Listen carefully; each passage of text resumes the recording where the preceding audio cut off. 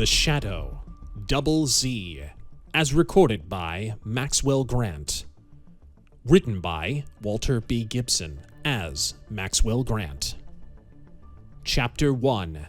The Hunted Man. The hand that held the key trembled. At last it found the lock. The key turned. A tall man stepped into the dim hallway and closed the door behind him. A slight sigh came from his lips thin and parched that showed above the heavy muffler which covered the man's neck even to his chin. Slowly the man moved along the hallway. He turned suspiciously as he reached the stairs, glancing back at the door. The glass transom above it worried him. He thought of the dark vestibule which obtained its only rays of light through that very transom. He remembered the nervousness that had gripped him while he had fumbled with the key. He listened as though he expected someone else to unlock the door. Now the man laughed nervously. He started up the stairs, his fears banished. His tall, stoop-shouldered figure seemed to stalk upward like a mechanical dummy. At the landing halfway to the second floor, he stopped, then continued on his journey with that same slow, methodical stride. Another key grated in the lock of the vestibule door. The slight sound began just after the man on the landing had again moved toward the second floor. The vestibule door opened. A short, broad-shouldered man slipped into the hallway. He closed the door noiselessly. His eyes gleamed in the dim light as he stared toward the landing below the second floor. His firm face took on a pleased expression. He followed the course that the first man had taken, but he ascended the stairs with amazing speed and remarkable silence. 2 steps at a time he went, one hand on the banister taking part of the burden. He almost vaulted upward. But the strangely gangling figure of the first man was lost in the shadows. The third floor of the building was darker. When the short pursuing man arrived there, he stopped at the end of the stairway. His keen ears heard the click of metal. The first man was unlocking a door at the side of the hallway. Swiftly, the pursuing man advanced through the darkness, keeping against the wall and moving with his previous stealth. Within a few seconds, he stood only an arm's length from the tall man at the door. He heard the tall man's tense, hissing breaths, but the pursuer gave no sign of his own presence. The door opened inward. The tall man remained motionless in the darkness. He was listening for sounds from downstairs, totally unknowing that a living person stood within a yard of him.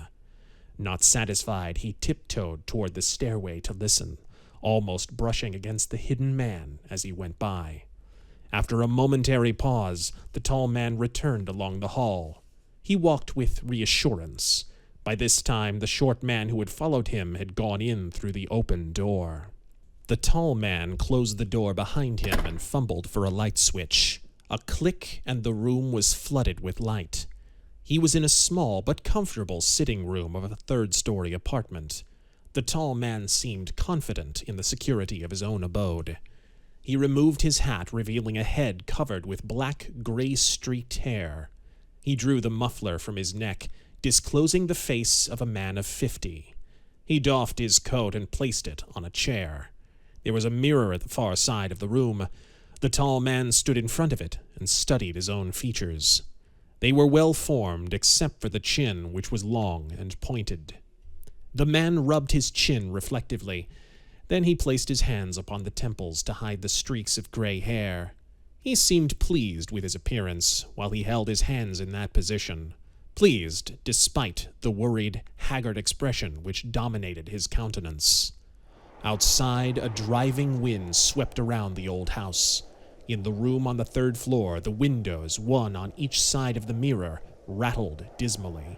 But that sound did not disturb the man who was engrossed in his own reflection. He evidently regarded this apartment of the old house on East 80th Street as a sanctuary in which nothing could harm him. He did not hear the slight click behind him as the wind shook the panes again. He did not see the door open slowly at the other side of the room. The man studying his reflection lowered his hands from his temples, and a ghostly smile played over his thin lips. They moved, as if muttering words of satisfaction. A voice spoke behind him. "Yes, Judge," it said. "A little more black dye is necessary. The gray is showing through. Perhaps it is coming back. That would be unfortunate." The man before the mirror stood petrified. He no longer studied his own reflection. His eyes had turned at an angle. They were focused on another figure that also showed in the looking glass. He was intently watching the man who had come up behind him, a short, stocky fellow clad in an old coat and soft brown hat. The stranger's face was not unfriendly, but it bore a look that was both sophisticated and challenging. The tall man suddenly recovered himself. He swung quickly and faced his visitor. His hands went toward his coat pockets, but stopped on the way. He noticed that the other man's hands were hidden. Any intention he might have had to draw a gun faded instantly. "Who are you?" he demanded in a hoarse voice. "How did you come here?" "My name is Calkins," said the short man in an affable tone. "I'm the fellow they call the Wise Owl." "The Wise Owl?" "Yes, with the New York Classic. I'm the chap who gives the lowdown on unsolved mysteries. That's why I'm here tonight." You, the man with the pointed chin began to splutter, but suddenly controlled himself. "Just what," he asked with sudden dignity, "is the purpose of your visit? I never knew that newspaper reporters had the privilege of making forcible entry to a man's home." "It wasn't exactly forcible entry," declared Calkins with an agreeable smile. "I came in from the hallway when you left the door open." The middle-aged man was studying his visitor closely. He had betrayed signs of nervousness at first. Now he felt sure that the speaker was telling the truth. "Well," he said quietly, "we'll forget this intrusion. I might call the police." He waved his hand toward a telephone. "But I hardly think it's necessary. If you are really a wise owl, Mr. Calkins, you will leave here immediately." "Not until I've interviewed you," came the firm reply. "Interviewed me?" queried the tall man with feigned surprise. "Why should you interview me? Perhaps you have me mistaken for someone else. My name is Joseph Dodd. Joseph T. Dodd." "That's the name over the bell in the vestibule," interrupted Calkins. "But it isn't your name. You've changed your appearance since I saw you last. That was more than a year ago, just before you disappeared. Justice Tolland." The older man did not reply. He stared at his visitor, wondering whether to order the reporter to leave or to engage in a discussion with him.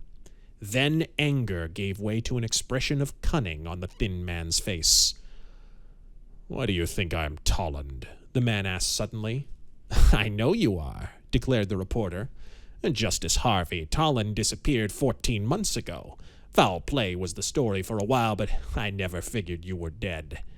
Now why are you here?" The positiveness in the reporter's voice was convincing. Had the other man been less anxious, he might have realized that the Wise Owl was bluffing. Calkins watched him keenly, waiting expectantly for the reply. It came. The older man pointed to a chair. "Sit down," he said in a hopeless tone. "There's no use in my trying to deceive you any longer. You're right. I am Judge Harvey Tolland." Calkins dropped into the chair with a broad, triumphant grin. His quest of 14 months was ended. The greatest story of the year was in the bag. He had found the missing man whose strange disappearance had remained unsolved. He watched intently as the tall judge strode across the room and unlocked a table drawer. Tolland removed a paper from the drawer and thrust it into the reporter's hands. "You've asked me a question," he said grimly. "You want to know why I disappeared? There is the answer." Calkins hastily unfolded the paper. He scanned the written lines that appeared upon it. Suddenly, his hands began to tremble. The older man, now calm, watched him grimly. The reporter's eyes were fascinated. They had completed the reading of the message. They were staring at the cryptic signature that appeared beneath it.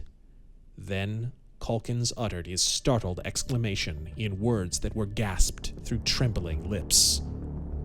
"A threat from Double Z."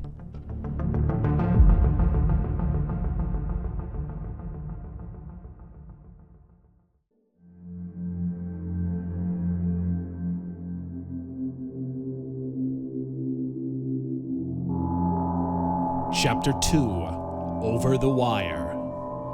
Never was a man more dumbfounded than was Joel Calkins of the Classic after he had read the note shown to him by Judge Harvey Tolland. The fact that the older man was now calmly surveying him from an opposite chair did not ease his perturbed mind, for the cryptic name of Double Z spelled fiendish horror. It was a title coined from the strange signature of a fanatic whose connection with a series of murders had terrorized New York and bewildered the police.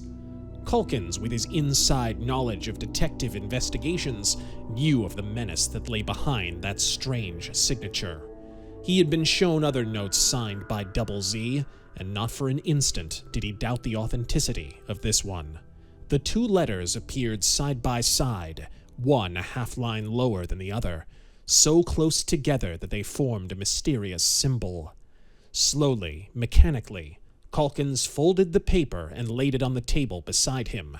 He looked at Judge Tolland and noticed that the jurist's thin lips were twisted in a mirthless smile. "Startled, eh?" asked Tolland. "Yes," admitted Calkins. "I read your articles regarding my disappearance, those that you wrote under the name of the Wise Owl. They were keenly done, Calkins. Strangely enough, they were partly true, but they missed the important elements." "This note from Double Z?" "Yes, but you were not to blame for that." Calkins nodded thoughtfully. "I never would have connected it," he said. "Double Z was not heard of until several months after your disappearance. Even now, I do not understand. The note simply says you have 1 week to live, then comes the signature. Since Double Z was unknown at the time, I cannot understand why the threat frightened you. Judges often receive letters from fanatics." "Calkins," said Tolland slowly, "I'm going to be confidential with you. With any other newspaperman, I would have bluffed this matter out. I've been on the verge of revealing myself during the past few weeks. I think you can help me, and also aid the police to clear up this terrible mystery." The reporter's eyes focused keenly on Tolland's. The statement freed his mind from the bewilderment that had gripped it. Here would be a real scoop. "The theory of my disappearance," said Tolland slowly, "has followed one general trend, beginning with the day I left my home and did not return. That day was incidentally the day after I received that note from the man you called Double Z. It has been presumed that I had accepted bribes from criminals and that I feared discovery. On the contrary, it was because I refused bribes that I found it necessary to disappear. There were certain cases due to come up before me. I received a visit from a man who offered me a very large sum to favor the defense of one case and the prosecution of another. I refused. After that, I received the Double Z warning." "You knew the man who tried to bribe you?" "I knew the man." "But you said nothing?" "I could do nothing at the time. It would have been impossible. The standing of the man, well, you will realize it later when I tell you who he is. The warning came from him." "He is Double Z?" "Yes. He knows that I'm still alive. He wants to kill me. I frustrated the man for months. I shaved my mustache and dyed my hair, yet despite my changed appearance, you recognized me, which is proof that my disguise is insufficient. So I'm now ready to act, to bring this affair to a crisis, to meet my enemy and turn his own weapons upon him." "His own weapons?" "Yes. The letters he's been sending to the police. What do you think is their purpose?" "I considered them the messages of a fanatic." "The man is a fanatic," admitted Tolland, "but an amazingly clever one. I'm the only person who knows the purpose of his messages. They're sent to frighten me." "To frighten you?" "Certainly. When I received mine, the first of the Double Z correspondence, I took it seriously and went into hiding in this house. The enemy suspected my game. He knew that I was protecting my own skin in order to deliver a counterattack. He felt that the effect of his threat would gradually wear off, so he launched his campaign of informing the police of his intended murders, believing that each one would weaken my morale when I heard of it." Calkins sat upright in his chair. This amazing statement threw a new light on Double Z. It showed a method behind the criminal's strange notes to the police. "For months," went on Tolland, I've been giving my enemy a chance to betray himself. One slip, one slight clue of his identity to the police, and my reappearance would clinch the fight for justice. That clue has not been forthcoming, and I alone cannot give his name to the authorities. It must come from him, from some act of his. Nevertheless, I have decided to act because of you." "Why because of me?" asked Calkins in surprise. "There are 2 reasons," declared the judge calmly. "First, because you discovered me. That shows that my enemy may discover me also. I am not immune." "I saw you in a little barber shop," explained Calkins, "having your hair dyed. Your chin looked familiar. I followed you here. I obtained a key that opened the vestibule door." "The second reason," continued Tolland, passing over the reporter's explanation, "is because you credited that note when you saw it. I was afraid to put it to the test before. Now I am sure that I shall be believed when I speak." "With your prestige?" "My prestige? Where is it now? I may have had some before I obeyed the impulse to flee to safety, yet I was wise to go into hiding. I learned that my enemy had arranged a complete frame-up that would make a sudden death seem well-deserved. I believed that." "What do you intend to do now?" "I'm leaving that up to you. You're free to lift the lid with the most sensational true exposure of crime that has ever appeared. Meanwhile, I shall be traveling. You'll hear from me when the time comes for my statements." "When Double Z has been exposed?" "Yes. If the exposure fails, I shall still be safe. Safer than I am here in New York." Calkins arose and paced the room. He swung toward Tolland with a question. "When shall I start?" "Right now," declared Tolland, as if fearing to hesitate.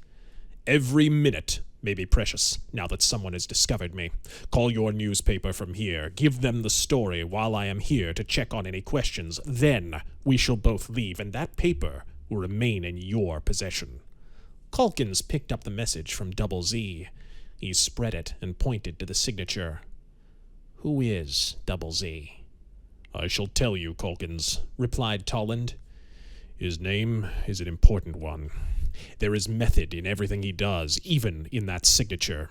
What does it represent to you?" "Double Z. 2 initials. I can think of no one who would have such initials." Judge Tolland seized the paper. "Look now," he declared, moving his finger across the signature. "Does that mean anything to you? Forget Double Z. Think of a big man, a powerful, prominent man whose initials are—" Calkins suddenly stiffened. A startled look of incredulity came into his widening eyes. Before he could reply, Tolland picked up a pen and paper from the table and wrote a series of short lines inscribing his signature beneath. "There," he exclaimed in a voice of indignation. "There is the name of the fiend, the merciless murderer. I have written it with my signature beneath. That is my statement to you. Tell your paper, tell the police. When it's safe, you can count on me to testify." Calkins leaped to the telephone. He dialed a number. He stood with both papers on the table before him, studying one and then the other, his eyes bulging, his breath coming in anxious gasps. "Classic?" His question came in a wildly eager whisper. Judge Tolland, eyes gleaming expectantly, stood close beside the reporter, tense and hopeful. "City desk," ordered Calkins.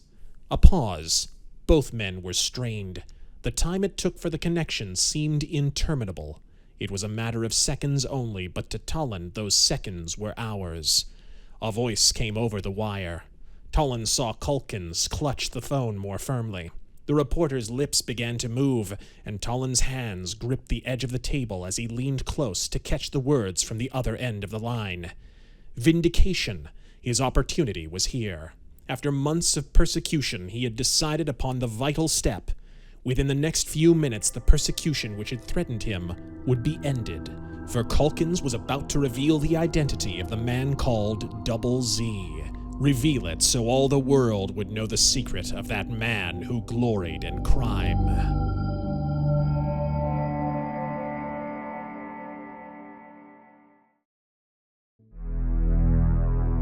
Chapter 3. Double Z Strikes. The reporter at the city desk in the Classic office placed his hand over the mouthpiece of the telephone and called to the city editor. "Calkins on the phone, Mr. Ward." "Just a minute, Gaynor." The reporter spoke into the telephone. Again, he called to the city editor. "Says it's urgent, Mr. Ward." The city editor came grumbling to the desk. "Time he called up," he said, "expecting him in an hour or so. We wanted that Wise Owl copy in a hurry."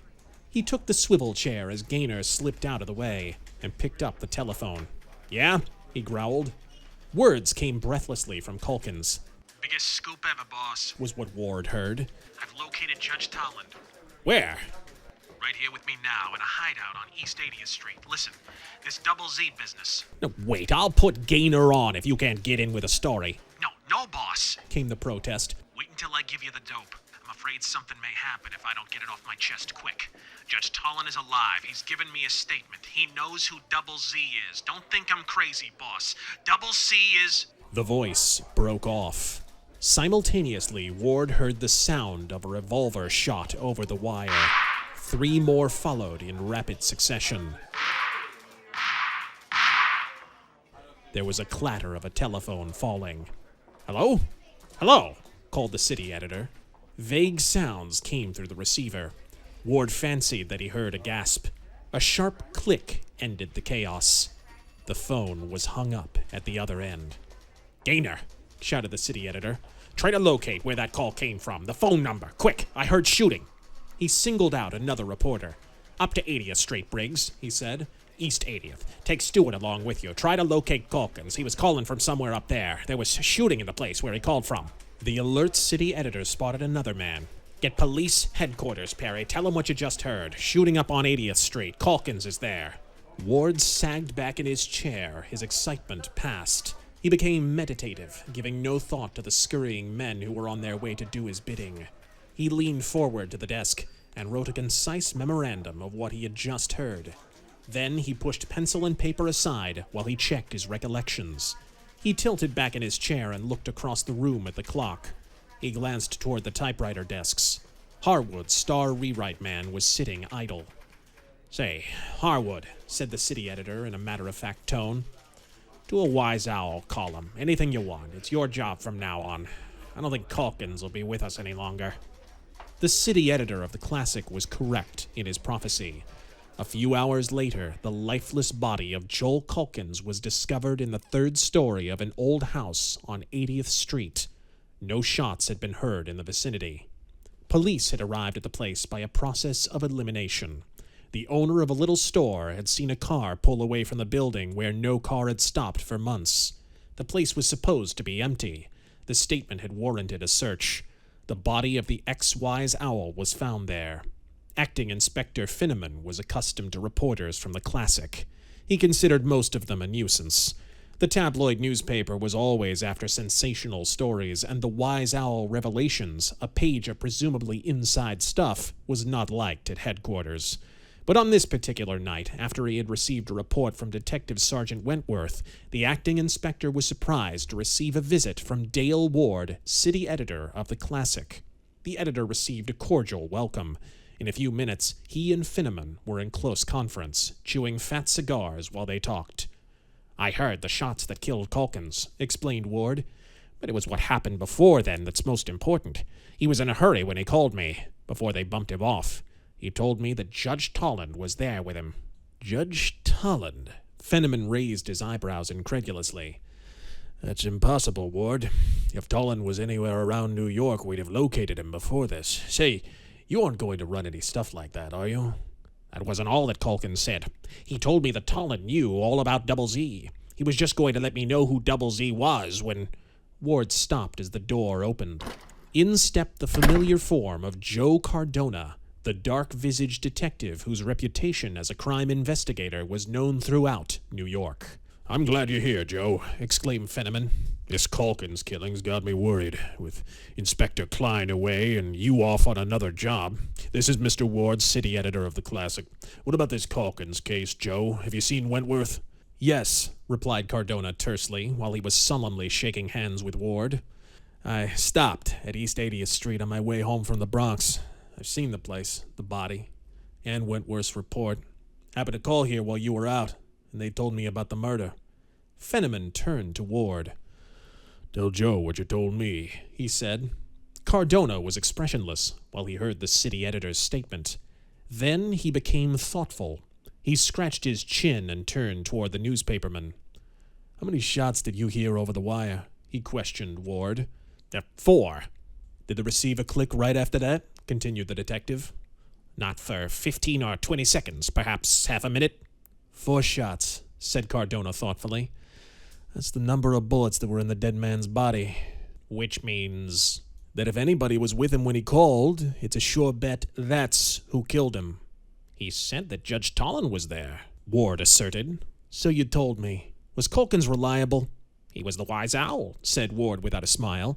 Apt to get fanciful at a typewriter, but not on the telephone when talking with me. Cardona closed his eyes. He was visualizing the scene in that room on East 80th Street, where he had observed the lone body of Joel Calkins. He pictured the bullet-ridden form. Wentworth thinks that some gangsters coaxed Calkins up there, he said. Wentworth may be wrong. Let's see that paper you brought with you, Inspector. Reluctantly, Fenneman pulled a paper from the desk drawer. Cardona studied it and read it aloud. You have 1 week to live. He passed the note to Ward, who stared at the cryptic double Z signature in amazement. Fenneman looked questioningly at Cardona, who signaled that all would be well. Where did you find this? Asked Ward. In the dead man's hand, said Fenneman. This ties up double Z with a murder, was the city editor's comment. But where does Judge Tollin come in? That is the question, said Cardona. Is this a genuine double Z note? It looks like one. If there is such a person as double Z, it is probably genuine. What do you mean, if there is a double Z? It may simply be a ruse adopted by different criminals, explained Cardona. But in this case, it may be double Z. He told us of several murders before they occurred, but they may not have been of his doing. I understand that, replied Ward. Calkins covered some of the double Z cases and was working on them as the wise owl.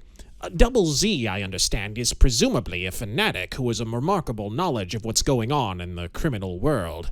Look here, declared Cardona. I'm going to give you some theories, but lay off on any wild stuff. Work with us. This hits home. It's one of your own reporters. Get me? Dale Ward nodded. A number of people have received double Z threats, said Cardona. Now, the way I figure it is this. Calkins may have received that note and kept mum about it, but that's hardly likely, eh? Not unless he got it after he went out this afternoon, responded Ward. All right, then. Maybe he received it then, sent to him by the bird that killed him. Now, why did Calkins go to that house on East 80th Street? Probably he got a tip there. He knew a lot of gangsters, or perhaps he met someone. Very well. I incline to the first theory. However, he went to the place alone, unarmed, apparently suspecting no danger. There was someone there with him, maybe someone posing as Judge Tollin. Double Z, for instance. Double Z? Exclaimed Ward. Yes, because Calkins was not killed by a gunman. Why not? Gunmen don't bump off reporters, at least not in New York. Besides that, it took 4 shots, and 2 of them were wide ones. Calkins was at the telephone, an easy mark. A gangster would have nailed him with 1 shot or 2 at the most. Ward nodded. He saw Cardona's point. Now get this, declared the detective. Whoever was intending to murder Calkins inside that house gave Calkins the opportunity to spill a certain amount of information. From your description, that information came straight from Calkins. It was not under threat. Calkins had confidence in the man who was with him. Now, Judge Tollin, if he is alive, if he is in New York, would certainly want to lay low. At any rate, he would have seen to it that Calkins either said nothing or said everything. That's logical, isn't it? It seems so. But let's figure double Z on the job, pretending to be Judge Tollin. That wouldn't be difficult. You could double for Tollin, and so could Fenneman here. Nobody's seen Tollin for more than a year. He'd be apt to change his appearance anyway. So we'll consider double Z a hound for leaving his mark or showing his hand. He gets a phony message to Calkins. The reporter goes up there. He meets double Z, who calls himself Tollin, and hands him a lot of bunk. Calkins swallows the story. He calls you. First, He tells you that Tolland is with him. That's part of the game.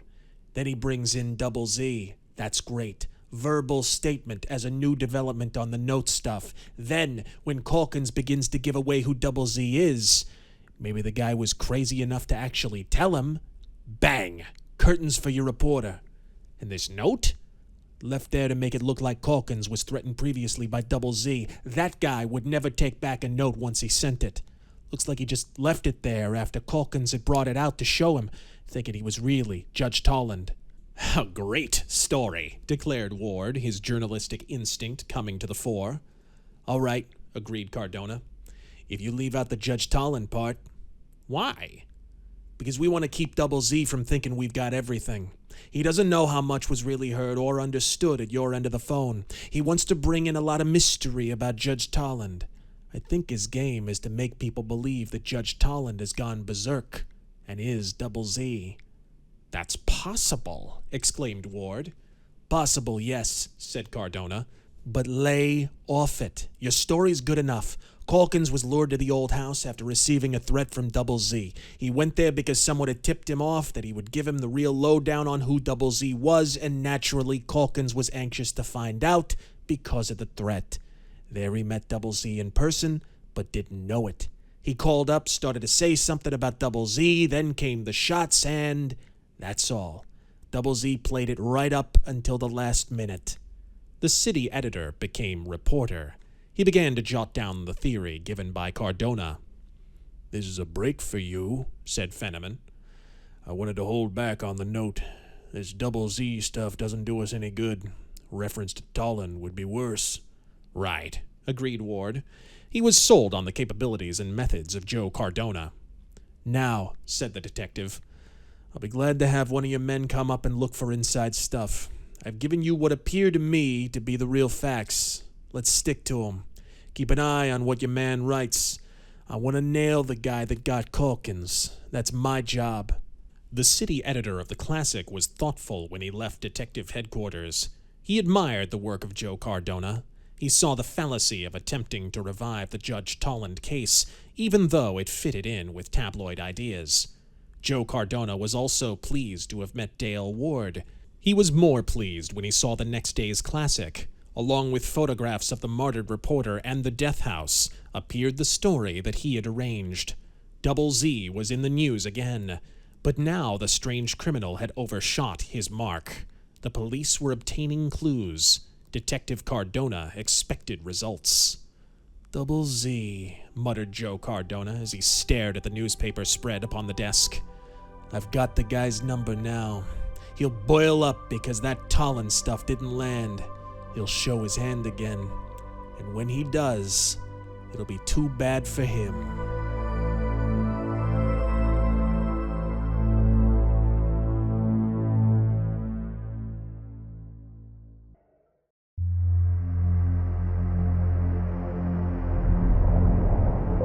Chapter 4. Burke Brings Action. Burke! Clyde Burke stepped up to the city desk. His eyes met those of Dale Ward. The two men had much in common. Both were journalists of long standing. Burke, formerly a reporter with the defunct Evening Clarion, was now handling special assignments for the tabloid Classic. "You've been talking with Harwood about the Wise Owl job, eh?" questioned Ward. Yes, replied Burke. He told me that you had to jam some stuff through for it, but that he wouldn't be able to handle it very long. It occurred to me that perhaps that you would be the man to handle it. Exactly. The city editor laughed. "You win, Burke," he said. "I was thinking you were the man for the job. When Harwood spoke about it, I marked you down for the Wise Owl. You were pretty friendly with Calkins, weren't you, old man?" Clyde nodded. "Well," continued Ward, "and that's one reason why I figured on you. It's also the main reason why I'm going to tell you something that wasn't in today's story."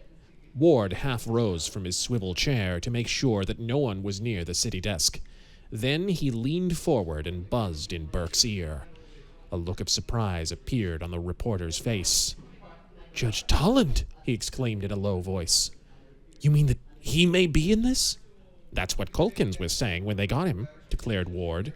I'm laying off it for the present, but keep your eye peeled. Listen, Burke, one of three things is sure. First, Ward tapped his left thumb with his right forefinger. Calkins may have seen Tolland and have gotten some real dope from him. Second, the city editor tapped his left forefinger. Double Z bluffed Calkins into thinking he was Tolland. Third, Ward indicated on another finger. Double Z is... Ward did not end the sentence. Clyde Burke finished it for him silently. The reporter's lips framed a single word. Tolland. Right, said the city editor briskly. I'll be on the lookout, declared Clyde. Keep mum, warned Ward. This detective Cardona has the right idea. Double Z is in the mix-up. Keep him guessing. I'll run up to East 18th now, suggested Clyde. Good idea, agreed Ward. Maybe you can trace back over the trail Calkins followed, then get in with the bunch that know. See how they're taking this story we ran today. Clyde Burke sat down at an obscure desk in a corner of the newsroom. He drew a fountain pen from his pocket and wrote on a sheet of paper. Anyone who might have observed him would have decided he was simply adding up his expense account. Clyde Burke looked the part of a police reporter. But this firm-faced young man was engaged in a different task. He was inscribing a note of strange appearance. He was writing a series of coded letters, and the words which those letters formed told the vital facts which he had just heard from the lips of the city editor. Clyde folded the sheet of paper and sealed it in an envelope. He sauntered from the newspaper office. He turned his steps toward Broadway, then to 23rd Street, where he reached a dilapidated old building. He entered. Inside, he ascended a flight of rickety stairs. He stopped in front of a glass-paneled door, upon which appeared the name B. Jonas. The reporter dropped the envelope in a mail chute cut in the door. He departed immediately. No one had seen this action. In fact, no one had ever seen a person enter through that door with the grimy, cobwebbed glass. Yet notes dropped there by Clyde Burke always reached their destination. Clyde was thinking of that destination as he traveled uptown. He knew where his message was going, for the obscure office of B. Jonas was a receiving place used by that mysterious man of the night, the Shadow. Clyde Burke, to the world a newspaper reporter, was actually a trusted agent of this master of crime detection. During the past few months, it had been Clyde's duty to watch for all startling developments in criminal activities. As a police reporter, especially with a tabloid newspaper that hungered for crime news, Clyde was in an excellent position to do this work. Now, with the Wise Owl assignments in his hands, his contact with the underworld was reaching its zenith. He had already gained an insight into the strange facts concerning the death of Joel Calkins, and he had passed his findings on to his mysterious employer. Despite numerous messages that he had delivered, Clyde had received no orders from the Shadow during these recent months. This was a singular state of affairs. Clyde could not recall any other period of inactivity on the part of the Shadow that was as long as this one. He wondered sometimes what had become of the Shadow. Had the battler of crime withdrawn from the field? Had some shrewd gang leader pierced the unfathomable veil that obscured the Shadow and forced him to seek safety outside of New York? These were unpleasant thoughts, but Clyde at times had worse qualms. Perhaps something had happened to the Shadow. For years, gangsters had been trying to put him on the spot. Had they succeeded? The only ray of comfort was the Shadow's broadcasts. Once a week, this man of mystery spoke over the radio, and his uncanny laugh thrilled thousands of eager listeners. The broadcasts were going along on schedule, nevertheless. It was possible that some other man had taken the Shadow's place. No one had ever positively identified the Shadow crime detector with the Shadow radio broadcaster. Various tips on crime that Clyde had dropped in the Jonas office had been apparently ignored, although the reporter had felt sure that the Shadow would respond to them. To date, the Shadow had not, to Clyde's knowledge, taken the slightest interest in either the disappearance of Judge Harvey Tolland or in the peculiar correspondence that the police had received from a man called Double Z. But this was not disconcerting. The sudden departure of a crooked jurist, that was the general opinion of Tolland, was not likely to interest the Shadow, who dealt with super crooks. The strange notes from Double Z, hitherto regarded as the epistles of a madman, were also beneath the Shadow's notice. Double Z had predicted certain deaths. Some had occurred, others had not. The few that had transpired had been minor gang killings. Never had the hand of Double Z appeared as that of the actual murderer. But now the cry was out. Newspapers considered the death of Calkins to be a gang killing, and at the same time suggested murderous work on the part of Double Z. Cardona's description of the case as the work of an inexperienced murderer had been played up in the clue. Double Z had become a menace. Clyde Burke anticipated action from the Shadow. He felt sure that the Tallon connection would bring it. With his mind occupied on these thoughts, Clyde arrived at the old house on East 80th Street. He studied the place from across the street. He noticed the heavily curtained front windows of the third floor. He sauntered across the street and ascended the steps. The door was locked. A gruff voice spoke from the sidewalk. "Hey there." Clyde turned. He found himself staring at the squat, square-shouldered form of Detective Sergeant Wentworth. "Oh, it's you, Burke," said the officer in an affable tone. "Didn't recognize you at first. Want to get in?" "Sure thing." Wentworth was explaining his presence as they entered the hallway and ascended the stairs. "We're keeping watch on this place," he said. "If this nut Double Z is mixing up in the killing, there's no telling what may happen. He's just bugs enough to come back to the place. Might have left something here, so we're lying in wait." Wentworth unlocked the door of the third-floor apartment. He and Burke entered the gloomy room where Calkins had died. The detective pointed to the telephone and indicated the position in which the body had been found. "Who lived here?" "Wish we knew," said Wentworth. "Name downstairs says Joseph T. Dodd, but we haven't had any clue from it. We do know that some fellow did live here for a while. We found clothes and other articles. The only trouble is he seems to have been careful to keep himself unknown. Nothing here in the way of identification." Clyde looked around the room while the detective kept up a line of intermittent patter. The supposed actions that had taken place in the room were well established in Wentworth's mind. "Calkins came in," he explained. "He found the guy who had coaxed him in here. They were talking about this Double Z stuff. Calkins went to the phone, right there. The other bird was standing here. Just as Calkins began to spill the story, the other fellow outs with a gat and plugs him 4 times. Calkins didn't have a chance, even though the guy that killed him was a bum shot. Right here is where the figure the murderer was standing. Nervy, eh, while Calkins was phoning?" Clyde nodded. Somehow Wentworth's description, a duplicate of Cardona's findings, did not fully satisfy him. Yet he could not explain what was wrong. He and the detective left the house. Clyde grunted a goodbye and started back to the newspaper office. On the way, he stopped at the building on 23rd Street. Standing in the dim hall, he scrawled a short, coded message describing his visit to 80th Street and dropped the note in the door that bore the name Jonas. Before the desolate-looking house on East 80th Street, Detective Sergeant Wentworth continued his vigil. Dusk came. The door of the old house across the street was dim in the increasing darkness. Watching it, Wentworth fancied that he saw a moving blur pass momentarily in front of it. He strolled across the street and tried the door. Locked. Wentworth went back to his post. As his footsteps clicked down the stone steps to the sidewalk, a low laugh sounded in the vestibule. The soft mirth did not reach Wentworth's ears. A man was standing in the vestibule.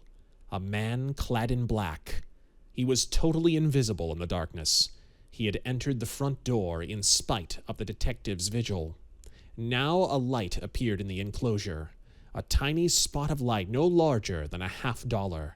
It shone directly upon the lock of the inner door. A queer-looking key appeared within that circle of illumination. A black-gloved hand used the key to probe the lock. The door opened. It did not close immediately. The man in black was still working at the lock. The key moved in and out as though being used to probe the metal depths. At last, the door closed. Silence reigned with darkness. The light shone at intervals, moving upward on the stairway. It stopped on the 3rd floor. Its rays swinging pryingly, stopped at the very spot where Joel Calkins had stood in the hallway unobserved by the man he was following. The tiny light close to the floor revealed slight dust marks. Metal clicked against metal. The door of the apartment opened. The ray of the flashlight widened as it advanced uncannily, not a foot above the floor. It seemed to be following an invisible trail. It paused, then, swerving, went to the door of the side room in which Calkins had hidden himself. Next, the light swung around the room and aimed downward to reveal the carpet. The floor covering was cheap and plain. It showed wear near the door and by the table. There was another spot where it was worn. The flashlight paused at that place, then moved upward. Its light glinted back from the silvered surface of the mirror that hung on the wall. After a pause, the light went to the table. It moved busily about. It showed the telephone, off slightly to one side, and the chair placed at an angle. It examined the far side of the table and the floor beside it. There in the carpet was a tiny stain. The light started toward the door, probing the carpet. It revealed another small, dark splotch. Then it went down the stairs, seeking, occasionally stopping to note some trifling sign. It reached the vestibule and made a thorough search. Here were no splotches, only a broad smear in the midst of a dust-streaked floor. The light was tiny now, as it ran up the side of the wall and stopped on the name of Joseph T. Dodd. Then the light went out. The front door opened softly, and a thin figure slipped through to merge with the thickening night. Wentworth became suddenly alert across the street. He fancied that he had seen another motion at the door of the house. Then he laughed at his imagination. Why should he be concerned with every fleeting shadow that might appear before that door? He was posted to watch for a living being, not a phantom. And so when Wentworth ended his vigil, being relieved by a plainclothes man, he made out a simple report, namely that no one had visited the house that day, with the exception of Clyde Burke, reporter for the Classic. His report said nothing of a shadow in the dusk. If it had, it might have attracted the attention of the observant Joe Cardona, for the star detective knew more about shadows than did Wentworth. Joe Cardona, alone of the New York detective force, might have suspected the truth, that the shadow, living phantom of the night, had come and gone at the old house on East 80th Street. In answer to Clyde Burke's messages, the strange man of darkness had investigated the spot where Joel Calkins had died. Silently, invisibly, the shadow had learned facts which had escaped the observation of Joe Cardona, and those facts pertained to other than Joel Calkins, namely Judge Harvey Toland, and to the man known only as Double Z.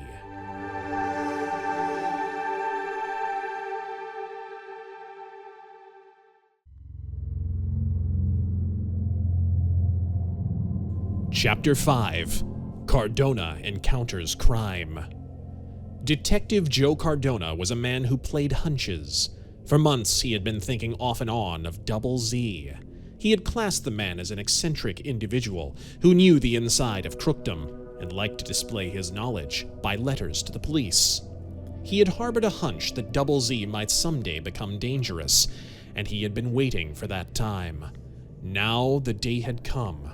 The murder of Joel Calkins indicated action on the part of Double Z. It enabled Cardona to form his impression of what type of man Double Z might be. He pictured him as one of those characters who fringe the borders of the underworld, perhaps a fence who disposed of stolen goods. Through contact with crime, the man had gained knowledge. Now, possessed of more intelligence than the average criminal, the lure of crime had caused him to enter the field himself, while his eccentricity still made him follow his old practice of writing letters to the police. Cardona recalled that 2 of Double Z's veiled tips of impending death had failed to materialize. Some months ago, he had said that a gangster was to be put on the spot within a week. The killing had not occurred. Then he had hinted also at the kidnapping of a prominent society woman. The police had become vigilant. The abduction had not taken place. These, therefore, were indications that Double Z had known of crime, but had not planned them. On the contrary, most of his statements had proven true. 3 unsolved murders had been predicted by Double Z. In one case, he had been of aid to the police. He had told of a plot to assassinate Signor Galvini, Italian plenipotentiary to the United States. His note had been turned over to the Secret Service. They had forestalled bomb throwing on the part of anti-fascists, but had not discovered the men higher up. A few lesser criminals had gone to jail. Joe Cardona was not a man to place too much faith in impressions. Doubts lurked in his brain when he tried to identify Double Z as a definite personality. Some smart crook might be using this guise for some unknown purpose, but despite his suspicion of impressions, Cardona had a weakness for hunches. The first had materialized. Double Z had committed crime and had shown himself to be shrewd, but bungling. He had lured Joel Calkins, and had then required 4 shots to kill him, thus proving that Double Z was not so good when it came to gunplay. Perhaps, Cardona speculated, Double Z might be an old man. While the detective still doubted his own impressions, he had experienced another hunch, and in that he had no doubt. He felt positive that Double Z, once a killer, would now enter crime with boldness. It was because of this hunch that Wentworth had been placed on watch. The house on 80th Street might be a hideout for Double Z, masquerading under the name of Joseph T. Dodd. If so, he might return there. Cardona was sure that the killer would soon be heard from, and awaited that time. That was why the detective registered no surprise when he arrived at headquarters at noon to find Acting Inspector Finneman anxiously awaiting him. This was on the day after the Shadow's secret visit to the old house, 2 days after the murder of Joel Calkins. "What is it?" questioned Cardona when he saw the inspector. "More on Double Z?" "You guessed it, Joe. He sent in another note." "Here?" "No. To Philip Farmington, the big banker, a direct threat. Read this." Cardona received a paper. Its words were poorly typewritten. The detective recognized the battered M and the weakly struck A. Double Z sometimes scrawled. On other occasions he typed. Always he inscribed at the foot of the note those twin letters that served as his signature. The message read, "You are making a mistake. Stop at once or you will hear from me. Death will come to you." The detective was contemplative for a few moments. Then he turned to Finneman. "When did Farmington get this?" was his question. "This morning," replied the acting inspector. "Sent it down by messenger. Called up to make sure it came in. I told him you would come up to see him. He'll be home at 1 o'clock. Joe Cardona glanced at his watch. "I know where Farmington lives," he said. "I'll go up there right away." When the detective arrived at the banker's home, he was ushered into a room that served as an office. It adjoined a large living room. Cardona took a chair near a huge mahogany desk and awaited the return of Philip Farmington. The banker arrived within half an hour. Joe Cardona was keenly interested in the meeting. He had seen Philip Farmington, but had never spoken to him before. The man was a keen, hard-faced individual, one who possessed a powerful physique and a commanding personality. Cardona knew that he was reputed to be a multi-millionaire and was a strong figure in the activities of international bankers. After shaking hands with the detective, Farmington seated himself by the desk and got down to business. He opened a box of cigars that was on the desk. Cardona accepted one. Farmington was already smoking. "Well," asked Farmington, "what do you think of this Double Z matter?" "The man is crazy," declared Cardona. "Nevertheless, he is dangerous." "Unquestionably," acknowledged the banker. "Not only dangerous, but methodical. I see a purpose in his threat." "What is it?" "He knows that I understand this message. I've already replied to it." "What? "You know where he is?" "No," smiled Farmington. "I've replied by action, knowing what is in his mind." Cardona appeared puzzled, but waited without asking questions. "For some time," continued the millionaire, "a group with which I am associated has been considering a loan to the fascist government. The matter awaited my decision. Today, the letter arrived while I was at breakfast. I took it with me to the office. It was obviously a threat if I gave my approval to the loan." "Did you approve?" "I did." The announcement of the loan appeared in the early editions of the evening newspapers, so Double Z, if he is watching, knows now that I have failed to heed his instructions." Said Cardona. "You have any previous indication of this?" "No," replied Farmington. "When did you announce your decision would be made today?" The millionaire chewed the end of his half-finished cigar, then threw the perfecto into a tubular ash receiver. He arose and paced the floor in thought. At last he turned to face Detective Cardona. "It has been known," he said, "that my decision regarding the loan might be made within a few weeks, but yesterday I made an announcement indicating that I would reach a definite decision today. A number of my friends were here last night. They'd seen the announcement in the newspapers. I stated that it was correct, for I had definitely made up my mind." "Did you speak to anybody else about it?" "Yes, to reporters who called up while my friends were here. They wanted to corroborate the announcement for the morning newspapers." Cardona puffed his cigar and became thoughtful. Philip Farmington noted that the detective was considering the matter minutely. He decided to assist him. "Suppose," he said, "that I tell you everything that has happened since I gave the announcement to the evening newspapers yesterday." "Good idea," replied the detective. "Well," said the millionaire, "they'd been questioning me constantly. I made up my mind to act without telling anyone definitively. At noon yesterday, I received a call from the Evening Sphere. It was the usual call, any decision planned on the fascist loan. I said that it would probably be settled favorably today. I came home before 3 o'clock. I was in this room until nearly 6. Then I dressed for dinner. About 12 persons arrived before 7:30. We had dinner, and the guests departed between 10 and 11 o'clock. "When did the newspapers call you on the phone?" "Before 9 o'clock. "When did you discuss the matter with your friends?" "It was mentioned during dinner." "Did anything unusual happen during the evening?" "No, we were in the living room most of the time. A few of the gentlemen came in here, but after we had gone out, I locked the door. I don't usually keep this room open. It serves me as an office at home. I explained that to them. I never come in here in the morning. The room is kept locked until I return from downtown. Then, at dinner time, I lock up until the next day." "The room was open when I came," said Cardona. "Of course," replied the millionaire. "There's nothing of value here, and Ralph, the butler, has a duplicate key. I called from the office and told him to show you in here." "I see. Now, regarding this note of Double Z, according to the postmark, it was mailed from the Bronx about midnight." "Yes, I noticed that." "All of the notes came from the Bronx." The detective hesitated. "That may mean something. It may also be a blind. One thing is for certain. It is a genuine Double Z note. It's been compared with the others that we have at headquarters." "You have quite a collection?" "Yes." "All threats?" "No, a few are tips. One in particular enabled us to forestall a plot against the fascist delegate to America. That is why the note addressed to you is both right and wrong." "How?" "Because," said Cardona, "we've connected Double Z with fascisti matters. That fits in. But previously he seemed to favor the Italian government. Now, however, if your idea is correct, he opposes it." "Most peculiar." "Yes, but Double Z is eccentric. Don't forget that. I'll tell you what I want to do, Mr. Farmington. I'm going to take notes of everything you've told me, just in case there may be a clue somewhere in it. This may be dangerous business." "Doesn't worry me," declared Farmington emphatically.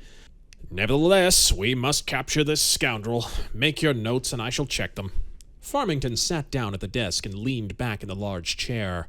Cardona began to make notations, exactly following the statements which the millionaire gave him.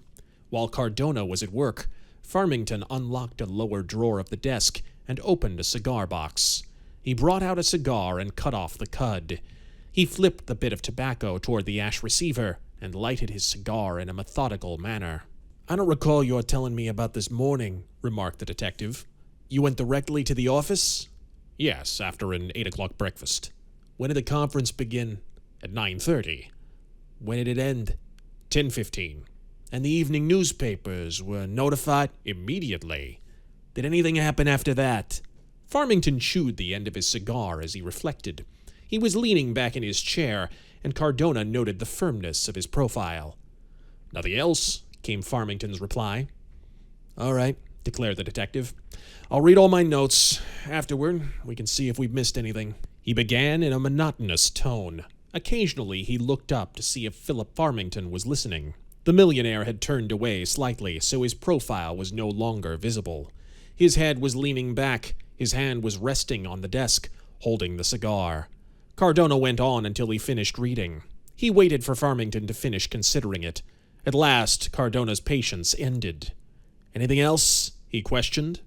Philip Farmington did not reply. "Satisfactory?" questioned Cardona. No reply. Surprised, Cardona frowned. He arose and stepped toward the seated millionaire. He advanced only 3 paces. He stopped stock still, too amazed to move farther forward. He could now see the face of Philip Farmington, and it was his view of that countenance that astounded him. Philip Farmington was staring at the wall with glazed, wide-open eyes. Upon his face had come a grayish pallor that matched the thin wisp of cigar smoke which curled upward from the hand upon the desk. The firm features of the millionaire had taken a ghastly appearance that Cardona had never before observed upon the face of any man. Startled, the detective stood motionless. Then, while a strange sensation brought incredible realization, Cardona reached forward and grasped the shoulders of the seated man. The firm clutch brought results. The millionaire's body gave way beneath the pressure.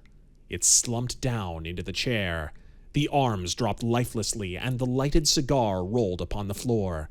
The head with the staring eyes fell back, and the gruesome gaze turned unseeingly toward the ceiling. A deep gasp came from Detective Joe Cardona. Philip Farmington was dead.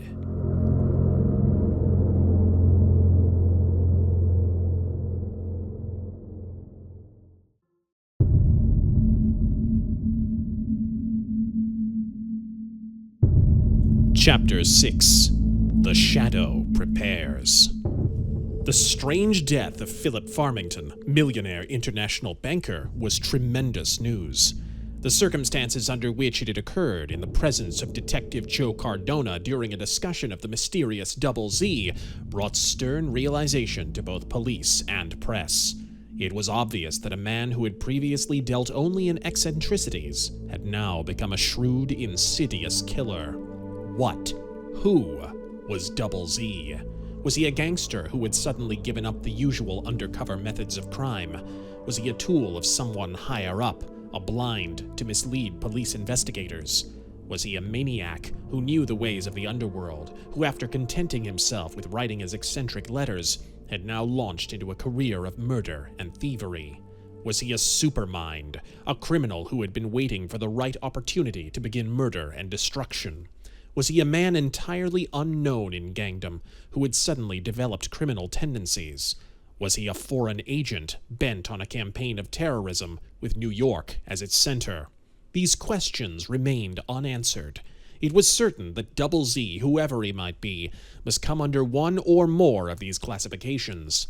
His paradoxical actions and unexplainable purposes marked him either as a person who obeyed any criminal impulse, or as a man gifted with remarkable genius. In either event, the police had but one course: to track down this slayer before he loosed his evil powers throughout a wider range. Everywhere one went, the talk was of Double Z. This was particularly evident at the exclusive Cobalt Club, where Philip Farmington had been a prominent member. The death of this international banker had cast a pall over the spirits of his friends. The Cobalt Club was a gloomy place at best. Now, for once, its members were loquacious, but their talk was morbid. The death of Philip Farmington presaged future threats directed at other men of wealth. A small, tense group was discussing the matter in the club lounge. Half a dozen men had gathered together. Barnaby Hotchkiss, the lumber magnate, was speaking. "Looks like an international plot," he said emphatically. "The anti-fascists are bad enough, but if the Bolsheviks are mixed in it, it might be troublesome for you, eh?" quizzed Blaine Glover, the famous steamship man. "Yes," admitted Hotchkiss. "I've been successful in prohibiting the importation of lumber from Russia. That cheap Bolshevik lumber was a menace. We've stopped a lot of it now. They don't like it in Moscow." I don't think this can go far, said Blaine Glover optimistically. There's nothing to be gained by attacking individuals. Look at it from Farmington's viewpoint, Hotchkiss put in sourly. Well, Farmington's dead. Yes, that's just the trouble. Who'll be next? The words brought nods of understanding from other members of the group. No one is safe, observed Stephen Baum, the chain store director. If this crazy man sets out to kill, they cannot stop him. How is Farmington murdered? Poisoned, declared Glover. They discovered that right away. I read the report of the toxicologist in tonight's Sphere. Yes, but who administered the poison? How? Where? Glover shrugged his shoulders. They haven't figured that out yet, he said. I believe they've discovered the nature of the poison, declared Matthew Wade, the multimillionaire. That, at least, is one step in the right direction.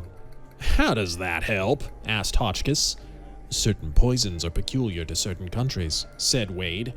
This one, from the description I've read, resembles a very virulent but little used poison found in India. I heard of such a poison during my last visit to Bombay when I was cruising around the world on one of your ships, Glover. I think you're mistaken there, Wade, came a quiet voice. The speaker was Lamont Cranston, like Wade, a gentleman of leisure reputed to possess great wealth. I've not only heard of poisons, I've studied them. Farmington's death indicates that he tasted a poison similar to the Li Shun, a deadly product of Mongolia. It does not take effect immediately. When it does, it is extremely rapid.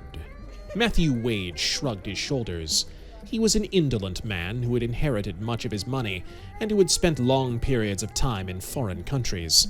He was not one to discuss technicalities, although he had a somewhat challenging disposition. I'll take your word for it, Cranston, he replied. I guess you've traveled as much as I have. I spent most of my time on big game hunts in India, but I was too busy to study the Oriental methods of artistic assassination. The group was breaking up. Some of the men started toward the billiard room, others toward the lobby. Lamont Cranston remained in the lounge. He seated himself in a comfortable chair and turned to observe a man who was sitting nearby. This individual had not been taking part in the discussion. The man whom Cranston surveyed was a sober, quiet-faced chap in his 30s. He was dressed in evening clothes. He was smoking a panatella in a methodical manner and seemed very much concerned with his own thoughts. He alone seemed to reflect the usual atmosphere of the Cobalt Club. The only expression on his face was a look of glumness that seemed to be habitual. It disappeared suddenly when the man noticed that he was being observed. He cast a slow glance at Lamont Cranston, recognized the firm, chiseled face of the millionaire, and spoke words of greeting. Good evening, Mr. Cranston, was all he said. Good evening. Cranston seemed at a loss. Mann, was the reply. Rutledge Mann. Ah, yes, exclaimed Cranston. I remember now. I've met you here several times before. Were you listening to the conversation of the worried plutocrats? It hardly concerned me, replied Mann with a wan smile. Why not? I don't belong in the plutocrat class. Lamont Cranston was studious. Despite his pretense, he had recognized Rutledge Mann. Moreover, he knew a great deal of his history. Mann was of a family that had once been wealthy. He had conducted a small brokerage business and had dealt with members of the Cobalt Club. Now it was evident that he had fallen into hard times. Business not so good, eh? Questioned Cranston. There's no business at all, replied Mann quietly. Closed out? Yes. That's too bad, observed Cranston. There was an understanding in his tone that impressed Rutledge Mann. What are you going to do now? I don't know, Mann replied. I'd do anything to get started again. I owe a lot of debts. If it wasn't for that... He stopped abruptly. Although he never ended the sentence, Lamont Cranston inferred the rest. The peculiar flicker that appeared on Mann's face told him all. Rutledge Mann was up against it, badly. Only his sense of obligation prevented him from taking desperate measures. In fact, his thoughts were dwelling right now upon an automatic that reposed in the table drawer of his apartment. Mann did not notice that Cranston was still watching him. Had he been alert enough to observe that fact, he would have been surprised, for Cranston's sharp eyes were focused keenly on the face of the ex-broker. He seemed to be reading the innermost thoughts of the man beside him. Rutledge Mann arose from his chair. He glanced at the clock that showed through the door from the lobby. That action was significant to Lamont Cranston. He knew that Mann must have pawned the expensive wristwatch which he had been wearing a few nights before, for Lamont Cranston had been secretly observing Rutledge Mann for a considerable period of time. "Good night," said Mann abruptly. "It's rather late. I'm going to ride uptown to my apartment." He left the lounge and obtained his coat in the lobby. He carried it over his arm until he had passed through the revolving door, for that coat was threadbare. The only respectable garb which Rutledge Mann still possessed was the full-dress suit which he donned for his evening visits to the Cobalt Club. Outside, it was drizzling. Rutledge Mann faced the rain and strode along the avenue. It was several blocks to the subway station, yet he ignored the taxicabs waiting at the door of the club. He did this for a good reason. He had only 50 cents in his pocket. Mann chided himself as he strode along, particularly when a taxicab swinging away from the entrance of the Cobalt Club splattered past him. Accustomed to surroundings of wealth, the club had been his only haven during the past few months. He spent most of his time there, but felt strangely out of place. With men like Lamont Cranston, for instance, or Matthew Wade. To either of them, $1,000 was pin money. Yet tonight, Rutledge Mann would have sacrificed anything for half that sum. The drizzle had become a torrent when Mann emerged from the subway station near the apartment house where he lived. 2 blocks through the deluge. He made it on the run. He entered his apartment, dripping wet. He threw his coat in the closet and surveyed the ruin of his evening clothes. He hung the coat up to dry, placed the vest over the back of a chair, and pulled away his tie and collar. He sat down in front of the table. Acting on sudden impulse, he pulled open the table drawer and picked up the gun. It was the only item of any value which still belonged to him. Should he pawn it, or... The gun was in his left hand. Mann was staring, fascinated, into the gleaming muzzle. Instinctively, his fingers sought the trigger. He seemed in a little world of his own, within the circled glare of the table lamp. Even the rest of the room about him was a black, unknown realm. Mann's fingers steadied. Then, from that outside world, came a black-clad hand that plucked the automatic from his grasp.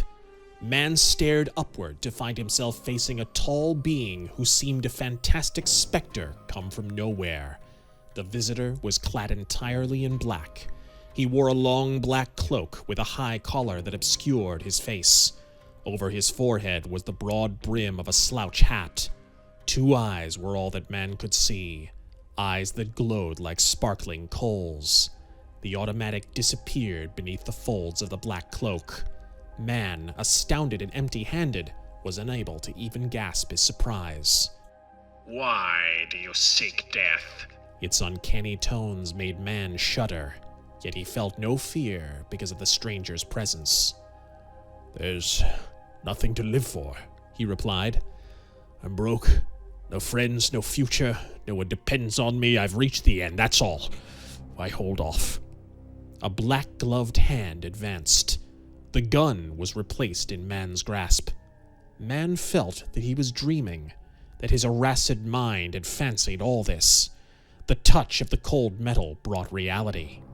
But he held the gun loosely, his thoughts of suicide temporarily forgotten. "If you have good reasons for death," came the whispered voice, "I shall not deny you the privilege. But if all you need is money and friendship to make life worth continuing, they are yours, if you do my bidding." Mann laid the gun on the table. He stared straight at the man in black. "What do you ask?" he inquired. "Obedience. Full obedience. Without question, you will have life and honor, but my bidding shall be law." Silence. Mann stared at the strange figure, seeking to observe the hidden lips that had spoken those all-important words. He was thinking of the future. Which would it be? His body, lifeless in this chair, or Rutledge Mann, alive and active, freed from poverty? It all seemed unreal, but he treated it with seriousness. I accept your offer, was Mann's spoken decision as he stared into those glowing eyes. You promise full obedience? I promise. A black-gloved hand placed something upon the table beside the automatic. Mann looked at the object. It was a checkbook. He opened it. The checks bore the imprint, Rutledge Mann, 909 Badger Building, New York. Be at your office tomorrow morning, came the whispered voice from beside him. Projecting from the end of the checkbook was a deposit book. Mann drew it out and opened it. At the top of the first column was the statement of a deposit of $2,500. Mann wheeled in his chair to face the stranger. He saw no one. He leaped to the door and pressed the wall switch. He was alone. The man in black had gone. He stepped swiftly back to the table.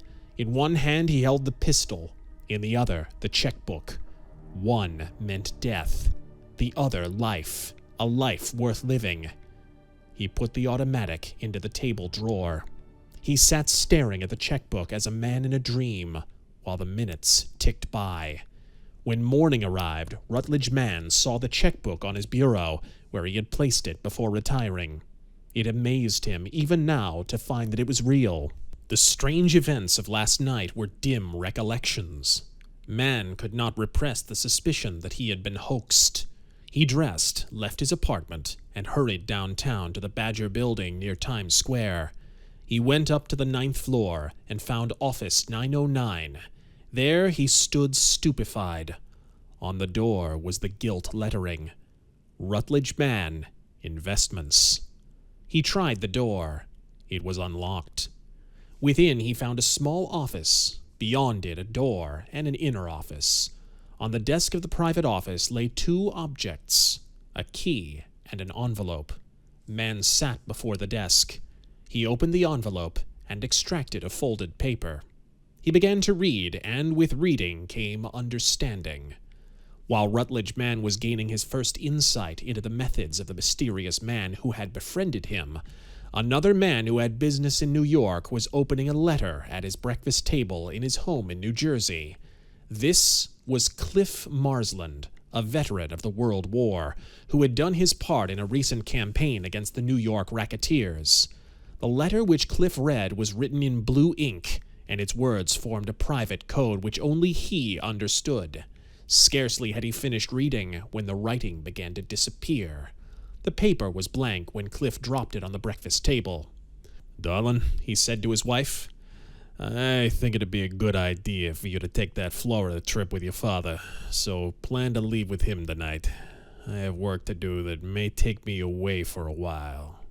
Meanwhile, in the club car of the Eastern Limited, a young man known as Harry Vincent was smoking a cigar and staring meditatively at the passing scenery.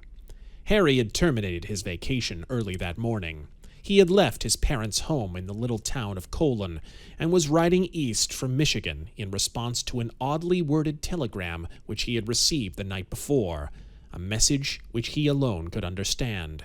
And at precisely the same moment, Clyde Burke was hanging up the receiver of a telephone at the Classic office. He had just been listening to the words of a quiet voice which had spoken to him over the wire. "Burbank," Clyde Burke said in an undertone. "Burbank, the trusted agent of the Shadow. Burbank is on the job, and I've received instructions." 5 men had received their orders. Simultaneously, the Shadow, the unknown master of mystery, had summoned his underlings, each to await his commands. While the police, with hundreds at their disposal, were blindly seeking to learn the identity of Double Z, the Shadow had prepared for battle with a newcomer in the world of crime.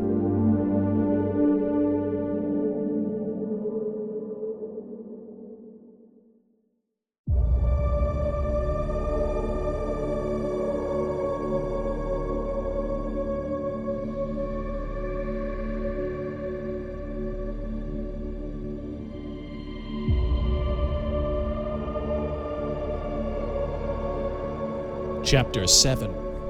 The Shadow at Work. At 3 o'clock that afternoon, a man called at detective headquarters and inquired for Joe Cardona. He was taken into the detective's office. Cardona was out, but he arrived half an hour later to find the visitor awaiting him. He looked quizzically at the stranger, a tall, sallow-faced man who wore a blue serge suit and brown slouch hat. Cardona had never seen the man before, but he was impressed by the fellow's appearance. The man's face was firm and expressionless. It seemed molded from a solid substance. Before the detective could inquire the stranger's business, the man arose and drew back the left side of his coat to reveal a badge of the Secret Service. Cardona extended a hand in greeting. "Blake is my name," said the visitor in a quiet voice. "Terry Blake. You wouldn't suspect it from the name, but..." He paused and broke into a smooth-flowing conversation of Italian. Cardona, surprised, answered in the same tongue. After a few more remarks, Blake resumed his conversation in English. He had just explained to Cardona that he was of Italian ancestry on his mother's side of the family. Cardona, noting his features closely, observed certain prominent characteristics of that race. "I suppose you want to see me about the Farmington case," remarked Cardona. "You guessed it," replied the Secret Service man. "I'm working on these anti-fascist operations. It looks pretty much like this case fits in." "No doubt about it," declared Cardona. "There's only one hitch." "The method?" Cardona nodded. "Bombs and stilettos are in their line," he said. "This poison business is a new wrinkle." "Not exactly new," observed the Secret Service man. "No?" came the surprised reply. "Italy," said Blake, "was famous for the Medicis. I've seen the survival of some of their subtle poisons. The art's faded, but it's not dead." "I can't see the connection," declared Cardona. "Any knowledge of poisons in Italy would belong to members of the aristocracy, some of whom still have criminal leanings, but the anti-fascists are a communistic group." "You think so?" interrupted the Secret Service man with a thin, slow smile. "You should pay a visit to Rome. You'd find it different from New York. In Rome, the fascisti are a middle group hated by the communists and secretly despised by the aristocracy. The activities against the fascisti are not confined to the lower classes." Cardona nodded thoughtfully. "I get your drift," he said. "Here in New York, we have only the bomb throwers and their type, but in this case, with international affairs at stake, it may be that a more elaborate plot has been arranged." "I regard it as possible," declared Blake. "We haven't had much luck on the poison," lamented Cardona. "The toxicologist has found out its general nature, but he can't place it. He figures it works slowly at first, then suddenly. That gives us no help. It might have been given to Farmington at lunch, in the morning, as early as breakfast." "Or the night before?" "No, that would have been impossible. Not earlier than the morning. Even then, not too early." "What clues have you discovered?" "None." Cardona tossed a typewritten report to the Secret Service man. It was a record of the detective's conversation with Philip Farmington. "Have you discovered anything in Farmington's little office that you mention here?" Cardona shook his head in response to Blake's quiz. "Any documents?" "None of importance." "Suppose we go up there," suggested the Secret Service man. "All right," agreed Cardona. "Here's something you'd like to look at before you go." He brought out the note which Philip Farmington had received from Double Z. The Secret Service man examined it closely. "You sure it's bona fide?" was his question. Cardona produced other letters. For fully 10 minutes, Terry Blake studied and compared the letters. He laid all aside except the note which had been found in the hand of Joel Calkins, the note which warned the recipient he had but 1 week to live. The Secret Service man turned the note sideways, then upside down. He returned it to Cardona. The detective almost fancied that he saw a sudden gleam in Blake's eyes. Before he could ask a question, the Secret Service man had arisen. "Let's go," he said brusquely. They reached Philip Farmington's home. Cardona had a key to the office where the banker had died. The men entered. Blake examined the chair in which Farmington had been seated. Cardona smiled. "We went over all that," he said. "No poison needles. Not a clue here, old fellow, but I thought you'd like to look at these papers." Terry Blake examined some documents that had belonged to Philip Farmington. Finally, he laid them aside and sat in the chair before the desk. "Farmington was sitting here?" he asked. Yes, Cardona took the chair he had occupied on that other occasion. I was over here, talking to him. What did he do? Very little. Offered me a cigar when he came in from that box on the desk. Good. I'll be Farmington. Have one. Cardona accepted the perfecto with a smile. Blake began to take one for himself. Wait, said Cardona, entering into the game. Farmington took one from the desk drawer. I remember it at the time. I found out later he prefers a strong brand of pure Havana. Blake opened the drawer indicated. It had been left unlocked. He found the box of cigars. One layer was gone. A single cigar was out of the second layer. Blake fished a cigar loose and bit off the tip. Farmington cut off the end, observed Cardona. I remember he took a cutter from his pocket, flipped the tip away. Never mind, replied the Secret Service man. He lighted the cigar. The pungent odor caused Cardona to sniff. Strong, all right, said the detective. Funny I didn't notice it yesterday. Guess I was too busy taking notes. So Farmington was sitting here when he died. Right there. It beats me, admitted Blake. You've got a tough crime to solve. Well, we'll be cooperating. His hat was lying on the desk. He accidentally knocked it on the floor as he arose. Cardona saw him stoop to pick it up. They left the room and rode downtown in a cab. Blake dropped off before they reached headquarters. In his office, Joe Cardona found a short, stocky man awaiting him. The stranger introduced himself as Tim Malloy of the Secret Service. What? Exclaimed Cardona. I just left one of your men. Who? Terry Blake. Malloy scratched his head speculatively. Terry Blake, he said. I thought he was in Italy. What did he look like? Cardona described Blake. That sounds like Blake, declared Malloy. Didn't know he was back. Funny he wasn't reported. The subject was dropped. Malloy asked to see the Double Z correspondence. Cardona produced it. That was all Malloy required. After the government man was gone, Cardona wondered. Funny thing, he thought, that Terry Blake should have come without being assigned on the case. That visit to Farmington seemed odd. Malloy had suggested no such visit.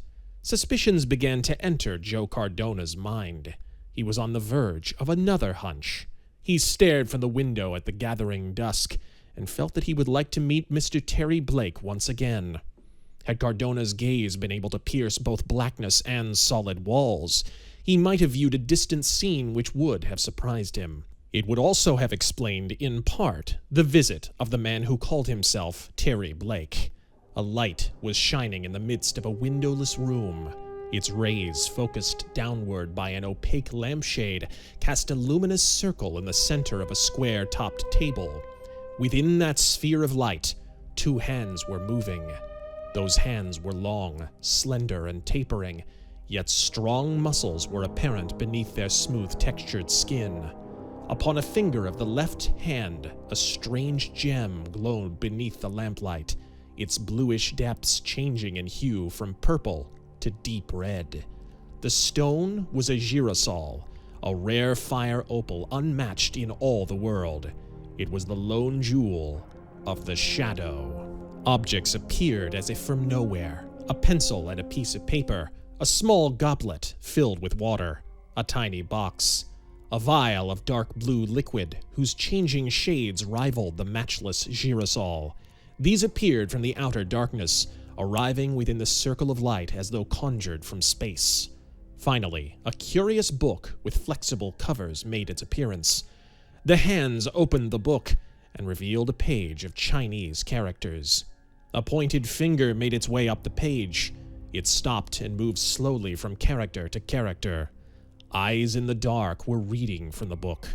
The hand plucked the pencil from the table and made short notations upon the sheet of paper. The book remained open, but was pushed to one side where it lay as reference. The hands opened the tiny box and shook a quantity of yellow powder into the little goblet of water. The liquid took on a yellowish tinge, the powder dissolving immediately. The hands produced an envelope, also a small pair of tweezers. The metal prongs were dipped into the envelope. They came out carrying a small brown object between their tips. It was the end of a cigar, which had been clipped off with a cigar cutter.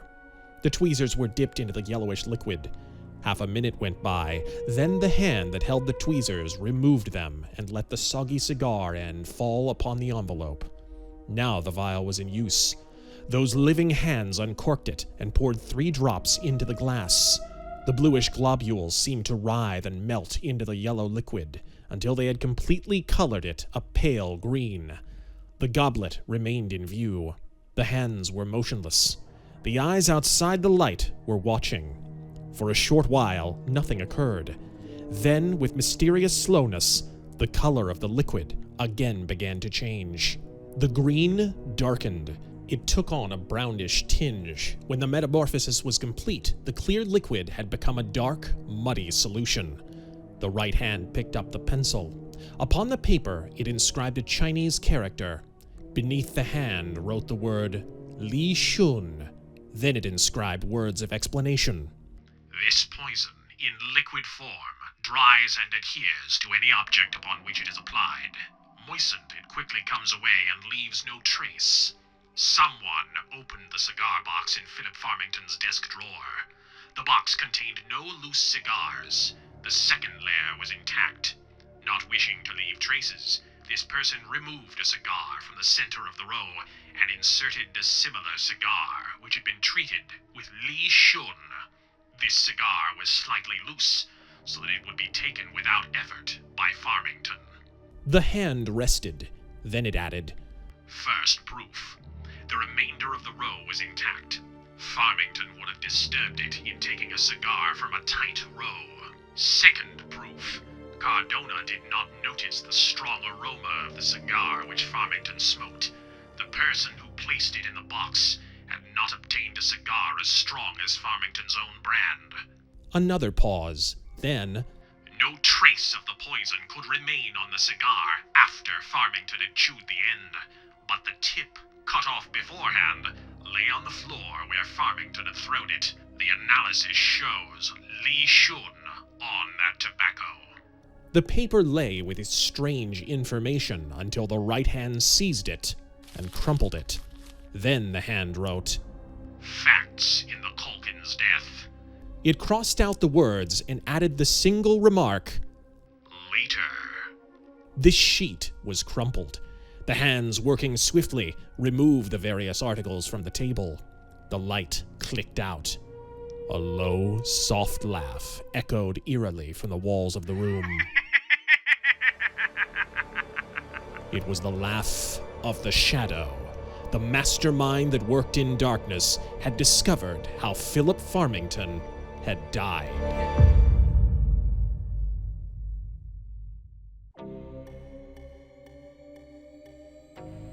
Chapter 8. Mann Learns Facts. It was a different Rutledge man who appeared that night at the Cobalt Club. No longer did his face wear a harassed look. Instead of sitting solemnly in an obscure spot, Mann strolled about through lounge and lobby with the spirit of contentment that had been his former wont. There was nothing in Mann's bearing that attracted attention, however. Mann was of a quiet, self-effacing type. Normally pleasant and courteous, he merely nodded to old acquaintances. Mann had always believed that business would come to those who worked patiently and awaited it. His late misfortunes had somewhat riddled that theory, but his newly found opportunity had restored his self-confidence. Mann was thinking as he lounged about the club. He was puzzling over business matters, and his thoughts were not of investments. Instead, he was dwelling on the activities of Double Z, the strange crime master who had baffled the police. All that day, after reading instructions in the envelope upon his desk, Rutledge Mann had spent his time in reviewing copies of daily newspapers with their varied reports of recent murders. Who killed Joel Calkins? What mystery surrounded the death of Philip Farmington? Another question perplexed Rutledge Mann. That was the connection of Judge Harvey Tolland with the Calkins murder. For within the envelope left him by the Shadow, Mann had found a complete report of the data supplied by Clyde Burke. In brief, Mann was now fully acquainted with every detail of the Double Z business, and he was totally baffled. These thoughts brought a frown to Mann's forehead. Then he laughed softly to himself. After all, he was no detective. Why had he been chosen to study this case?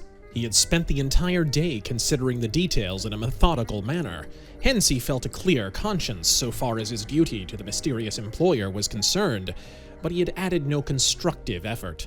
As on the preceding evening, clusters of club members were discussing the death of Philip Farmington.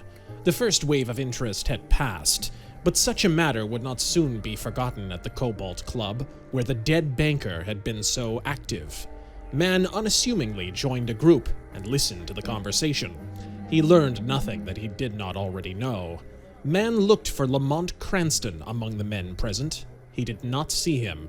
Somehow, Mann could not help but associate Cranston with the good fortune that had befallen him. For months he had been brooding over his financial troubles, but had mentioned them to no one until he had encountered Cranston last night.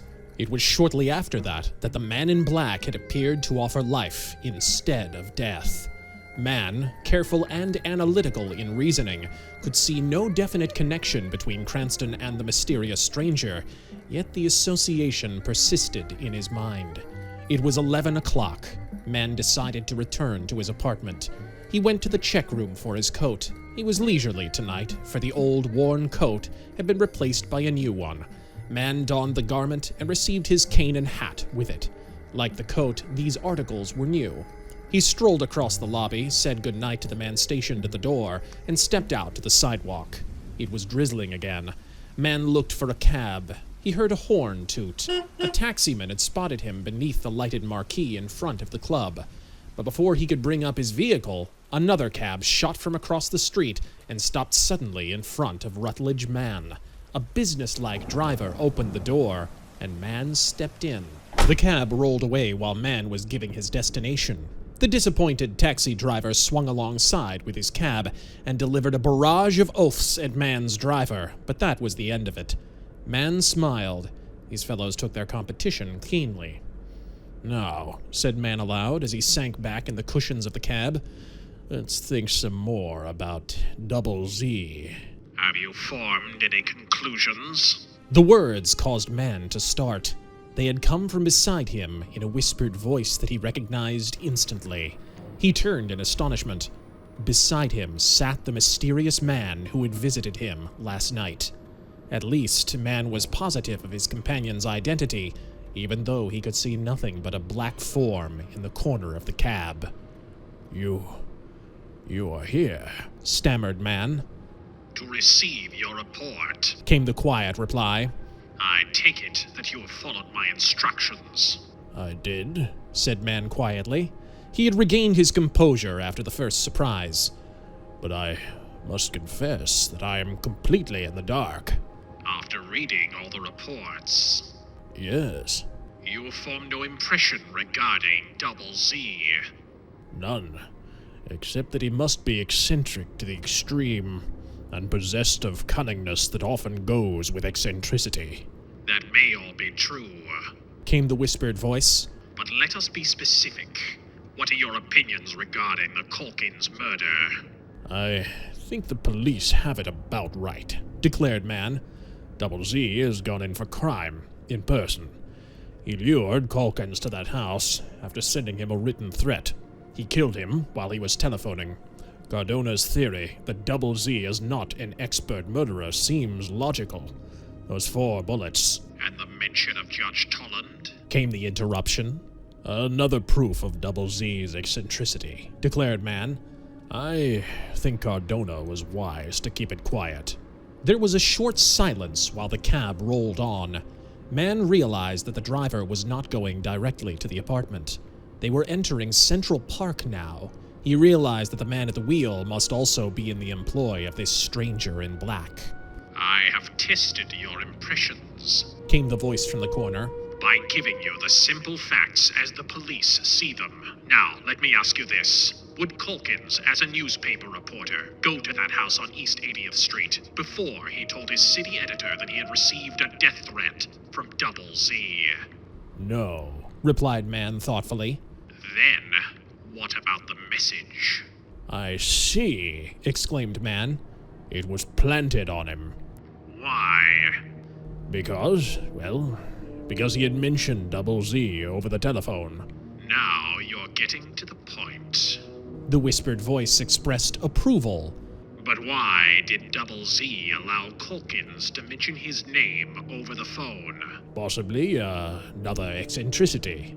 That is possible, but it is not in keeping with Double Z's policy. An interrupted statement. Why was Joel Calkins not permitted to complete it? Because he was revealing Double Z's identity. You believe Double Z told him that?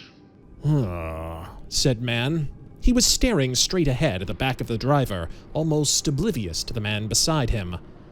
That doesn't sound logical, does it? I should think Double Z would have given Calkins wrong information, and then let him go through with it. Why did Calkins mention Judge Harvey Tulland before he spoke of Double Z? Came the questioning whisper. I don't know, admitted Mann.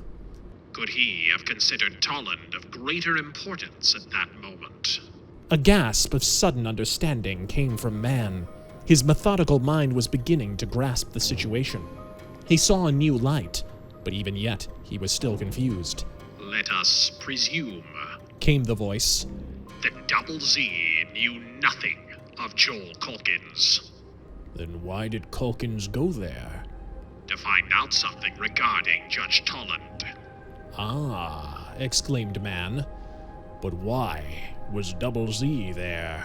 For the same reason as Calkins, Judge Tulland is the missing connection between the two. Rutledge Mann was nodding, but his brain was in turmoil. He could not figure the connection, but he realized that new depths of the mystery were being probed. He heard a soft laugh from the darkness. It was a mirthless laugh that brought a shudder, even though Mann knew that his weird companion was his friend. You have not seen the scene of the crime, came the whispered comment. But I have. I went there, assuming that Calkins had been killed on the spur of the moment, and not through premeditation on the part of his murderer. I found evidence to prove that point. Double Z did not go there to kill? Double Z did go there to kill, contradicted the voice.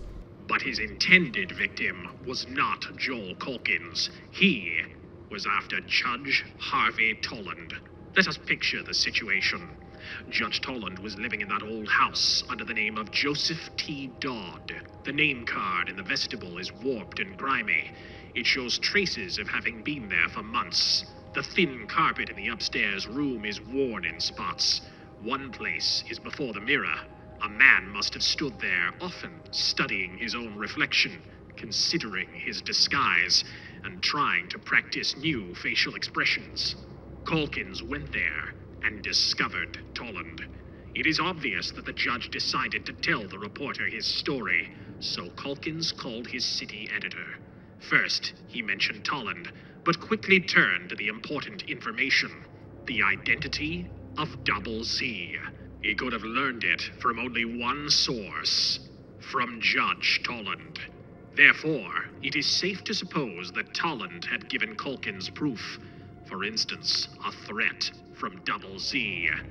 The paper in the reporter's hand, exclaimed Mann. Exactly, confirmed the soft whisper. Tulland was expecting danger from Double Z. While Calkins was phoning, Tulland was beside him. The positioning of the chair and the telephone at one side of the table indicates that. Picture the situation, then realize that at the crucial moment, Double Z entered the room. I see it now, exclaimed Mann. 4 shots, went on the voice. 4 well-aimed shots that accomplished 2 purposes. First, the death of Calkins before he could complete the statement. Second, the death of Judge Tulland, which Double Z had sought. But there were 4 bullets in the body of Calkins. Certainly. 2 were fired after the telephone was hung up by the murderer. 2 shots to make it look as if a burglar had done the work. There is one of Cardona's fallacies. 2 shots were perfectly placed. 2 were wide. A man may be a good shot or a bad one. He is never both. Double Z would not have attempted murder himself without being sure of his own ability. But only one body was found in the room, objected Mann. body of Judge Tolland was removed. The evidence of his death and his removal were both obvious. A tiny blood stain on the carpet away from the spot where Calkins lay, then more spots on the stairway, places where shoulders had rubbed against the wall. It took 2 men to remove the body. There was someone besides Double Z? Yes. Double Z entered by picking the locks. There were tiny marks to prove it. He left his companion in the vestibule. The man was smoking. There are cigarette butts in the corner and traces of ashes. Double Z went upstairs, opened the door of Tolland's room, and committed the double murder. He went down and summoned his man. They carried out Tolland's body as the stair and wall marks show. To confuse the police, Double Z fired 2 shots. Then he took his own message, which Tolland had received, and left it with Calkins. I have seen that message. Both the paper and the ink show that it was written some time ago. As I said before, Calkins would not have kept it undercover. Cardona has simply added it to the other correspondence received from Double Z, without questioning its age. Rutledge Mann was silent as the cab rolled on. Then again came the voice beside him. We now know Were its words. that Double Z has been active for more than 1 year. He is a shrewd schemer. His activities are designed to create terror. They must have kept Tolland in constant fear. Double Z is not simply an eccentric individual. He is a bold murderer, a good shot with an automatic, a man who has accomplices. He is also a man of strength, who with one other can quickly remove a body. He knows what is going on in the underworld, and he's a master of subtle murder, as the death of Philip Farmington shows. Yet so far, I have no exact clue to his identity. My plan is to search at every possible angle. You will play a passive part, directing the movements of my agents at my order. I have talked with you tonight to learn your reactions to my findings. Are they clear? They are. Declared Mann. In this envelope, A packet was thrust in Mann's hands. you will find instructions regarding my agents and also facts pertaining to the death of Philip Farmington. Follow all the details and make complete reports. You will receive new orders from me, but do not expect to meet me again for a long while. Remember, I am the Shadow. The revelation of the stranger's identity brought weird thoughts to Mann's mind. He had heard of the Shadow, the mysterious man of the night. He had half suspected his employer's identity, but the actual statement brought a sense of realism that he had not experienced before. The cab had come out of the park. It was whirling along a side street. The lights of an avenue were ahead. Mann heard a shrill hiss from the dark figure beside him. Before he could look toward the Shadow, the cab swerved suddenly, and one wheel climbed the curb. Mann clutched the strap that hung beside the window. The cab had stopped, and the driver was expostulating with a man at the wheel of a car alongside.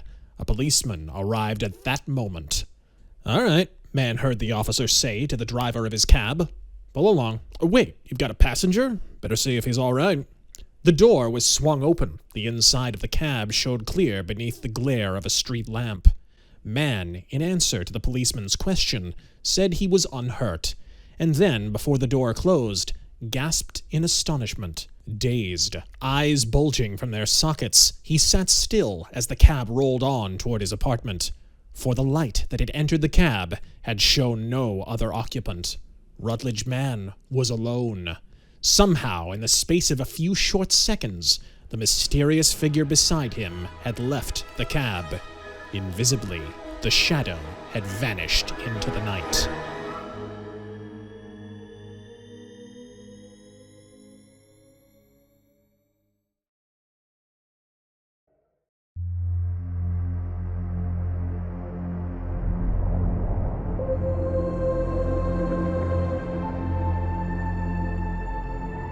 Chapter 9. Gangsters Talk Business. Black Pete's place was a notorious hangout for denizens of the underworld. Ostensibly a nightclub, it was in reality the spot where sinister plots were hatched and blood money was paid. Enough coin to equal an emperor's ransom passed from hand to hand every month in the back room at Black Pete's. The place was tolerated by the police for various reasons. First, Black Pete paid tribute to the politicians. That in itself was ample excuse for the existence of his dive. But he played the game safe in addition. No wanted men were allowed within Black Pete's portals. Only those gangsters who were temporarily free from surveillance were permitted to enter. Strangers were allowed in the place, but they were carefully watched. Black Pete and his associates had keen eyes when it came to detecting plainclothes men or federal agents. Gangdom, in turn, respected Black Pete's laws. No killings were ever perpetrated in his domain. Guns might be carried in, but they were never unholstered. The premises consisted chiefly of a cabaret. It was located on the second floor of the building. There was apparently but one entrance to the second floor, and that led directly to the cabaret. However, it was said that there were other means of entry known to Black Pete's chosen friends. The most interesting portion of the place was the labyrinth of passages that ran back from the cabaret floor. The main room had 2 side doors. These led to darkened corridors that divided and turned in all directions. Along these passages were rooms where gangsters met. Perhaps their purpose was to drink bootleg liquor in privacy. More likely, their intention was to scheme new killings and to make cash settlement for old ones. However, when anyone walked through a door to the passages, no one could tell either his destination or his intention. The room to which he was bound was known only to himself and to Black Pete, from whom he obtained a key. Black Pete treated all customers alike, and whatever he knew of their business, he kept to himself.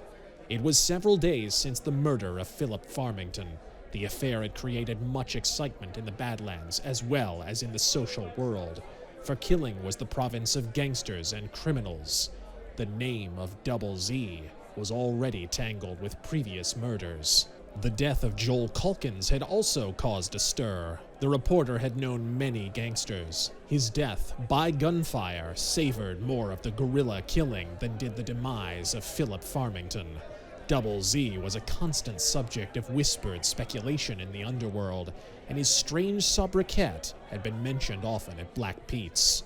Night had fallen, and the cabaret was doing its usual business. Little attention was paid to those who sat at obscure tables in the background. Occasionally, a hard-faced individual arose and strolled through the portal to the nearest passage. Others, more indifferent, made directly for the side doors upon entering the place. Among the latter type was a short, stocky man who wore a dark sweater beneath his coat. His cap, tilted over his eyes, obscured his features. He cast a brief glance at the cabaret floor as he entered, then stalked through the doorway and was lost in darkness. He felt his way along the passage and stopped before a door. He stooped down an instant to knock at the bottom of the barrier. From the other side came the sound of a key turning in the lock. Then the door opened. The man entered. A moment later, the stocky man was seated at a small table, staring stolidly at a man facing him.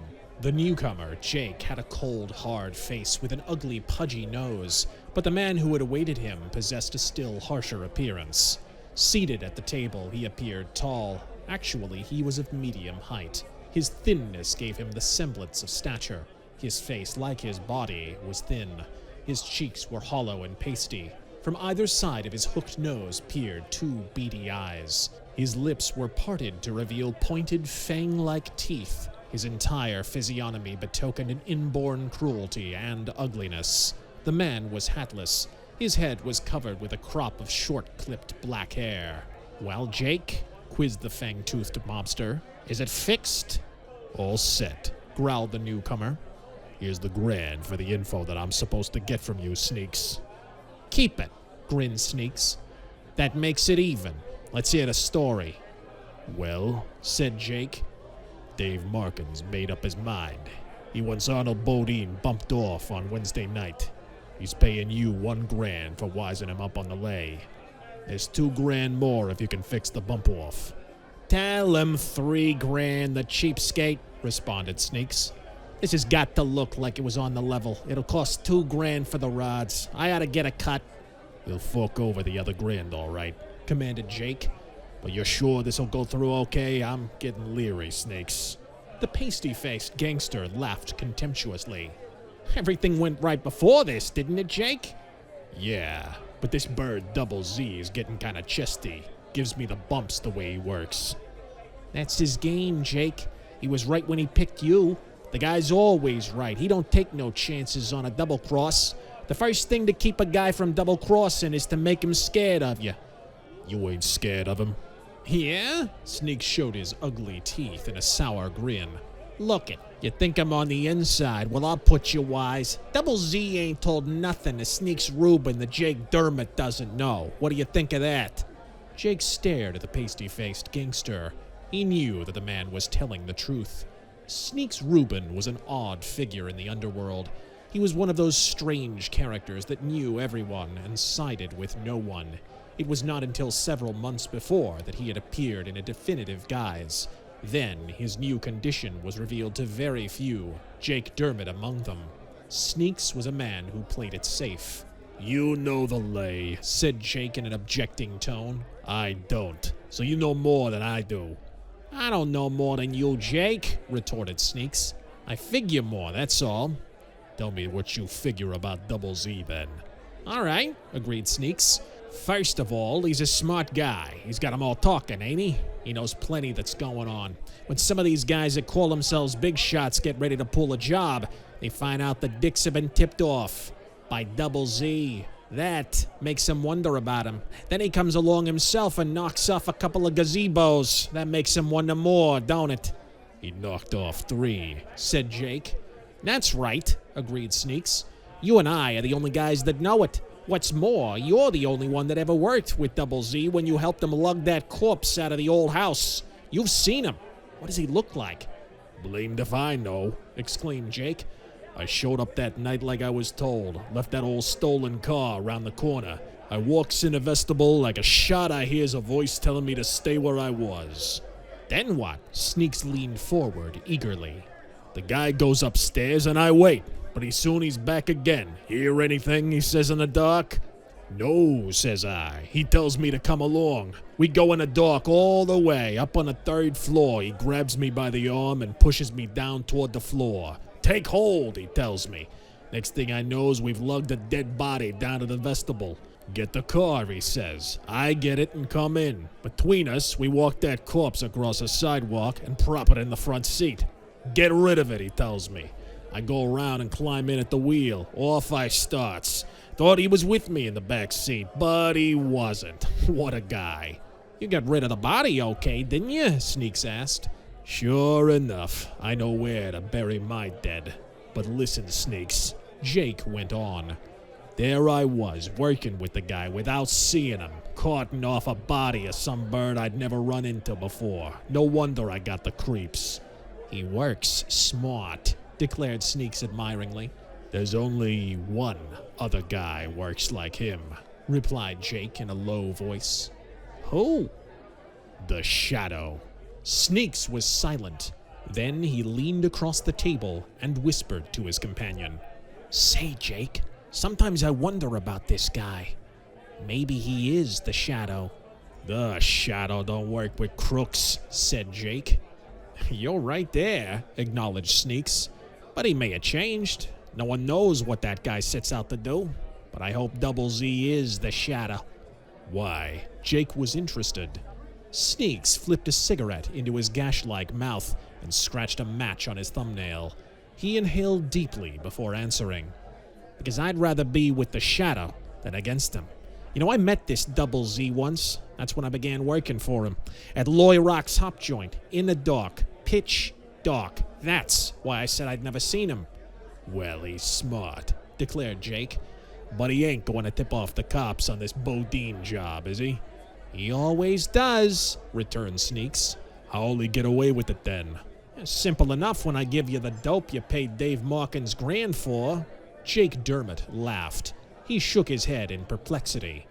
It beats me, he said. This guy must know what he's up to. Where does he get all his ideas? Sneaks Reuben grinned and waved his hand as he dropped back in his chair. That's my end of the racket, Jake. I get paid to hear what's going on. But this guy does things one way, then the other. Yeah? That's because you ain't got his brains. Look at Jake. Arnold Bodine is supposed to be a big shot, ain't he? Yeah? But he's laying low now, trying to live soft, paying big money to a couple of bodyguards, getting his rake off from the two guys under him. Dave Markin and Mike Lombrosi, each with a mob. Yeah? All right, why does Markin want to bump off Bodine? I'll tell you why. You know it already. Markin's tired of seeing Bodine take the gravy. Sure. So Markin's out to get Bodine. Lombrosi's got the same idea. Each guy wants to handle his own mob independent. They don't like the idea of a big shot that's sitting pretty. I know that. Well, suppose there was a big shot that they couldn't get at. They'd play ball, wouldn't they? They'd have to. Well, that's Double Z's game. He's going to be the real big shot. Not with Markin and Lombrosi. They're out for their own. But when Markin and Lombrosi are gone, it's going to be Jake Dermott and Tony Morano. And Double Z will be the next big shot. You're Markin's chief guy. Markin is next to Lombrosi in that mob. They picked you guys because you're tough, but don't know enough to get along without a boss over you. You're going to have your chance. First Bodine goes the voyage, then Markin and Lombrosi. Who's going to bump him? Quizzed Jake. You'll see, grinned Sneaks Reuben. When Bodine's laid out, there'll be somebody to square things with Markin. As for Lombrosi, well, he's slipping now. Double Z queered his game when he let the feds in on those bomb jobs. Then he made Lombrosi look like a sucker when he knocked off Farmington, who was too big a guy for Lombrosi to tackle. Don't forget, Lombrosi has got a sideline besides the rackets. He's in on this Italian red business. His flops don't go so well out there. A glimmer of reason was dawning on Jake Dermott. He studied Sneaks Reuben's ugly countenance with hungry eyes. You're sure about Wednesday night? Get that $3,000, declared Sneaks. I'd rather handle this than let Markin try it. He'll get the credit for it, and a funeral to go with it. But if Double Z tips off the dicks with all this mess still stewing, they'll be watching the hotel. Let 'em watch. Bodine won't be there. Well, he be. In his hideout. The hotel's a blind. That's the dope you're to give Markin for his grand. I know where the hideout is. No bodyguards. Bodine ain't trusting 'em right now. Ooh, exclaimed Jake Dermott. That's the lay, Sneaks talked on. I've got the guts to do the job. I picked him for Double Z. He's a one-man mobbing himself, but I ain't trusting him alone on this trip. He'd go through with it, but it's too risky. He's been looking for a pal, and he's got one. Who? Leave that to me. Spill the news to Markin. Back here tomorrow night with the $3,000. Got me? I gotcha. Sneaks reached up and turned out the light in the center of the little room. The door opened softly, and Jake Dermott stepped out. The sound of breathing was audible for several minutes after he had gone. Then the door closed, and a key turned in the lock. Jake Dermott was no longer in Black Pete's cabaret when Sneaks Reuben strolled through a side doorway and glanced around the floor in search of a likely-looking mall.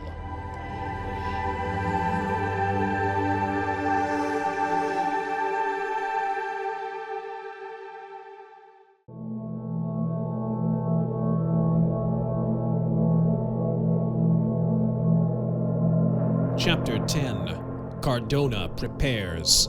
Wednesday morning, Detective Joe Cardona strolled into headquarters, whistling. Acting Inspector Fenneman had not yet arrived. "Letter there, Joe," said a man in the office. "Maybe another one of those Double Z gags. Left it lay for you, or the inspector." Cardona was ripping open the envelope before the man had finished speaking. Out came a folded sheet of paper. The detective scanned the lines that had been atrociously typed. A gasp followed. "What's the matter, Joe?" "Matter? When'll the inspector be here? I want him to see this. It looks real, too." Before Cardona could explain further, Fenneman walked in the door. He stopped short when he observed the expression on the face of the star detective. "What's up?" he inquired. "Double Z again," declared Cardona. "No. Let me see it." "Wait," replied Cardona. "I'll read it." Holding the paper with both hands, he repeated the message aloud. "Today is the last for Arnold Bodine. He will be killed before midnight unless you prevent. Warn him. Signed by Double Z. Signed, replied Cardona, handing the inspector the message. Fenneman scanned the typed words. He became thoughtful as he turned to the detective.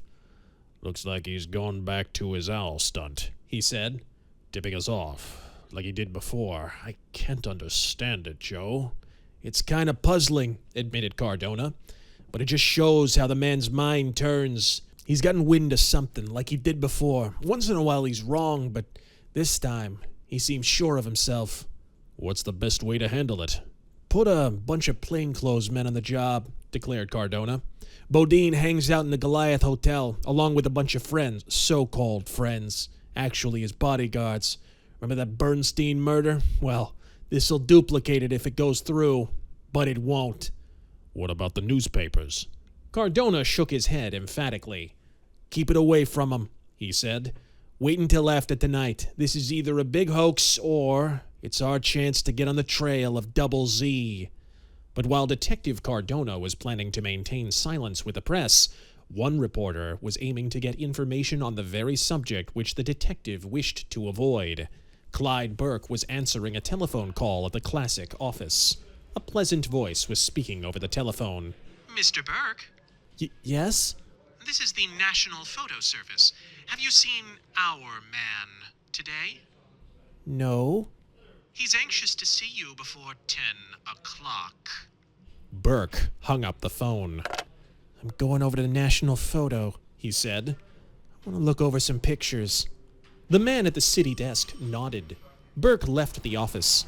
He went uptown instead of down, for that telephone call had contained certain words which were emphasized by the speaker.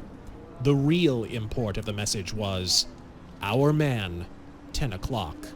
The message was obvious, but Our Man did not signify a representative of the photo service. It was the name Our Man. Therefore, Burke's destination was the office of Rutledge Mann in the Badger Building. Arriving at Suite 909 in the Midtown office building, Burke found the stenographer in the outer office. He was ushered into the inner sanctum, where Rutledge Mann sat quietly at his desk. This was Burke's first meeting with the Shadow's new contact man. Burke had received word in code to expect a call from him. "Mr. Burke?" asked Mann. Clyde nodded. Mann handed him an envelope. "Look over these securities," he said. Clyde found a coded message within. He read it. "The job is set for tonight. $1,000. A big one. Details not yet known. Meeting at 9. Club Deluxe. M." The writing vanished. Clyde turned to Mann. He knew that he could now talk freely with the quiet-faced investment broker who had the Shadow's confidence. "This is a copy?" he questioned, referring to the blank sheet of paper. "It was," declared Mann calmly. "He's uncovered something, then?" "Yes. Before he proceeds, we must find out if the police have received any word." Burke nodded. "They'd be keeping it quiet," was his comment. "But I ought to be able to get it out of 'em." "Do that, then report." Clyde left the office and went directly to headquarters. There he found Joe Cardona. The detective eyed him rather doubtfully. Cardona's manner was evidence to Clyde that the detective had received some message. "Listen, Joe," said Clyde confidentially. "You got another Double Z letter today, didn't you?" "I can't recall it," said Cardona coldly. "That's strange," said Clyde. "I thought maybe you did." "Well, I was on a bum steer, that's all. What I've heard doesn't count." "Wait a minute." Cardona stopped Clyde as he was starting toward the door. "What do you mean? What have you heard?" "I've heard a lot, doing this wise owl stuff for the Classic." "What have you heard that would interest me?" "Nothing, unless you've received another note from Double Z." "Suppose I have?" questioned Cardona. "Let me in on it," answered Clyde, "and I'll see if it checks up." "We don't want anything in the Classic," declared Cardona. "So why should I talk to you?" "We didn't spill what Calkins said about Judge Tolan, did we?" "No," admitted Cardona. "Well, if you'll play straight with this, I'll give it to you. You deserve a scoop anyhow. This'll be one for tomorrow." "Shoot," said Clyde. Well, Cardona said, Double Z's tipped us off that someone's gonna bump off Arnold Bodine tonight. Now what do you know? Does that fit in? It does, said Clyde. How? Well, Clyde said thoughtfully, you know I've been handling this wise owl column since Culkins died. I get around a bit, and when some of these inside boys find out who I am, they spill a lot of chatter. Most of which is hokum, but I'm always listening, and every now and then I overhear something that's worth following. And you heard? Some mention of a big job coming off tonight. $1,000 being paid. To whom? Clyde shrugged his shoulders. You don't know who's in back of it, quizzed Cardona. No idea, declared Clyde. That's all I can tell you. $1,000 for one job. Where and how, I don't know. Well, said Cardona, that's enough.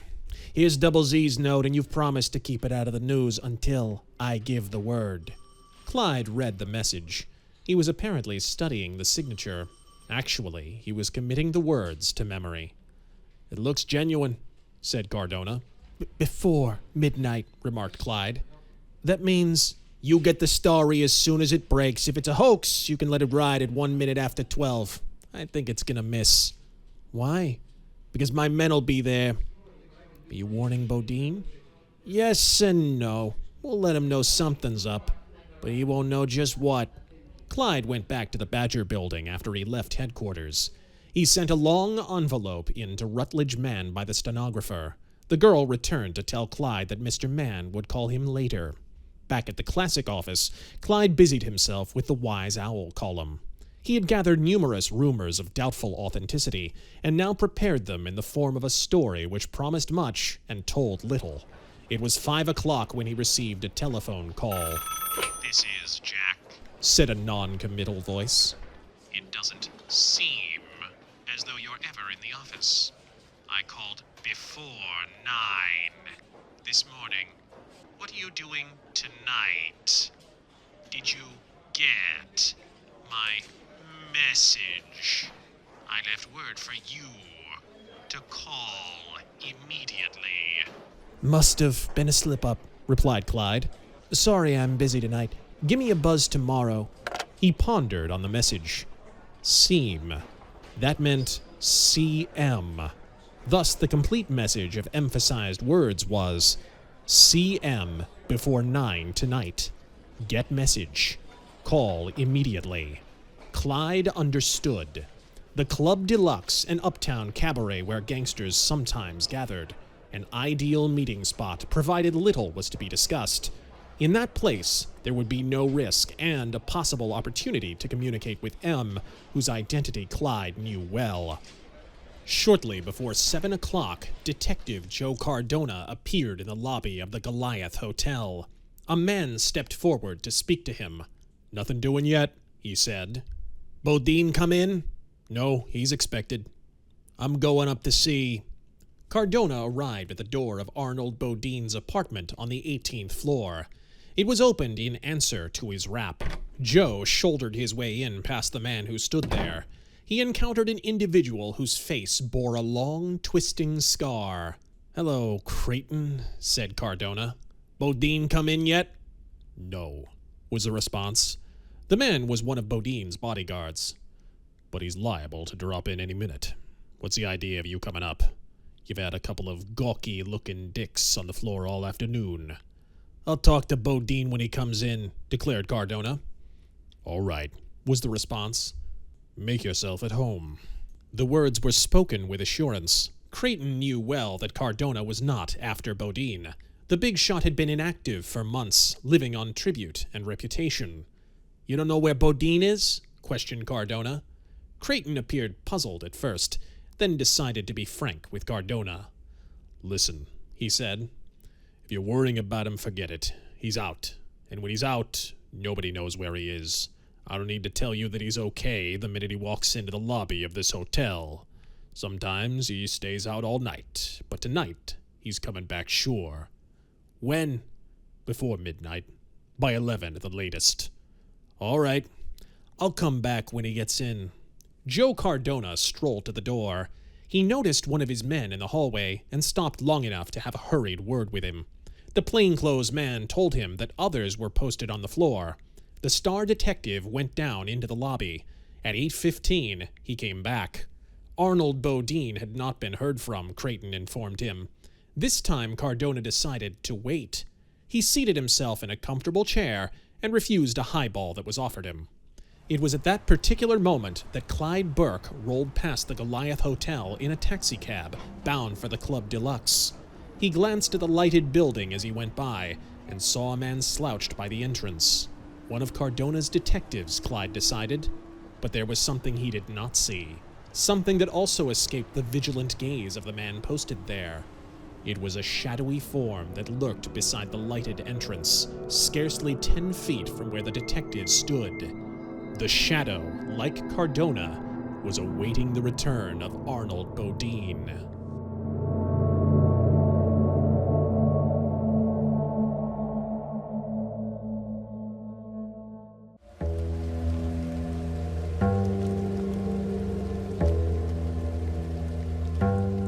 Chapter 11. The Tip-Off. Two men sat at a table in a corner of the spacious Club Deluxe. The popular nightclub was rarely crowded at 9 o'clock on a Wednesday evening. Hence the spot which the men had chosen was well away from observation.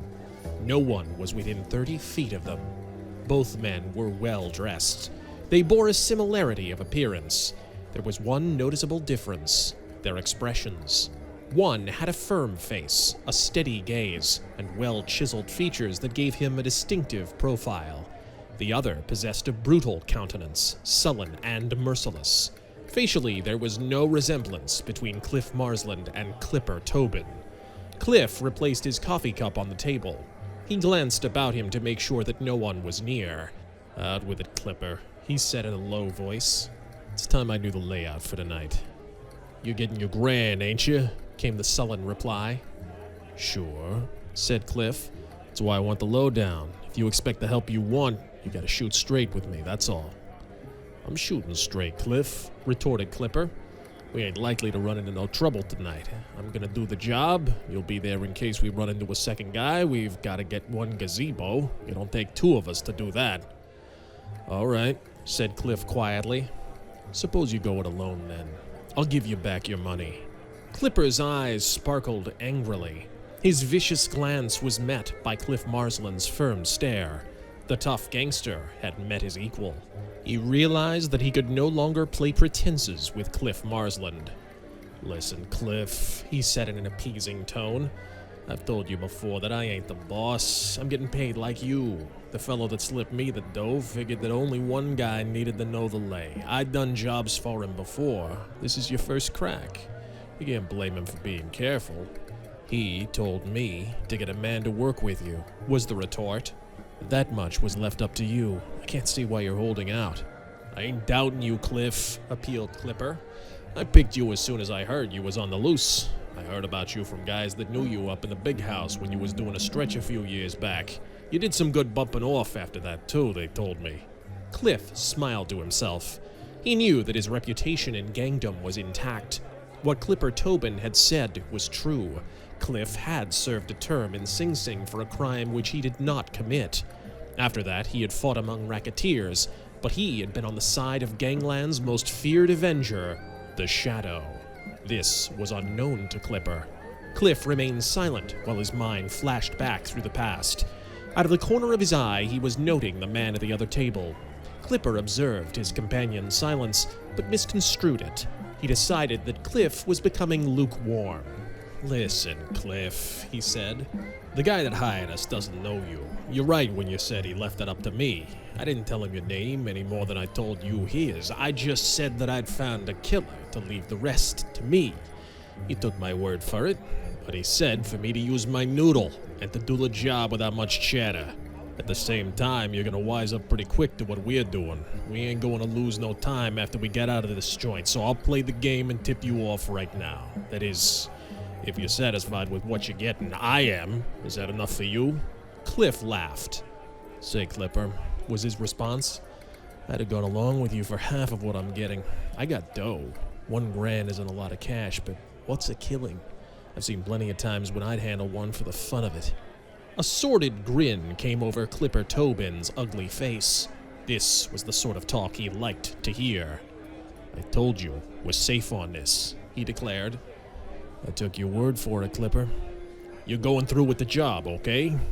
Just as I've intended from the start. Clipper saw no double meaning in Cliff's last remark. He leaned over the table and fairly hissed his next words. All right, Cliff, he said. I'm wising you up. The mug we're gonna bump is Arnold Bodine. Cliff Marsland evidenced no surprise other than a steady stare that caused the grin to spread on Clipper's face. They formed an odd pair, Cliff unmoved by Clipper's startling statement, Clipper with the triumphant look of a man who has delivered a bombshell. Is that all? Asked Cliff. Clipper stared back in surprise. You ain't kidding, are ya? He questioned. Certainly not, was the retort. Bodine's a has-been. He's still getting his. Well, he'll get it in a different way tonight. Again, Clipper Tobin was pleased by his companion's attitude. Still, he could not help but think that Cliff was minimizing the danger. You know where Bodine hangs out, don't you? Asked Clipper. Sure, was Cliff's reply. At the Goliath Hotel. You know how many bodyguards he's got, don't you? I've heard he has 5. You heard right. I guess that makes you wonder, don't it? No. Why not? Because I figured right away that you've got some way of sliding around him. Otherwise, it would take more than 2 of us to do the job. You got a head on you, Cliff, said Clipper admiringly. Well, you got the right lay, although I'll surprise you when I give you the inside. What do you think is Bodine's weakness? Too many bodyguards. Why?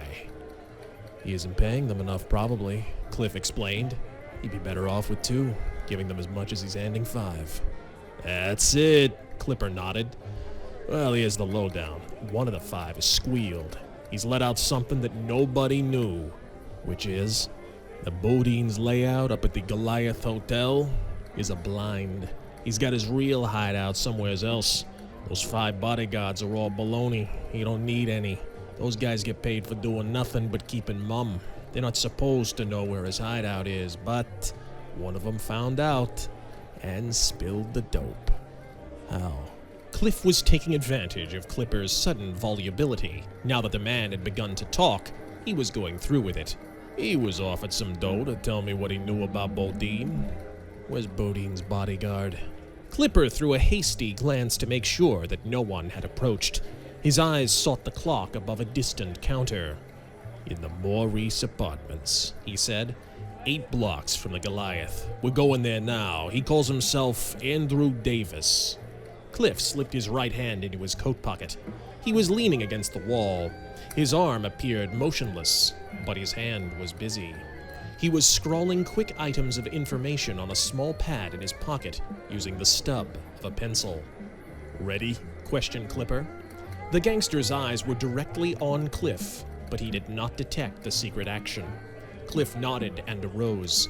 His fingers were twisting the sheet of paper into a small ball. His hand came from his pocket, and the pellet dropped into his hat as he reached to get it. The 2 men walked across the cafe. As they passed the table where the lone man was seated, Clipper scrutinized him suspiciously. The man was busy eating and apparently did not notice Clipper's action. It was Clyde Burke of the Classic, but Clipper did not recognize the reporter. Cliff Marsland, following close behind Clipper, did not even glance in Clyde's direction. As he passed the table, his hat brushed against it, and the pellet of paper rolled on the tablecloth. Clyde set his napkin on the table at that particular instant and trapped the little wad with its precious information. No observant eye could have detected what had happened. Clyde Burke acted as though he were being watched. He had captured the ball of paper unseen. Now he drew it into his lap with the napkin. With one hand beneath the table, he unrolled the wad.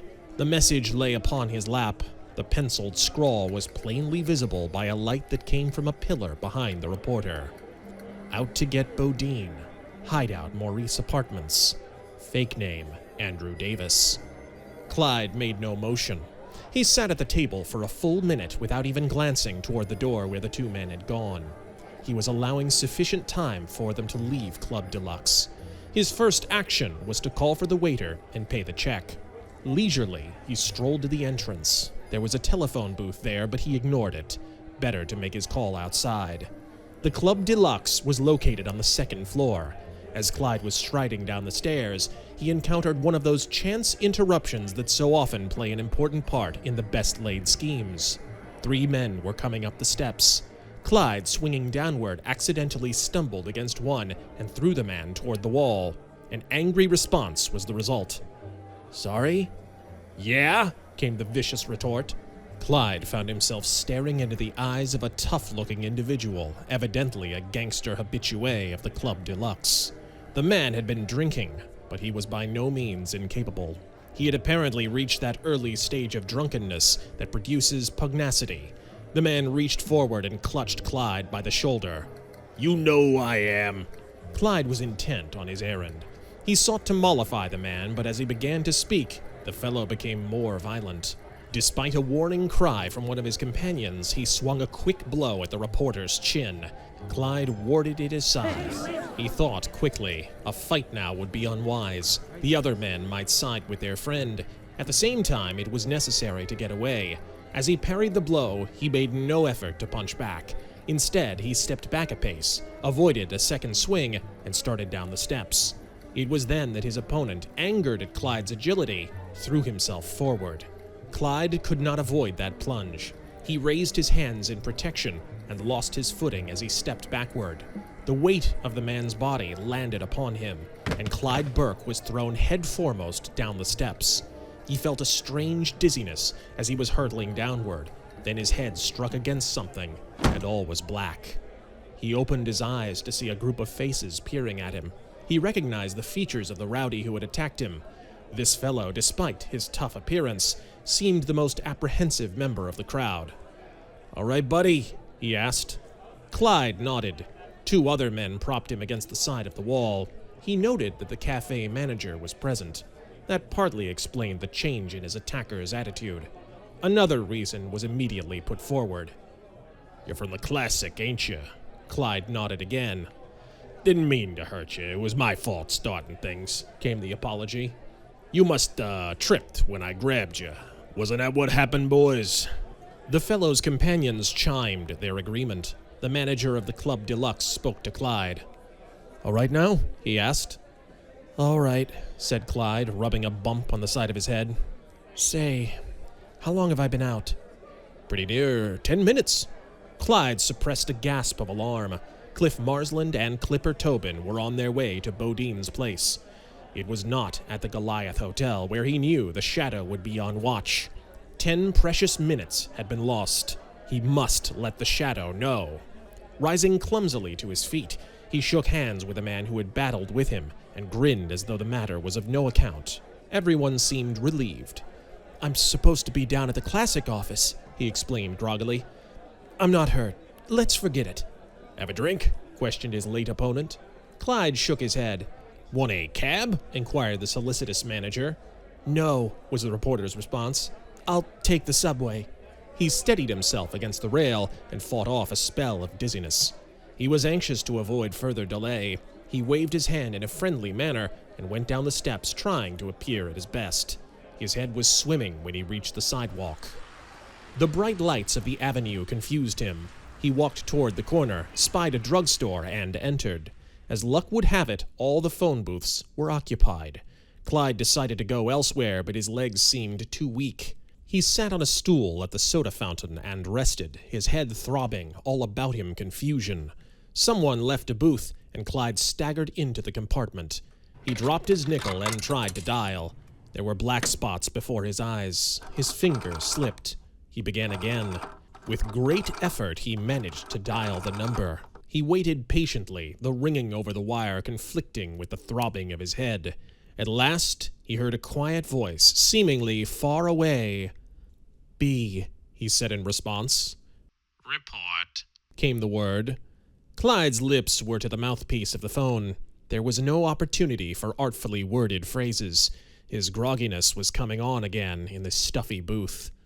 "Bodine," he said in a low voice. "Not at Goliath. At Maurice Apartments. Phony name. Andrew Davis, on their way to get him. Hurry." A word of understanding came over the wire. Clyde hung up the phone and sat with his head in his hands. There was a rapping on the door of the booth. Someone else wanted to make a call. Clyde came out, made his way to the street, and leaned against a wall while the fresh air began to revive his sickened senses. It must have been fully 20 minutes after the men left the Club Deluxe before he sent his message through. But now all was well. He had reported to Burbank, the Shadow's confidential aide. The message in turn would be relayed to the Shadow. Before Arnold Bodine's enemies had arrived, the Shadow would be there, unless Clyde's call had been too late.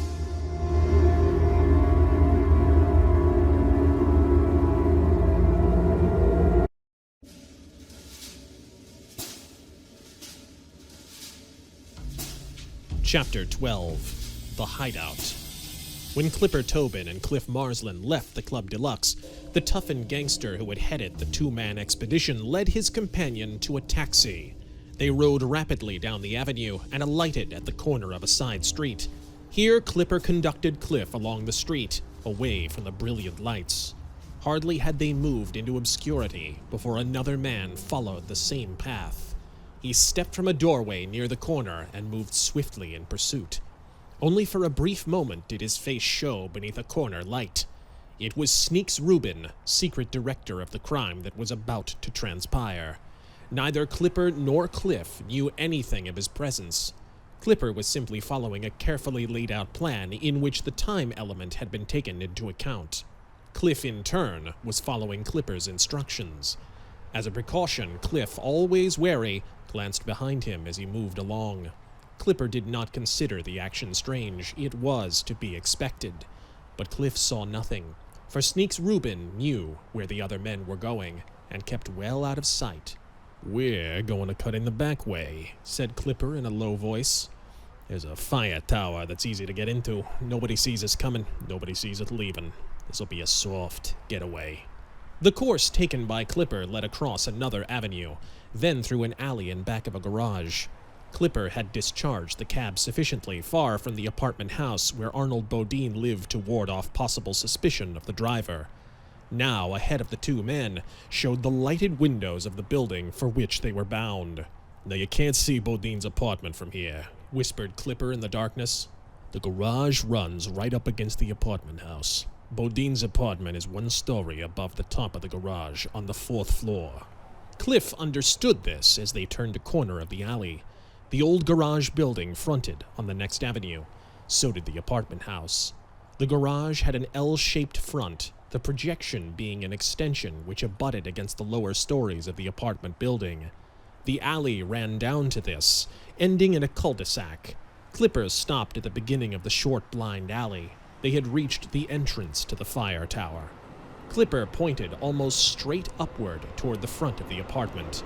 He designated lighted windows on the 4th floor. "See?" came his whisper. "That's the place. Take it easy until we get into the fire tower. There ain't nobody around here, but we gotta play it safe. This is our way out. Don't forget that." Cliff gazed into the black space that ended with the garage wall and realized that there could be no escape by that direction. The path which they had followed was their one means of leaving. He smiled grimly to himself. Clipper Tobin expected an easy escape. He did not know what he was about to encounter. For Cliff was positive that by this time, the Shadow had arrived. It was nearly 20 minutes since they had left the Club Deluxe. Burke had received the all-important information. He had surely relayed to the Shadow promptly. The Hotel Goliath was only 8 blocks away. Perhaps the Shadow had entered the apartment house by this very method, the fire tower. Perhaps he had come by the front way. At any rate, Cliff was confident that the mysterious man in black would be on hand with one of his amazing surprises. A few minutes' stall would not hurt. Cliff nudged Clipper and whispered in his ear. "Lay low a minute, Clipper," was his warning. "Maybe somebody's followed us." He knew that even if the Shadow were lurking in the darkness, vigilant observation would be of no avail. The Shadow had a strange ability for remaining unseen, even when persons were looking at the very spot where he might chance to be. Clipper Tobin heeded the warning. Crouched by the black side of the apartment house, he listened, while his shrewd eyes sought to pierce the shroud of night that hung throughout the narrow alley. "Nobody around," he whispered. "Come on." They moved cautiously to the fire tower. Up the steps they went, silently and slowly.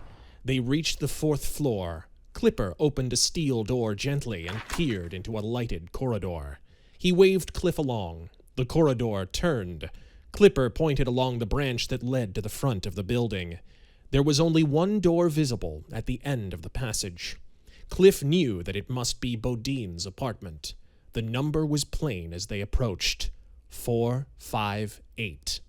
A key appeared in Clipper's hand. Cliff decided that it must have been provided by the informant who had discovered Bodine's hideout, the traitor who had revealed the name under which the celebrated big shot lived in this abode. With expert touch, Clipper inserted the key in the lock. He opened the door softly. The men stood in a little hallway with a door on each side. Clipper closed the door through which they had come. He hesitated a moment, undecided which door to open next. He shrugged his shoulders. Evidently, either one would do. Bodine could be in only one room. If they saw no one in the first, they could try the second. "Ready?" whispered Clipper. "I'm going in. You stick here to cover." It was quite dark in the little hallway, the only light coming from a transom that let dull rays flicker in from the corridor outside. Still, the light was sufficient to show the automatic which Clipper had unlimbered. Cliff had his own pistol in his hand. His brain was working fast, but his nerves were steady. Nevertheless, Cliff Marsland was tense as Clipper placed his left hand upon the knob of the door at the right. What would that open door reveal? Cliff knew that he was on the verge of an exciting adventure. Until now, he felt that he was playing a passive part, but somehow he had a hunch that he now had work to do. His instructions were based upon a very simple formula. Unknown to Clipper Tobin, Cliff was working with the Shadow. It was the Shadow's purpose to frustrate the crime that brewed tonight, not because the Shadow had anything in common with Arnold Bodine, but because the killing foretold by Double Z must be frustrated. Cliff was simply the Shadow's informant. The course of events had decreed that he must accompany Clipper Tobin on this expedition, but with the Shadow now here, there was no need for Cliff to act. Whatever the Shadow might do, Cliff's status would remain the same. He, like Cliff, would appear as an intercepted killer. Still, it was Cliff's duty to aid the Shadow in any way within his power. He could do this if necessary, even though it might reveal his true capacity. One point pleased Cliff. His identity was unknown to any man except Clipper Tobin. He knew that Clipper worked for some other man, but Clipper had agreed to deal with Cliff alone and to keep his name a secret. When Clipper agreed on something, he kept his word. That was why he had so long remained a free agent in Gangdom, unmolested by warring gunmen. Cliff ceased all contemplation suddenly as the door which Clipper controlled began to open inward under the gangster's pressure. Light entered the little hallway. Cliff's body moved forward with his gun hand raised. The gangster stepped swiftly into the room, and Cliff slid to his place at the open door. The entire scene was revealed to Cliff. A man was sitting in a chair at the far corner of the room. Cliff recognized him as Arnold Bodine, although his appearance was a trifle different from the usual pictures of the big shot. Bodine's hands were sprawled upon the chair arms. A startled, hunted expression was upon his face. He was staring at the muzzle of Clipper's automatic. The gangster was threatening him from the center of the room. Cliff, from an angle, saw Clipper's ugly, menacing profile. Peering quickly around the edge of the door, Cliff was surprised to note that the room was otherwise empty. Where was the Shadow? Could it be possible that he had not arrived? For an instant, Cliff thought that Bodine might be the Shadow in disguise, but one more view of the startled man in the corner altered that opinion. Bodine, answering a grunted command from Clipper, was elevating his hands above his head. The man was helpless. "Big shot Bodine," sneered Clipper sarcastically. "All ready to be bumped off. Don't like it neither, eh?" The threatened man licked his lips painfully. He made a reply in a forced voice, a feeble effort to mislead his enemy. "My name is Davis," he said slowly. "Andrew Davis. I can't understand why you've come here." Andrew Davis, huh? Came Clipper's contemptuous retort. You got Bodine's mug. That's enough to spell curtains for you, wise guy. Bodine quivered, and his eyes rolled from side to side like some hunted beast at bay. He saw Cliff's dim form in the doorway, but knew that he was viewing another enemy. His expression became more fearful. Funny, thought Cliff, how the biggest men among gangsters hated to die. Those who ordered death for scores of enemies, underworld czars like Bodine, were the ones who loved life the most. The helpless man stared at Clipper Tobin and sought to parley as a last resort. How much dough do you want? He questioned hoarsely. Name it. I've got it. You have? Ridiculed Clipper. Well, you keep it, but it won't be yours long. Lay off of that money, squawk. I've heard it before, and it don't go. I got my dough for this job, and I go through with it. Savvy? Bodine did not reply. Cliff could see the satisfied look upon Clipper's face. The killer instinct was coming to the fore. Clipper had deliberately waited in order to taunt his helpless victim. Now, his gloating finished, he was ready to fire the fatal bullets. Ready, Cliff, came his voice. Get set for the getaway. I'm gonna plug him. Wait, came Cliff's quiet response. Don't shoot yet. It won't be good for you, Clipper. The gunman did not turn. His finger was still on the trigger, but he noted something in Cliff's tone that made him hold back. Still facing Bodine, he listened for Cliff's next words. They were not long delayed. Cliff Marsland had seen that action was imperative. Something had delayed the shadow. Perhaps he had never received the message. The duty that was now Cliff's stood obvious. The shadow had planned to prevent this killing. It was Cliff's job to do that work in the absence of the shadow. I've got you covered, Clipper, said Cliff in the same steady voice. One move, and out you go. Clipper did not move. Put up your gat. Clipper obeyed sullenly. You, Bodine, added Cliff, speaking to the man in the corner. Keep away from any foolishness. I got a bead on you, too. Encouraged by this remark, Clipper Tobin swung in the direction of his former pal. He stepped back as he saw the leveled automatic. Up with the mitts, ordered Cliff. Clipper obeyed. Cliff was master of the situation. Hunter and hunted, both were now at his mercy. The scowling face of Clipper Tobin was equaled in expression by the puzzled countenance of Arnold Bodine. What are you trying to do? Demanded Clipper sullenly. Sell out to this guy?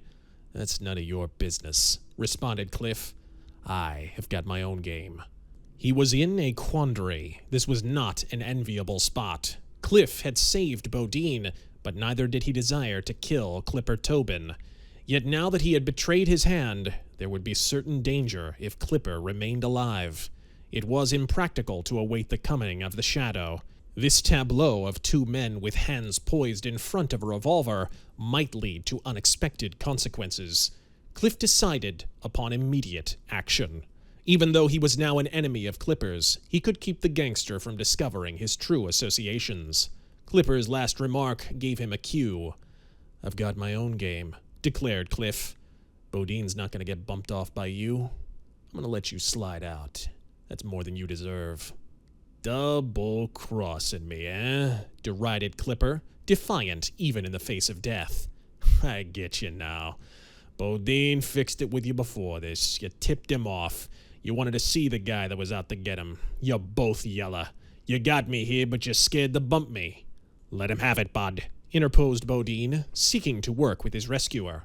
I'll slip you $5,000 for the job. He won't squawk when he's dead, and you won't run any chances. They'll think I got him. That's not my game, returned Cliff. I don't want your money, Bodine. Baloney, sneered the defiant Clipper. You're leaving here, Clipper, said Cliff. Leaving without your rod. Come over here and don't lower your hands. Clipper obeyed. Cliff stopped him before he was too close. With a quick, decisive action, he caught the butt of Clipper's revolver and dropped the weapon on the floor. He stepped back and waved the man toward the center of the room. Clipper retired sullenly. Bodine had made no motion. It was easy to see that Cliff's businesslike methods had impressed him. Cliff made no motion to pick up the revolver that lay on the floor. That could come later. Instead, he motioned to Bodine and pointed toward the telephone with his left hand. "You're gonna call your mob, Bodine," he said. "Tell them to hop over from the Goliath Hotel. As soon as I know they're on their way, you're going to travel, Clipper, and I'll follow. So keep going. Plenty fast." Bodine, seeing salvation, kept his hands well away from his body as he reached for the telephone. He gave a number, and when the hotel responded, asked for his suite on the 18th floor. Without stopping to inquire who was at the other end, he gave his hasty information. "I'm over at my hideout," he said. "Suite 458, the Maurice Apartments. There's a guy there who's trying to croak me. Get some gorillas over here, quick." There was a response. Then Bodine asked quickly, "Who's this? Gus?" Another reply came over the wire. Bodine dropped the receiver on the hook. His expression changed. Cliff detected it. Bodine observed his quizzing look. He hastened to explain. "It wasn't Gus," he said. "It was Joe Cardona, from headquarters." This was unexpected news to Cliff Marsland. He was on the point of commanding Clipper to flee. Now his idea changed. Clipper, in the hands of the police, would be no menace. Should he leave him here for Cardona? Then came another thought. Bodine's surprise seemed genuine enough, but it might be feigned. Perhaps he was thinking the same as Cliff. Maybe he wanted Clipper to be left to learn the merciless methods of Arnold Bodine's mob. Cliff's hesitation came to an end.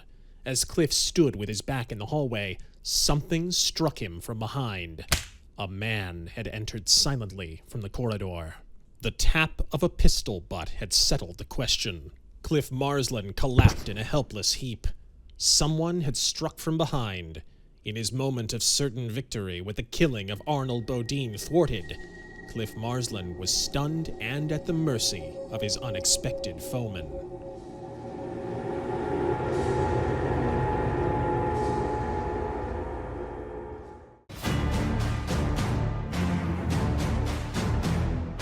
Chapter 13.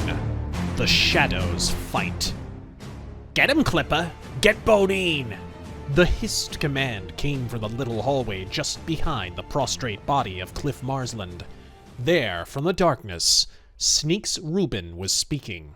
The pasty-faced gangster had arrived at a crucial moment. Leaving nothing to chance, he had followed his two gunmen to make sure that they did the job.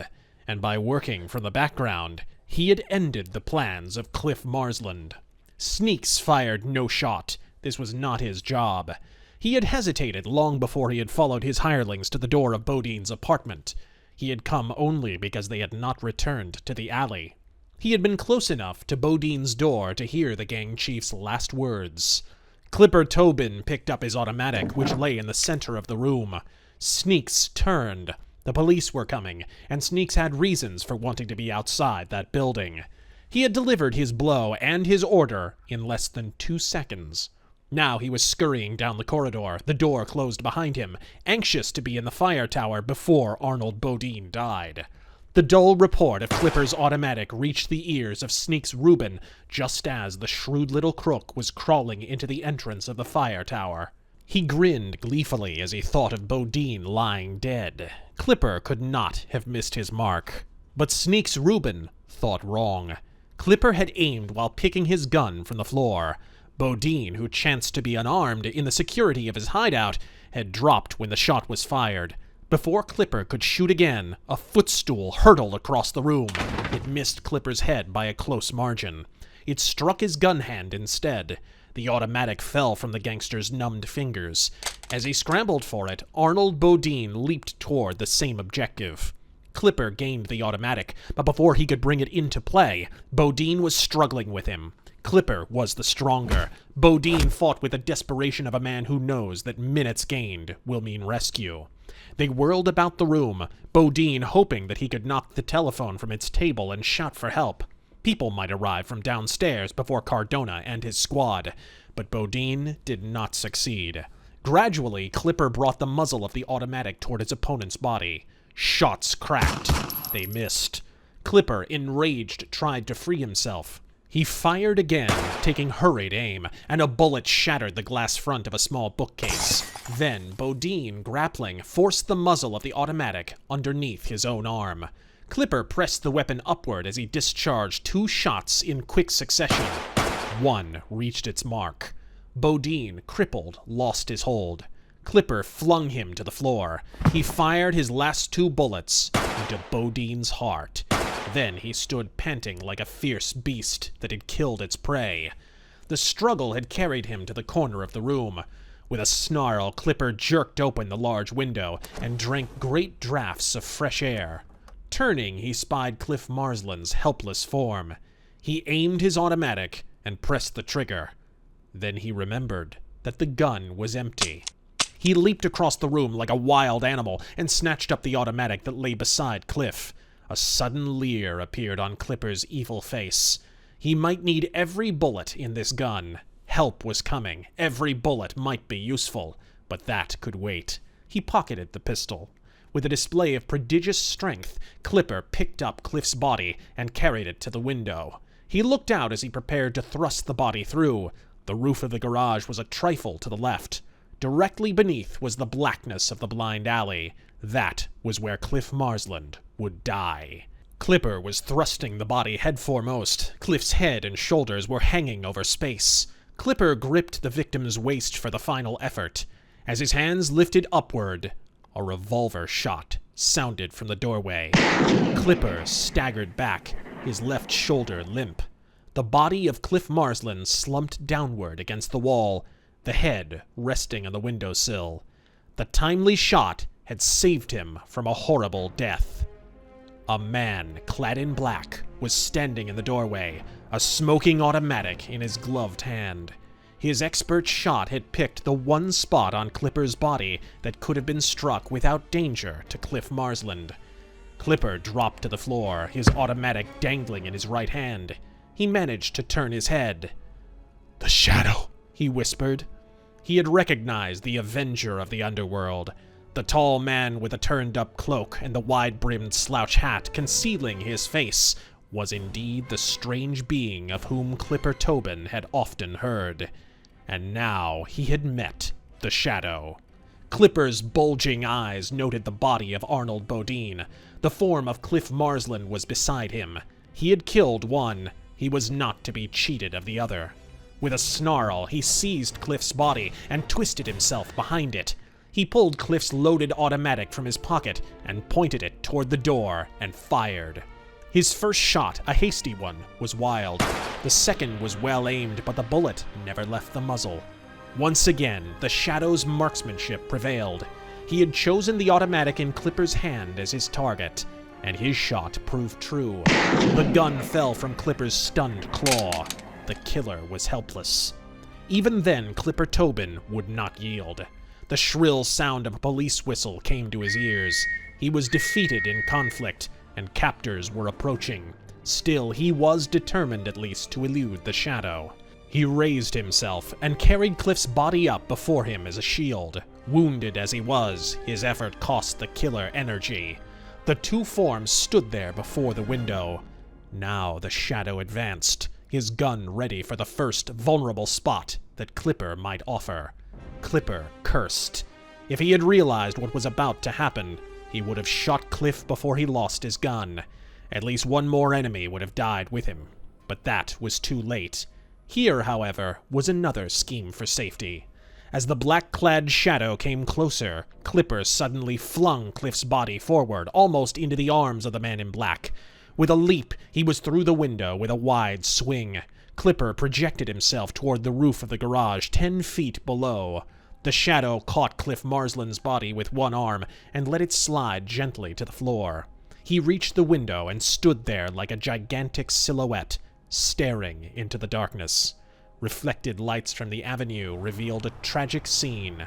Clipper's drop had carried him at an angle over the intervening space to the garage roof. He landed there, on the very edge. He was a target for the Shadow, but the man at the window did not fire. Instead, he calmly watched Clipper Tobin struggle against the hand of fate. For Clipper was slipping from his precarious post of safety. His body toppled over the edge. He was fighting to draw himself to the roof, but his crippled arms were unequal to the task. Clipper had signed his own death warrant when he had made that desperate plunge. The force of the 10-foot swing had jarred him. Now his clutching hands were losing their hold. Numbed fingers slipped. With a fearful cry, Clipper Tobin lost his battle and pitched downward into the Stygian depths of the concrete-floored alley. The crash of his body awoke a frightful echo. His death scream floated upward. A deep, sighing groan sounded from the blackness. All was still. The shadow waited. He heard the sound of footsteps echoing beneath. They did not follow to the spot where Clipper had fallen. They were pounding toward the fire tower. Swiftly, the shadow whirled across the room and locked the door of the little hallway. The action was none too soon. Already men were entering the outside corridor.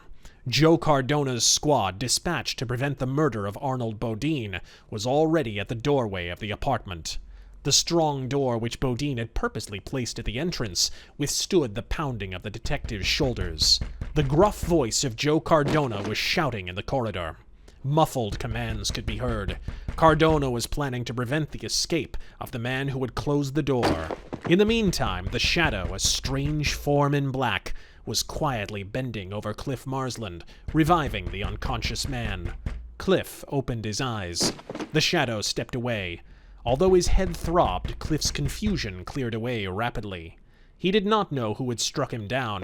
He did not know that the shadow had come to his rescue. Too late to save Arnold Bodine, however. The body of the big shot lay but a few feet away. There was a lull outside. The attackers were waiting to hear if any sound came from within. A voice called up from the alleyway below. "We're down here, Cardona. There's a dead man here." The silence indicated to the crier that Cardona had not yet forced his way into Bodine's apartment. The beam of a powerful flashlight shone outside the window. The men who had found the body were centering its glare upon the roof of the garage. That means of escape was cut off. Police would soon be there. The words from the alley echoed in Cliff's mind. He realized instantly that the dead man must be Clipper. He wondered what the shadow intended to do. He saw the black-clad form studying the body of Bodine. Was the shadow about to don a disguise? To deceive Cardona and his men into thinking that he was Arnold Bodine? No, that would be helpless. Too many explanations would be necessary. Cliff groaned as he realized that he was a burden on the shadow. He knew that fact as he tried to climb to his feet and sank back weakly. The shadow could escape even if he had to fight his way through the minions of the law, but he would not desert his associate. Leaning against the wall, Cliff watched the shadow. The mysterious man seemed purposeless as he strolled about the room. At last, he stopped by the wall in a front corner of the room and tapped softly. Cliff could hear a laugh from the man in black. There was a terrific pounding from outside. The blows of a sledgehammer resounded against the corridor door. Wood was splintered. Triumphant shouts followed. The police were breaking in. The shadow opened the door of a closet near the corner where he had tapped. He entered. Cliff could see his arm moving up and down. Now the man in black was across the room again, his hands upon the body of Arnold Bodine. Cliff saw the flash of metal as the shadow brought forth a key ring from the dead man's pocket. Once more, the shadow was back in the closet. He emerged and swept toward Cliff. Clutching the black arm that was offered him, Cliff gained his feet. Crash! Cliff heard the thud as the splintered door gave way. The shadow was in the closet, drawing him along. He could hear the shouts of orders from the men who were entering the room. The closet door closed. The powerful clutch of the shadow was beneath Cliff's arms. He was thrust toward the side of the closet. He felt himself descending through the floor. Clutching, he caught the rungs of an iron ladder. He gained a foothold and let himself down a step. Something clicked above. The shadow had closed the secret entrance. Weak though he was, Cliff managed to keep moving downward. He felt a hand supporting him from above. His feet touched a solid floor. He leaned against the wall and waited. He knew that the shadow was standing beside him. They were at the bottom of a short shaft, some 15 feet in depth. Cliff understood it all while he leaned there in the darkness. The Shadow, ever alert, had divined that Arnold Bodine would not dwell in a hideout that had but a single exit. The roof of the adjoining garage had been the clue. The space between the closet and the wall served a definite purpose. It was a means whereby Bodine could leave his rooms unseen. The Shadow had discovered the lock of the secret door formed by the wall of the closet. He had obtained the key from Bodine's body. They were on their way to safety. Cliff wondered why the Shadow was waiting. He did not believe that his rescuer could be at a loss. Then he realized that the delay was made to give him time to recuperate his strength. "I'm all right," he whispered.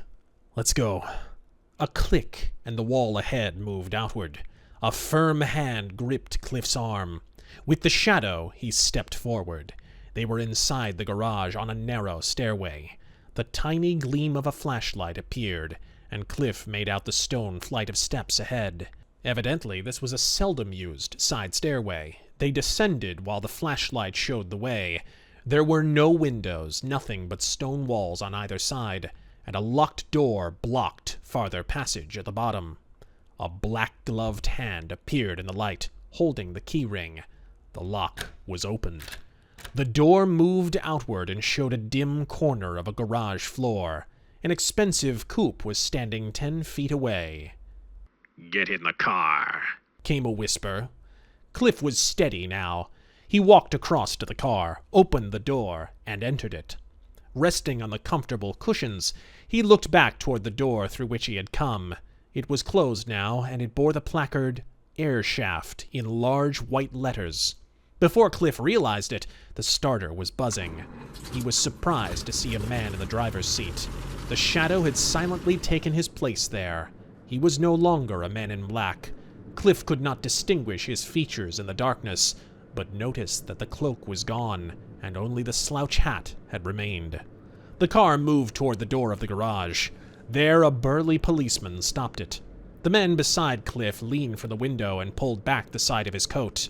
"From headquarters," Cliff heard a gruff voice say. "This is Bodine's car. Cardona told me to bring it around." "All right," came the policeman's response. The car rolled out on the side street. The driver did not speak another word. They traveled on through darkness. Even when they crossed the avenue, Cliff could not glimpse the other man's face in the light, for his head was turned away. The car pulled up in darkness on another side street. 50 feet ahead, Cliff saw the electric sign of the Hotel Metrolite. He understood that this was his destination. He waited a moment.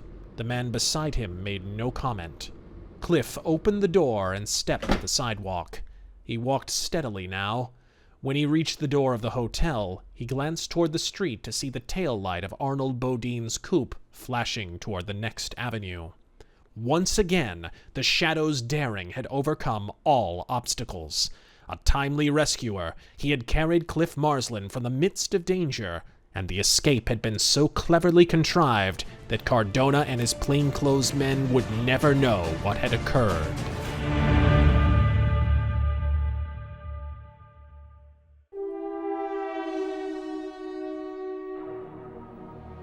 Chapter 14. Double Z Plots. Clyde Burke's story in the next day's classic was read by New Yorkers with avid interest. Arnold Bodine, the big shot who had cloaked himself with respectability, had been murdered in his own apartment. Even the security of a secret hideout had not protected him. That, in itself, was sensational. The fact that the police had received a tip-off from Double Z was amazing. Once again, the name of the arch-murderer was on every tongue. Joe Cardona, calm in the face of criticism, reiterated the fact that Double Z was not responsible for the killing. The police had evidence that pointed to the real slayer. Clyde Burke, as the wise owl, suggested the name of Dave Markin. It was the underworld's general opinion that Markin had engineered the slaying, and the underworld had a peculiar habit of being right. Popular opinion produced strange results. Cardona's truthful statement that Double Z had merely furnished information and had not been the actual murderer was ridiculed. A few months ago it would have been accepted, but with Double Z classed as the slayer of Joel Calkins and Philip Farmington, anything which carried his name indicated his action. Editorials condemned Joe Cardona for his honest opinion. Even Inspector Timothy Klein, now back on the job, came in for criticism, although he had been absent when Double Z had killed. The exciting events at the apartment of Arnold Bodine had made it hot for Dave Markin. He had ordered the death of the big shot. He had an alibi. Ordinarily, it would have held, but now it was subject to fire. It was obvious that the police would have to round up anyone who might be connected with the affair, purely because the trail might lead to Double Z. That in itself was trouble for Markin. But he was in wrong elsewhere. The underworld was seeing red. Markin's mob was growling at their chief's slip. It was rumored that Arnold Bodine's bodyguards would not let the death go unavenged. There was talk of a fund established secretly by Bodine. In the event that the big shot was murdered, so the tale went, a certain lawyer would pay a large sum to the man who killed the murderer. When the underworld said that gunners were out to get Markin, the underworld meant that very thing. Under all this pressure, Dave Markin showed a yellow streak. He fled from the city. He had planned too boldly. He feared his own mob, Bodine's killers, and the police. Jake Dermott assumed control of the leaderless mob. His apprehension had been changed to realization. Jake was on top of the world. He prided himself upon his secret allegiance to Double Z. Before the print had dried on the final editions of the evening newspapers, another killing took place. Gunshots flashed in a gloomy room where Mike Lombrosi made his headquarters, and Tony Marano became the new leader of that mob. Lombrosi had long been tottering on his throne. He had paid tribute to the dead Arnold Bodine, and rumor had it that he might have supported Dave Markin in the enterprise. So Tony stepped in with a big gat and ended the discussion. The killing took place when several of the mob were present, so Tony did not have to wait long for congratulations. Like Jake Dermott, Tony Marano was pleased with his new connection. Double Z, through Sneaks Rubin, was to be the recipient of the tribute that had once been paid to Arnold Bodine, but that was a matter that Tony intended to keep to himself. Thus, in less than 24 hours, two of the most proficient criminal groups in New York had come beneath the sway of the great unknown Double Z, and not a word of the change had reached the ever-ready ears of Gangland. Bodine's death was something of a mystery. The first indication had been the note from Double Z. Detective Joe Cardona had put men on guard at the Goliath Hotel. Cardona himself had camped in Bodine's rooms. He had answered a telephone call. It had been Bodine's cry for help. A slayer was in the big shot's hideout. The shooting had commenced before Cardona had arrived. The detectives found the door barred. They were sure someone was in the apartment. In the alley outside, men sent to guard the flank had discovered the body of Clipper Tobin, a lone wolf in Gangdom. Crashing into Bodine's room, the detective found the body of the big shot, but the slayer was gone. What part had Clipper Tobin played? Cardona doubted he was one of the murderers. It was more likely that Bodine had hired him as a special bodyguard. If so, two men had doubtless entered for the killing. They must have escaped by the window, swinging to the roof of the garage, for it had been some time before the police had blocked that exit. Logically, these men would be considered as hirelings of Dave Markin. That was Cardona's claim, and had gathered force when Markin made his sudden departure. But the newspapers could not forget Double Z. His name was undeniably linked with the killing. Perhaps he was the actual murderer. Joe Cardona was glum when he conferred with Inspector Timothy Klein. The detective was a man who had his ups and downs. Klein was always the same, gruff and doubtful. He was not pleased with what had happened. He lost no time in saying so. "Rather bungled," was his comment, and the words were no salve to Joe Cardona. "It's this Double Z business," protested the detective. "If they'd lay off and give us a chance. Burke with the classic is shooting straight, but the others—" "Can you blame them?" questioned Klein. "You admitted you got the tip-off, but the killing went through just the same. Who is the guy? Have you any idea?" "Never read anybody like him. He's a mystery." "How about the Shadow?" Klein's question was startling, but it brought a growl of disapproval from Cardona. "The Shadow isn't a killer," he declared. "He's given tip-offs," retorted Klein. "Yes," said Cardona, "but they've been clean ones. I'll tell you what, Inspector. I wish the Shadow was in this." "Why?" "Because we'd be getting some results." "You think he'd help out?" "He did in the past." "Well," drawled Klein, "maybe the Shadow is in it. Maybe he's changed tactics. Maybe he's Double Z." Cardona shook his head. He had met the Shadow in the past. He had never gained an inkling of the mysterious man's identity, but he felt that he understood the Shadow's methods. "Where is the Shadow?" questioned Klein. "This is the kind of mess he would get into. We haven't heard a word of him. Doesn't that make it look like he might be Double Z?" "You don't know the Shadow, Inspector. If he happened to be back in this playing the part of Double Z, he'd be in the game as himself, just to make it more bewildering. No, the Shadow isn't Double Z. I'll stake my reputation on that." "You won't be staking much," asserted Klein grimly. "Not if this keeps on, you won't." "Listen," replied the detective. "I'll make a prediction. We'll hear from Double Z again, soon, and his next job will be a flop." "I hope so." Had Joe Cardona paid a visit to room 909 in the Badger Building, he would have been surprised to observe the actions of an investment specialist named Rutledge Mann, for that quiet-faced individual was dealing in other papers than stocks and bonds. He was clipping accounts of the Bodine killing and the rumors which had followed it. He was missing nothing. Among his tabulated statistics were the facts that Mike Lombrosi and Dave Markin were no longer important figures in the realms of gangdom. His notations came from other sources than the actual newspapers. On his desk was an envelope delivered by Clyde Burke when the reporter had stopped by on his way to the Classic office. The wise owl had been getting material. He had been hearing more than rumors from the lips of mobsters. Finishing his work, Rutledge Mann pasted up some clippings and stuffed them in an envelope. He dropped them in the office marked B. Jonas while en route to the Cobalt Club. After a heavy dinner, Mann lighted a cigar and strolled about. Once again, the plutocrats were discussing Double Z. "The man's a maniac," he heard Barnaby Hotchkiss say.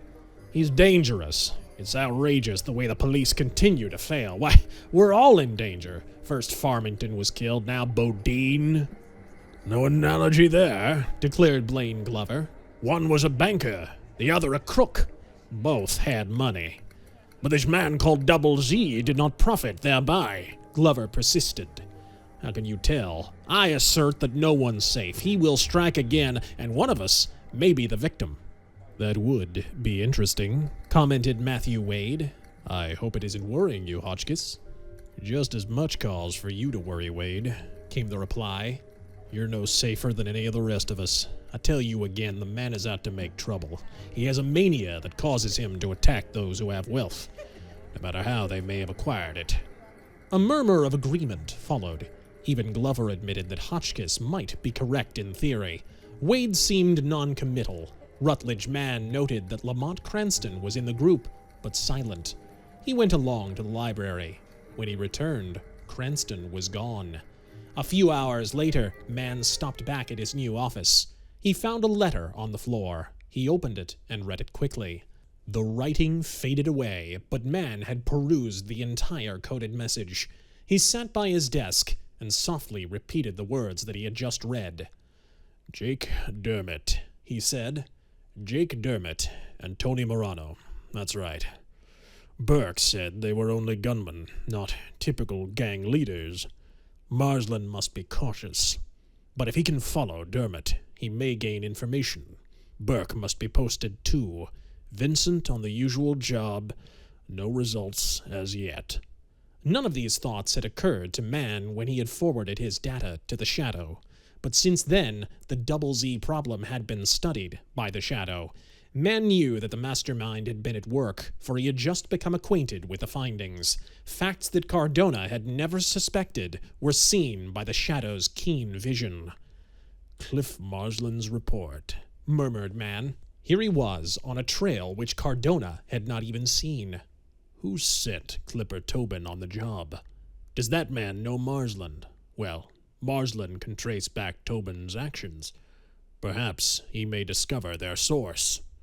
Somewhere in New York, a man sat in a small darkened room, a pair of earphones clamped to his head, a mouthpiece before him.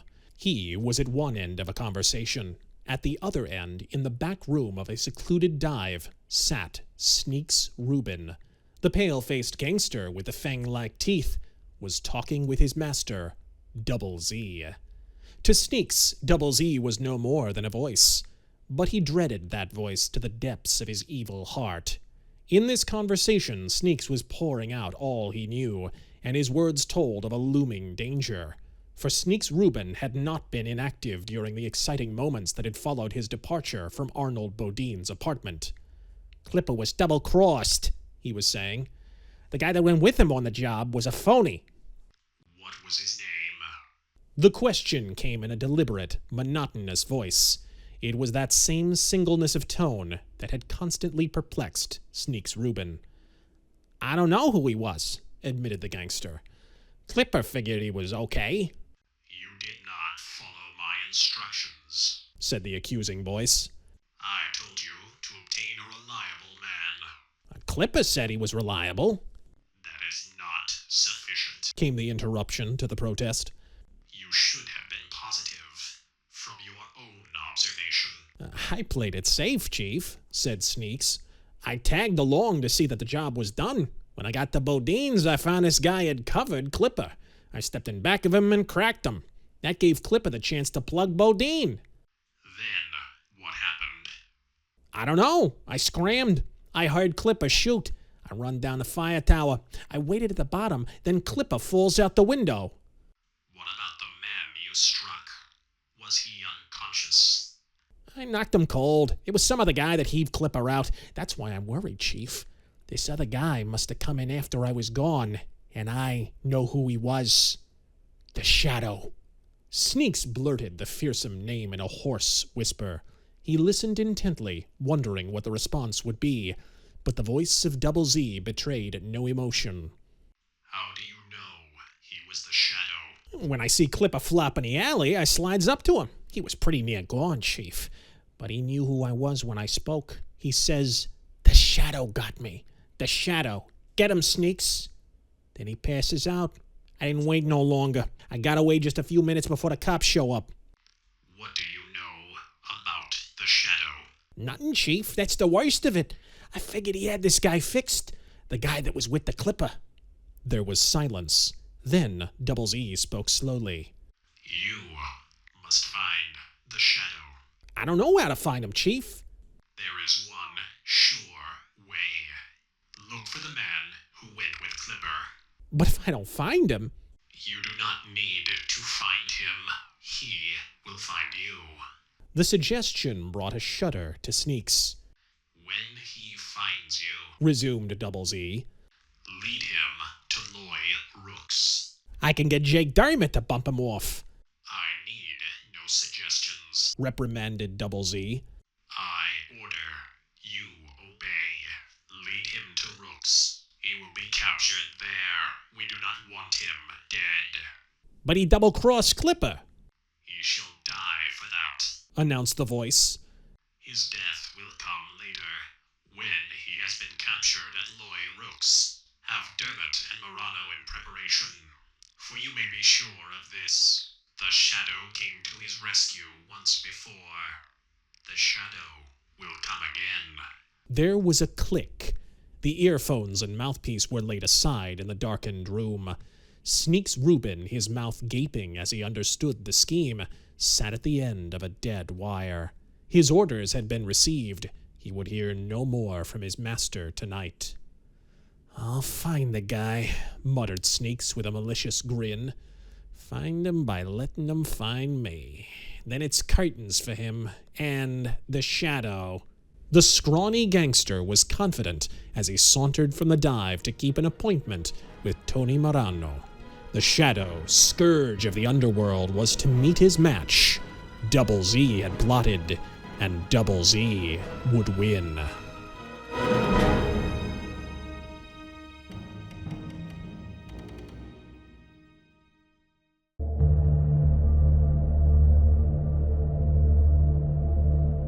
Chapter 15. At Loy Rook's.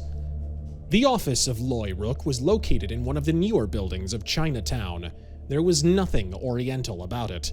It might have been the office of any American businessman, for Loy Rook handled his affairs in Occidental fashion. He was a powerful figure among the Chinese. He stood well with all the Tong leaders and pursued his business unmolested. He affected American attire and mannerisms. Loy Rook was the owner of several Chinese restaurants and shops. His office was on the second floor of the building, beneath which was a tea shop. There were living quarters on the second floor where certain trusted employees roomed in comfortable surroundings. Loy Rook's own suite was on the third floor. It was furnished in Chinese style. Thus, Loy Rook stepped downstairs from a home that might have been in Peiping and entered an office that was obviously in New York. Loy Rook was in his office today, the day after Gangdom had undergone its shake-up. He was going over certain important affairs, and he paused from consideration of a pile of papers to call his secretary.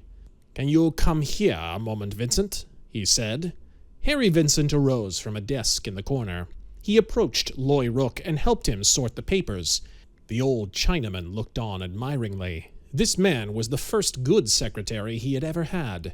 The gods had been wise when they had prompted Ching Fu, Loy Rook's very good friend, to recommend this secretary. Loy Rook was always ready to hire a new man. He wanted one who liked to work, whose salary demands were low, and who was willing to live on the second floor of his building. Harry Vincent had answered all those demands. "Wait a minute," said Loy Rook in his queerly enunciated English. "Do not go back to work just yet. Let us talk." Harry resumed his seat and looked at the old bespectacled Mongolian. "You like it here?" "I find it very pleasant." "That is good. You would like to travel to China, perhaps?" "I prefer New York, but—" Harry paused. "Not now," said Loy Rook hastily. "Not for a long time yet, perhaps, but I have much to do with China. You know that, from the work you have done for me. I will need someday a man like yourself to go there." "I'll be ready." "China is a wonderful country," declared Loy Rook. "A very wonderful place. When I, Loy Rook, say that, it is because I understand. These Chinese in New York, they do not know their native land. When they wish to find out how things are done in China, where do they come? To Loy Rook." Harry nodded. "That is why I tell you about my Chinese friends. They may ask you many things, but that I do not tell them. I have my own reasons for that.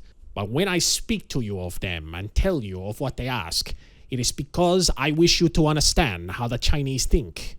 You see?" Harry nodded again. "There is none so wise as Loy Rook," said the Chinaman solemnly. "That is what the others say." "Perhaps Ching Fu has said that also?" "He said words to that effect." "Yet Loy Rook is not wise. He has simply remembered what he has seen, and he has seen much." This impersonal manner of talking was a familiar trait of Loy Rook's.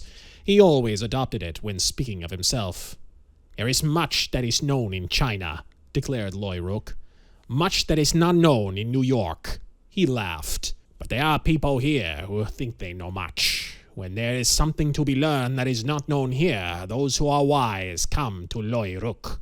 With his cryptic remark, the old Chinaman busied himself with the papers that Harry had arranged. Harry went back to his work. He was thoughtful. At last he was making progress, even though it was not much. He was here at the Shadow's bidding, for the Shadow was certain that through Loy Rook the key to Philip Farmington's murder could be discovered. The poison, Li Shun, was known only in Mongolia, of which Loy Rook was a native.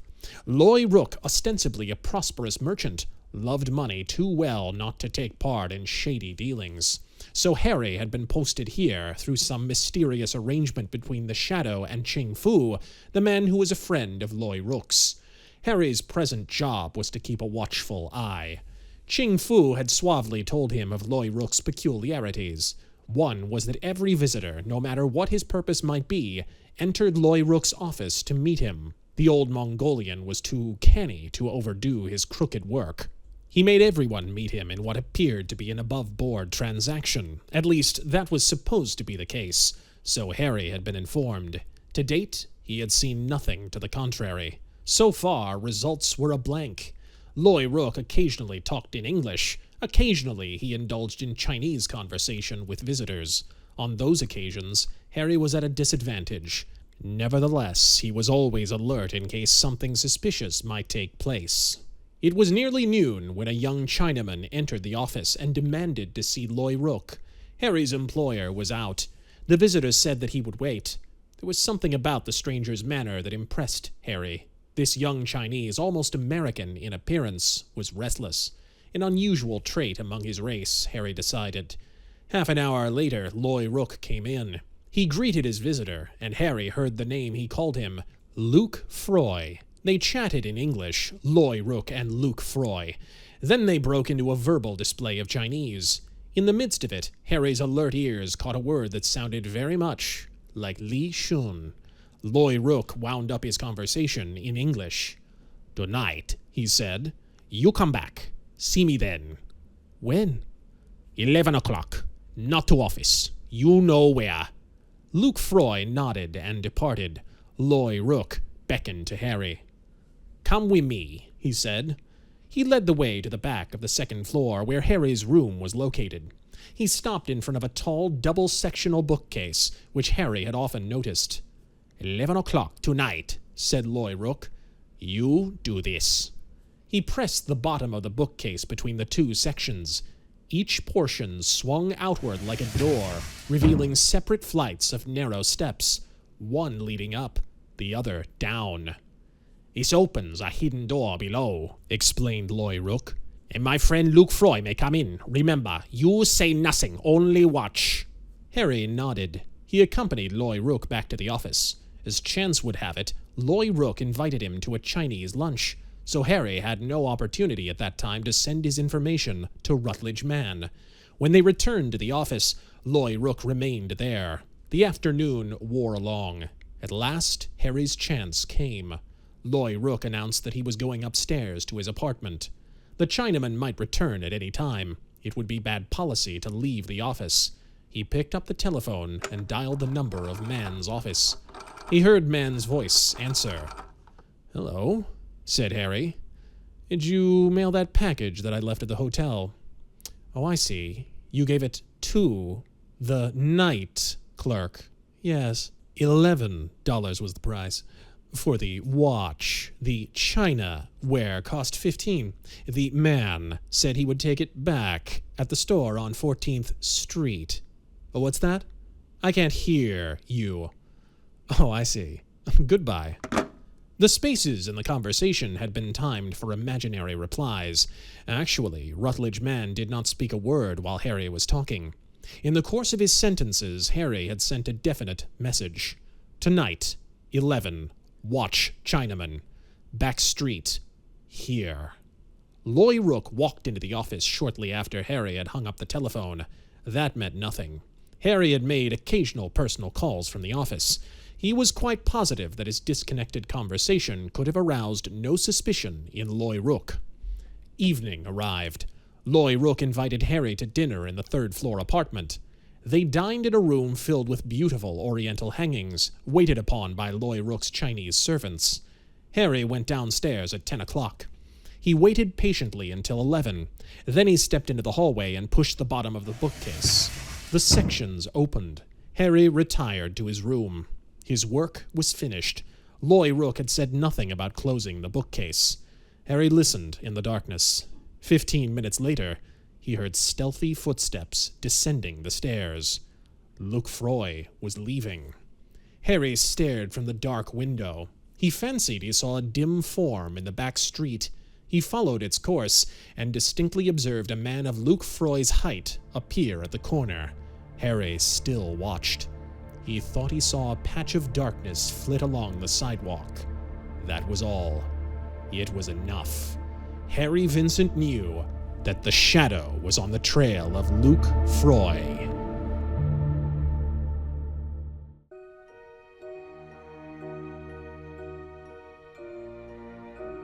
Chapter 16. 2 Men Trapped. Sneaks Reuben was obeying his master's instructions. He had become conspicuous in the underworld. Sneaks was a well-known character, but he usually kept to himself. Now he was traveling the rounds. He cronied with gangsters whom he had known, and chatted with them in places where he might be overheard. His conversation dwelt on a particular subject. Who had last seen Clipper Tobin before he was bumped off? Sneaks was keenly observant. All the time that he was apparently concerned in talk, he was watching. This was the third night that he had been thus engaged, for he had started on this campaign immediately after his orders were received from Double Z. It was in a dilapidated dive called the Green Mouse that Sneaks gained his hoped-for results. While he was talking to a second-rate gunman, he noted a motion on the part of a man nearby. Sneaks watched him from the corner of his eye.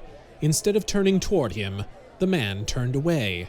That might have been disarming, but for one fact. Sneaks Rubin had only seen the back of the man whom he had stunned in Bodine's apartment. Now Sneaks recognized the same back at the nearby table. He had found his quarry. Sneaks immediately became confidential in his tone, but he talked loud enough to his companion so that the listening man might hear.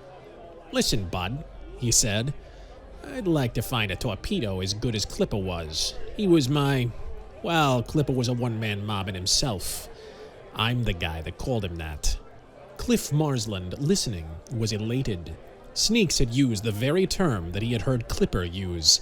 The dead gangster had prided himself on being a one-man mob.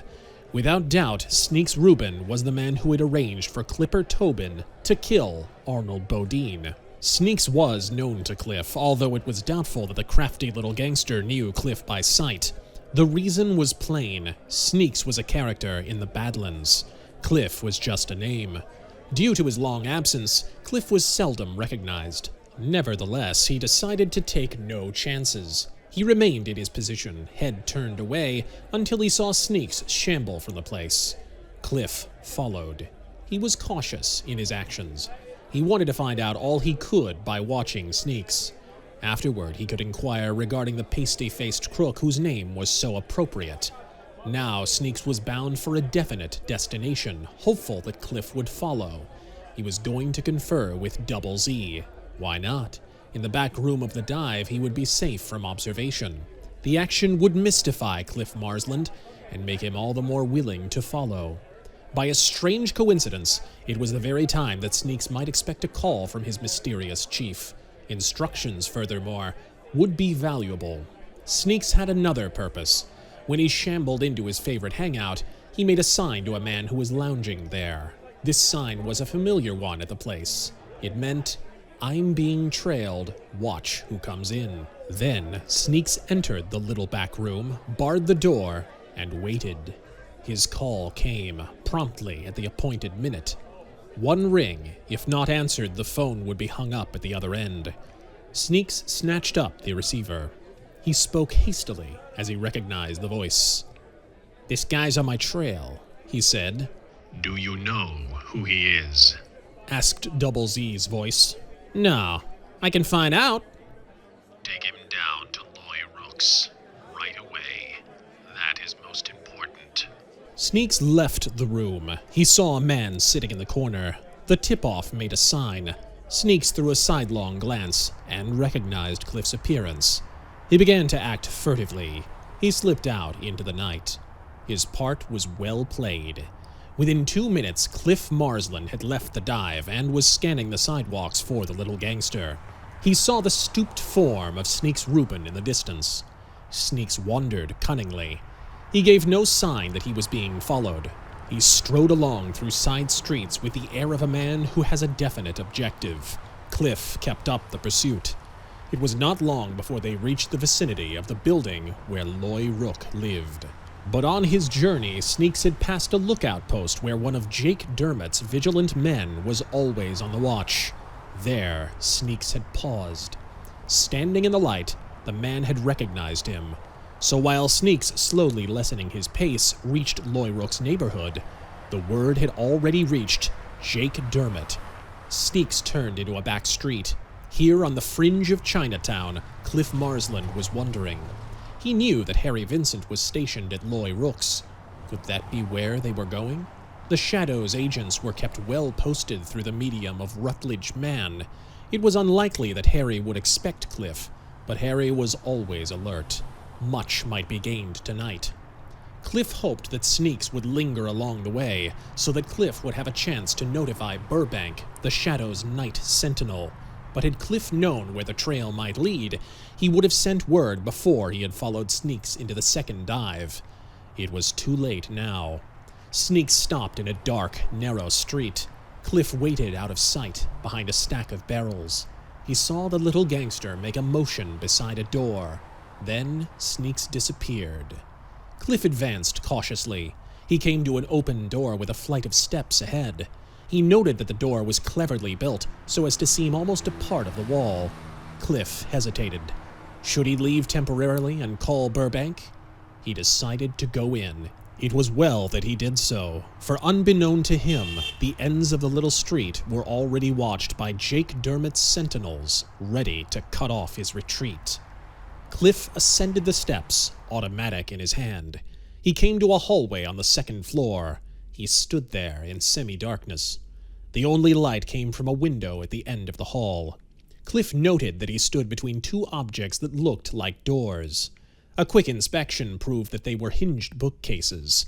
Cliff stepped forward in the dim light. He started quickly as he heard a low whisper. "Cliff!" His own name. "Yes?" he whispered tensely. "This is Harry. Harry Vincent." "Good. Is this Loy Rook's?" "Yes." "I'm trailing Sneaks Reuben. A man just went upstairs." "I'm following then." Cliff Marsland moved cautiously toward the third floor. Harry in turn slipped down the hallway. Silently, in the dark, he reached the office and dialed the telephone. Burbank responded. Harry quickly told him what was taking place. During his residence with Loy Rook, Harry had made as many observations as possible. He knew that the Shadow was familiar with the situation here. Harry could see no danger to himself. He felt that he should forestall any possible trouble for Cliff Marsland. The game was important. Still, it was Harry's part to be cautious. He knew that Cliff could not possibly have notified Burbank of his whereabouts, so he had attended to that matter himself. The hallway was empty when Harry reached his room. The bookcases were still open. That was a good sign. With door ajar, Harry remained watchful within his room. His pocketed automatic was ready to be unlimbered at an instant's notice. At that particular moment, Cliff Marsland was also watchful. He had reached the head of the stairs. He stood on the threshold of a dimly lighted room. It was an antechamber, furnished in Chinese style. A grinning joss rested beside the entrance. A paneled door showed between two curtains. That was evidently where Sneaks had gone. What was happening behind that door? The room seemed to have an alluring power. Try as he would, Cliff could not repress the urge to slip closer. This was increased by the sound of mumbled voices. The door was evidently a thin one, or the crack beneath it was by no means soundproof. Cliff moved forward. He reached the door and crouched there. Even then he could not make out words from the low conversation on the other side. The room was a narrow one. It was also low-ceilinged. Cliff had walked forward about 7 steps to reach the mysterious door. By spreading his arms, he could touch the wall on either side. After he had listened for several minutes, he chanced to move backward a trifle. He bumped suddenly against something solid. He swung quickly with his gun hand. Behind him was another door, a duplicate of the one in front. Silently, unnoticed, it had descended from the ceiling. He was in a box-like trap, scarcely 5 feet square, not much over 6 feet in height. Cliff clutched a curtain in front of him. His head was beginning to swim. That was odd. He tried to rise to his feet, but found it impossible. Dizziness swept over him. His throat was becoming numbed. Gasping, he sought to cry out, but an inarticulate gurgle was his only response. Cliff sank to the floor, moaning. Some powerful gas was overwhelming him. If he could only signal to Harry. It was too late now. Cliff's automatic slid from his nerveless fingers. He crumpled upon the floor. He fancied that it heard his name being whispered. "Cliff! Cliff!" He could not respond. He managed to give one last choking gasp. His final thought was the thought of death. Was this to be the end? The words that Cliff Marsland had heard had not been formed by his imagination. Harry Vincent, waiting below, had decided it was time to act. He knew that Cliff would return shortly, if only to post him regarding matters upstairs, so Harry, in turn, had ascended the narrow flight. Like Cliff, he had encountered an antechamber with a curtained doorway at the end, but the space between Harry and the door that barred his path was only 15 feet. With Cliff Marsland, it had been 20. Harry, listening, also heard a sound beyond that doorway. It was a human utterance, but not in the form of words. Someone seemed to be gasping. Like a shot, Harry realized that Cliff had encountered trouble. He crept forward and stooped before the door, calling Cliff's name in a low, tense whisper. There was a faint response, but it could not be called an actual reply. Harry repeated his words. Silence was the only answer. What to do? Perhaps it would be well to go downstairs, to enter the 3rd floor by tapping at the entrance to Loy Rook's door at the foot of the regular stairway. Harry would tell the old Chinaman that he had heard someone enter, that he had thought it best to inform his employer. He turned as he raised himself to his feet. Like Cliff, he was startled. He was facing a blank door within arm's reach. He, too, was in a box-like trap. He realized what had happened to Cliff Marsland. His friend was helpless. So was he. Harry became unsteady. He felt a sickening sensation. It was doubly bad, for when he began to emit gasping cries, he knew that he was meeting the same power that had overcome Cliff. Was this a poison gas? Did every breath he drew spell doom? He tried to hold his breath, but in vain. The odor of the gas was scarcely noticeable, but its effects were benumbing. Harry sank to the floor and tried to seek fresh air at the bottom of the door, but the barrier was tightly closed. There was no hope. His senses were going. Despite the dim light that pervaded this weird prison, blackness was closing over Harry's eyes. He gasped once and lay inert. Minutes went by, minutes that were unknown to the 2 victims, each in his own gas-filled prison. A figure appeared at the top of the stairway, a black-clad form that had arrived there in total silence. A man, almost invisible in the darkness of the stairway, stood surveying the scene before him with eyes that were shaded beneath the broad brim of a slouch hat. About the newcomer's shoulders lay the folds of a black cloak as he stood close by the squat, hideous idol at the entrance. The same antechamber lay in front of this man, the antechamber that ended with a curtained door, but the distance to the barrier was now but 10 feet. Not 15. The man in black stood silently as though fascinated, as though about to move forward. 2 victims had fallen in Loy Rook's toils, each in his separate trap. The 3rd snare was in readiness for the shadow.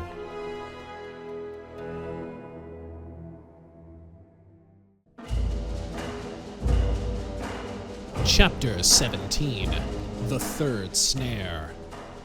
"Keep watching," said Loy Rook. Sneaks Reuben, his pasty face gleaming, stared at the little taboret which the old Chinaman indicated. The carved piece of furniture was open like a box. Within glowed tiny lights. Loy Rook's long-nailed forefinger ran along a row in which a single bulb was extinguished, the one at the end. He pointed to the last lighted bulb. "He is here," declared Loy Rook. "In a doorway?" "Yes, here." Loy Rook pointed to the first light in the row. "He was at the door on the street, here at the 2nd floor, here at the entrance. The next light will show. When it comes on, the man will be in the trap." "He's been waiting a long while," was Sneaks Reuben's comment. "He always wait," declared Loy Rook solemnly. "Perhaps he is looking at my jaws." "You mean a brass statue?" "It is made of bronze," corrected Loy Rook. "It is very valuable. The solid metal in it weighs nearly 200 pounds. An exclamation came from Sneaks. The final light had turned on. Loy Rook smiled benignly. "He is in a trap," he declared. "Watch." He pointed to 3 larger bulbs, each marked by a Chinese character. They were figures symbolizing the numbers 1, 2, and 3. 2 were lighted. The 3rd came on while Loy Rook spoke. "A trap is closed," asserted the bespectacled Mongolian. "You sure he's in there?" questioned Sneaks. In reply, Loy Rook pointed significantly to the last light in the lower row. "It works from the floor of this trap," he explained. "Once a person has stepped upon it, the light goes on. Should that person step away, it would go out. It worked for the first trap. Then I put out the light and arranged for the second. Now it is set for the 3rd. "How about the other lights?" questioned Sneaks. "I mean, the ones that tell when he's down below, coming up the stairs. They're still on." "They are arranged to stay on," replied Loy Rook. "They show when a man comes up. They were working when you came. You remember that I put them out after you arrived." Sneaks nodded. "But look here, Loy Rook," he said. "Suppose a man should start back again?" "They do not go back," replied Loy Rook contentedly. "You have seen that, Sneaks, but I shall show you." He pressed a switch. All the lights in the row went out, save the last. "You see, he is in a trap. Should anyone else come in, the lights would turn on, one by one. Should anyone go down the stairs instead of up, the lights would turn on the other way, backward." He pressed another switch. "Now," he announced, "the door is closed below. The bookcases are closed. No one else can enter. The 3 traps are filled. Each has taken its one man." "You're smart, Loy Rook," declared Sneaks. "I didn't figure there'd be 3 of them. I didn't know." "Loy Rook is very wise," returned the old Mongolian. "He does not watch with closed eyes. He has known that his house contained an enemy. A young man so good a secretary would not work here at a cheap price, so the trap was made ready for him. Tonight he has fallen." Sneaks glanced toward the door at the end of the room. Behind that barrier were the 3 snares with their helpless victims. 2 men and their would-be rescuer had fallen into the toils. "Let's haul them out now," suggested Sneaks. "They're groggy, aren't they?" "2 are asleep," declared Loy Rook. "The one who came last is not asleep." "What?" exclaimed Sneaks. "That's the Shadow, Loy Rook. The man we want to get, not asleep." "He is dead," was Loy Rook's slow reply. It was clear to Sneaks now. Loy Rook's instructions had come from some source unknown to Sneaks. The crafty little gangster had been merely the decoy to lead the victims to their snares. The first 2 rooms were arranged so that each prisoner would be overcome by some sleep-producing gas, but no chances were being taken with the final victim. The lethal gas pervading the last room had been planned to complete his doom. Sneaks grinned in ugly fashion. He admired Loy Rook's methods. The wise old Chinaman relied upon automatic mechanism, overpowering or murdering his enemies as he might prefer. "The Shadow is dead?" mumbled Sneaks. "The Shadow is dead." It seemed too good to be true. The scourge of the underworld enmeshed at last, and Sneaks was eager to see the body of the victim. Like every hardened crook, he feared and hated the very name of the Shadow. For years now, gangsters had been seeking to kill the mysterious man who had created havoc in the Badlands. Now the Shadow's time had come, and Sneaks Reuben had played his part in the affair. Sneaks feared the Shadow any way but dead, and with reason. He had heard of criminals who had captured the Shadow, but who had failed to kill him. They had seen their quarry melt away, and they had not lived to give the details. Tonight, however, it was different. Loy Rook's brain had outwitted the mastermind. "Let's see him," suggested Sneaks. "Let's look at the Shadow." "In time," smiled Loy Rook. "Let each have his turn. The living first, then the dead." He walked to the door at the opposite end of the room and pressed a button that was on the wall, the top one of 4. Slowly, the door moved upward like a heavy theater curtain. It disappeared in the ceiling, its draperies vanishing with it. The body of Cliff Marsland lay huddled on the floor. With a cry of glee, Sneaks leaped forward and looked at the man's face. "This is the guy I knocked cold at Bodine's," he said gleefully. "The guy that double-crossed Clipper." "Bind him," ordered Rook, handing the gangster a length of cord. Sneaks followed orders. Then Rook assisted the gangster in carrying Cliff to the side of the large room. There was a low, narrow platform at that spot. Cliff's form was deposited on one side, leaving room for another body. Rook pressed the second button. The next door went up. Harry Vincent lay in view. It was Rook who uttered the words of recognition. "This man was my secretary," he said. "I've been watching him. He was not wise enough for Rook." Harry was bound and deposited beside Cliff Marsland. Sneaks waited expectantly for Rook to press the third button, but the Chinaman desisted. "Wait," he said. "Wait until they can see. Let them look when we find their dead master." Rook had scarcely ended his sentence before Cliff opened his eyes and stared about him. He tried to speak, but his jaws were helpless. He turned his head wearily and saw the form of Harry Vincent beside him. A minute later, Harry also regained consciousness. Rook spoke, but neither of the bound men answered. "They can understand," explained the Chinaman to Sneaks, "but they cannot talk. It is the effect of the gas." The owl-faced Mongolian strode over to the wall. Sneaks saw Cliff and Harry turn their heads to watch him. The next door was plainly within their range of vision. Rook placed his hand upon the third button. He spoke to the captured men.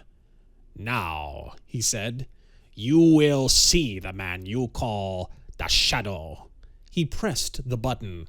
The door moved upward. Sneaks Reuben was staring at the barrier. Then a cry of rage came from him. Rook leaned forward to see. Like Sneaks, he realized how they had been tricked. A seated form rested beyond the lifted barrier, but it was not the shape of a human being, either alive or dead. Leering with its shining eyes of metal, the figure of Rook's bronze Joss seemed to mock the men who stared. The Shadow had eluded the trap of Rook. Suspecting its presence, he had placed the image near the barrier in front of him. Its weight had caused the dropping door to fall. The Shadow had remained behind the farther barrier. Rook's lethal gas had been wasted on a thing of metal.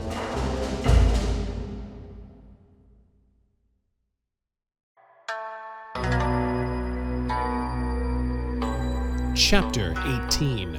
The Pit of Death. Silence reigned in Rook's sanctum. Sneaks Reuben was stupefied. Harry Vincent and Cliff Marsland were wondering. Rook was contemplating the scene before him. The trap which had lured 2 victims had failed with the third. The Shadow had scented the pitfall. The cunning of the wily old Mongolian was no match for the intuition of the mysterious man in black. Where was the Shadow? That question predominated in Rook's mind. The Chinaman glanced at the row of telltale lights in the top of the tabouret. The last one still shone. The others were not illuminated. Obviously, the Shadow could not have traveled down the stairs within the wall. It was on this point that Rook's memory was at fault. He forgot the lapse of time that had followed the appearance of the last light. He had the impression that he had extinguished the row of signals immediately after the final one had appeared. The single light still shone because the weight of the Joss was upon the floor plate that controlled it, acting as an electric switch. One solution occurred to Rook. The Shadow must be just beyond that final barrier, behind the grinning idol. He must be waiting there, hesitating to descend for fear that there might be a trap behind. The bookcase at the bottom was closed. It could not be opened from within. The Shadow was actually trapped, Rook argued, but he was alive, and while he lived, he was dangerous. The Chinaman expressed this belief to Sneaks Rubin. The frail gangster grinned hideously. "Jake Dermott and his rods are on the back street," he informed Loy Rook. "They can pump 'em full of lead. They're waiting there, a gang." Loy Rook nodded. He wanted to play the game safe. He saw how it could be done. "Are they watching the street door?" he questioned. "You bet they are," repeated Sneaks. "They'll bump off any guy that tries to come out. It wouldn't be safe even for me to try it." "Where is Jake Dermott?" "Up in the next street at the Shanghai restaurant," answered Sneaks. "Waiting to hear from me. His gorillas are on the job." "Call him," ordered Loy Rook, bringing a telephone from within a tabaret. While Sneaks was getting the number, Loy Rook informed him what to say. "The street door will open," explained the old Chinaman. "He and his men can come up to the second floor. Then each bookcase will open in turn. First, they will be on the second floor. Then the next stairway will be before them. They can come straight up. On the way, they will meet our enemy. He will be trapped between them and the barrier." Sneaks nodded. Jake was on the wire now. The little gangster told him what to do. He did not mention that the Shadow was the enemy. He did not want Jake to have qualms. He knew that the new mob leader had a yellow streak. "It's easy, Jake," insisted Sneaks. "We let the guys come in. That was all arranged." The boys didn't see anyone go in, answered Jake's voice. "That is, anyone but the guy that followed you." "It's the same guy," lied Sneaks, realizing that the Shadow must have passed invisibly through the cordon of gangsters posted by Jake Dermott. "It'll be easy enough to get him, but you'll have to work fast." "Okay," came the reply. Sneaks hung up the telephone and looked at Loy Rook. The wily old Chinaman grinned. He had a game to play, one that would amuse himself and Sneaks Rubin. "We are safe here," he declared. "That door is of metal. Downstairs," he waved his hand toward the front of the house. "My door is double locked, so we can have no disturbance from there. While we wait for the Shadow to die, we can see what these men have to say." He turned toward Cliff Marsland and Harry Vincent. He laughed at the first. He scowled at the second. "You tried to deceive me," he said. "It did not work. Now I shall hear you speak. Tell me, who is this man you call the Shadow? The one who sent you here?" Harry had regained his tongue, but he could scarcely speak coherently. He answered Loy Rook, announcing that he had nothing to say. Loy Rook looked at Cliff and gained a similar mumbled response. "You will not talk?" The old Mongolian leered at the helpless men. He walked to the side of the room and pulled a cord that hung from a tapestry. An opening appeared in the front of the dais upon which Harry and Cliff were resting. The prisoners were on the brink of a bottomless pit. "Look down," said Loy Rook to Sneaks. The little gangster peered into the hole and grinned. Far below, he could see the glint of sharp-pointed metal spikes. A 3-story drop to a terrible death.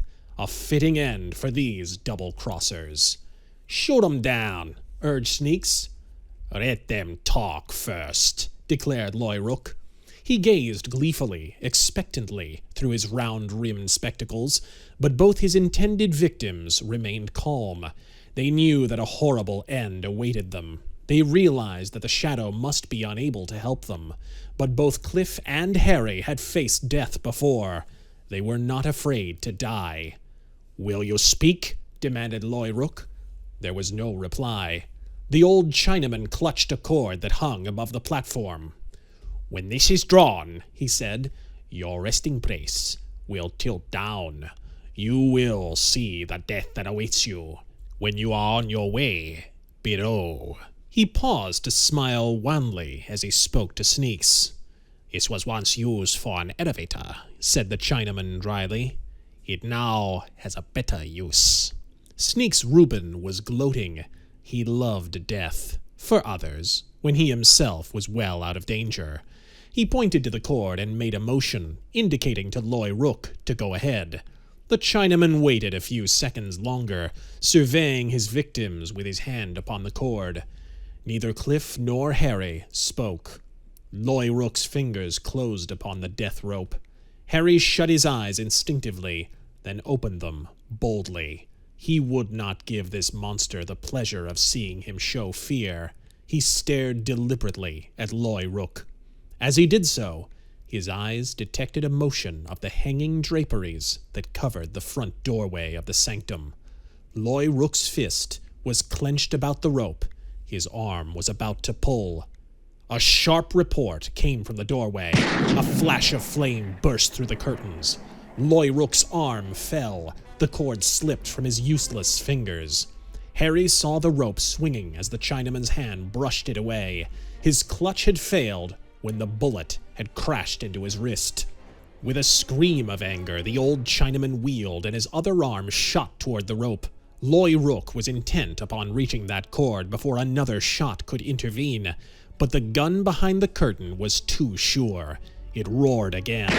The bullet struck Rook's shoulder. The Chinaman, off balance, was staggered by the terrific force of the leaden missile. He sought to save himself, but all in vain. His foot slipped on the edge of the yawning pit. Head foremost, his arms and legs sprawling wildly, Rook plunged screaming downward, headed for the death he had designed for his victims. It was then that Harry shut his eyes. The dull fall from below was sickening. Rook, pierced by the upright spikes, was crying out his agony. 2 long screams, that was all. But even the thought of the monster's doom brought anguish to Harry's fevered mind. Sneak's Reuben had stood petrified. Now he sprang to action.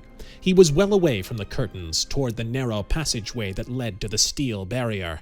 With quickly clawing hand, he sought to escape. He pressed the button on the wall and dived for the rear exit. The Shadow's gun spoke from the curtains. This shot failed, for Sneaks had scurried past the edge of the protecting opening, but that gunshot brought a wild reply from beyond the lifting barrier. Jake Dermot and his gun-toters were crouching there. They did not recognize Sneak's Reuben as he shot toward them. The little gangster went down with a dozen bullets in his heart. Jake Dermot, keen of vision, saw a curl of smoke in the room beyond the passage. Without waiting to see whom his men had killed, he led a sudden charge. As he dashed into the sanctum, he saw the smoke at the curtain. He raised his gun and fired, but even as his finger pressed the trigger, a bullet from the Shadow's automatic rolled him on the floor, and his shot reached the wall above the curtain. The men who followed him, 3 in all, had seen the direction of their leader's aim. 2 trained their guns upon the curtain. The other, spying the bound men, sprang forward to shoot them where they lay. But the Shadow was too quick. With him, impressions came in fractions of a second. He had swung through the doorway. His left hand pressed the wall switch. As the room was plunged in darkness, the 2 gunmen fired at that fleet black form. Even as their automatics spoke, a flash of flame burst from the other side of the room. The man who was about to slay Harry and Cliff had hesitated a moment too long. He tumbled forward, wounded. As he writhed upon the floor, he rolled into the pit where Rook had fallen. His last scream of terror and agony resounded above the roaring shots. Jake Dermot's guerrillas were firing low. They knew the ways of gangsters who crouched in darkness, but there the Shadow had outguessed them. Instantly after firing the shots that had crippled the man destined for the pit, the black-hatted figure had leaped upon a heavy table in the corner of the room. The bullets that swept the floor missed him entirely. His return fire was unerring, despite the darkness.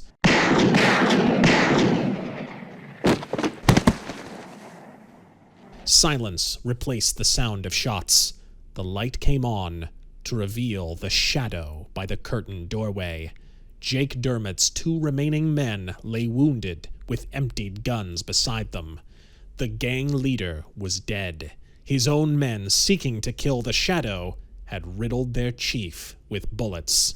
Paying no attention to the crippled gunman, the Shadow found the cord that had opened the trap door in the floor. He loosened it, and the trap door closed. In a few seconds, Harry and Cliff were freed by the black-clad man who leaned over them. Groping their way, they followed the Shadow to safety down the secret stairway. They stopped as they neared the street, Black-clad arms shot out through the darkness and seized the form of a gangster stationed by the door. The man fell heavily to the sidewalk, stunned by the force of his fall. The shadow pushed Cliff and Harry to the street. Following his urge, they hurried toward the corner. They were alone now, running easily in order to leave the vicinity before either the police or gangsters might arrive. As they jogged along side by side, they heard a weird, uncanny sound that echoed between the walls of the narrow byway. It was a mocking laugh, a sardonic laugh, the triumphant laugh of the Shadow. The Shadow had played the winning game. After suspecting Loy Rook's trap, he had worked the trick of the Joss and had made a quick exit to the second floor before the Chinaman had closed the camouflage doorways. He who laughed at locks had entered the third-floor sanctum by the double-barred front stairway. With his advent had passed the fiendish schemes of Loy Rook and Sneaks Rubin.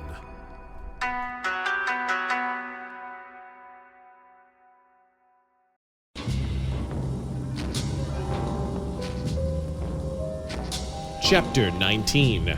Cardona's Ruse. The second morning after the battle at Loy Rook's, Detective Joe Cardona held a conference with Inspector Timothy Klein. The two police officers discussed the new upheaval that had startled gangland, the death of Jake Dermott, the chieftain who had replaced Dave Markin. The gunplay at Loy Rook's had been a welcome relief. It made good copy for reporters, and it was a change from the insidious methods of Double Z. It brought gang war into the picture, and the public was accustomed to such a phrase in New York. Double Z was temporarily shelved by the press. Hence, Joe Cardona and his superior had experienced a breathing spell. In his investigation of the Chinatown quarrel, Joe Cardona could find no trace of Double Z. Jake Dermott was not a gigantic figure in the underworld, and Sneaks Rubin was of trifling importance. Nevertheless, Double Z would probably have sent one of his predicting messages if he had known that killings were on the way. Perhaps Double Z was becoming cautious. Joe hardly knew whether to be glad or sorry. "I'd give my right eye to get the guy," he told Inspector Klein. "If he'd only try something once again, I think I could get him." "You think so?" quizzed Klein. "Well, Joe, you'd better get him if he shows his nose again." The remark was not encouraging to the star detective. He had a troubled look on his face when he left. Little did Joe Cardona suspect that Double Z had been closely concerned with that fight at Loy Rook's, that three of the mad murderer's most trusted and important agents, Dermott, Rubin, and the Chinaman, had met their doom because they had meddled with the Shadow. A mighty conflict of unseen forces had taken place, and New York's best detective had not stumbled upon a single clue.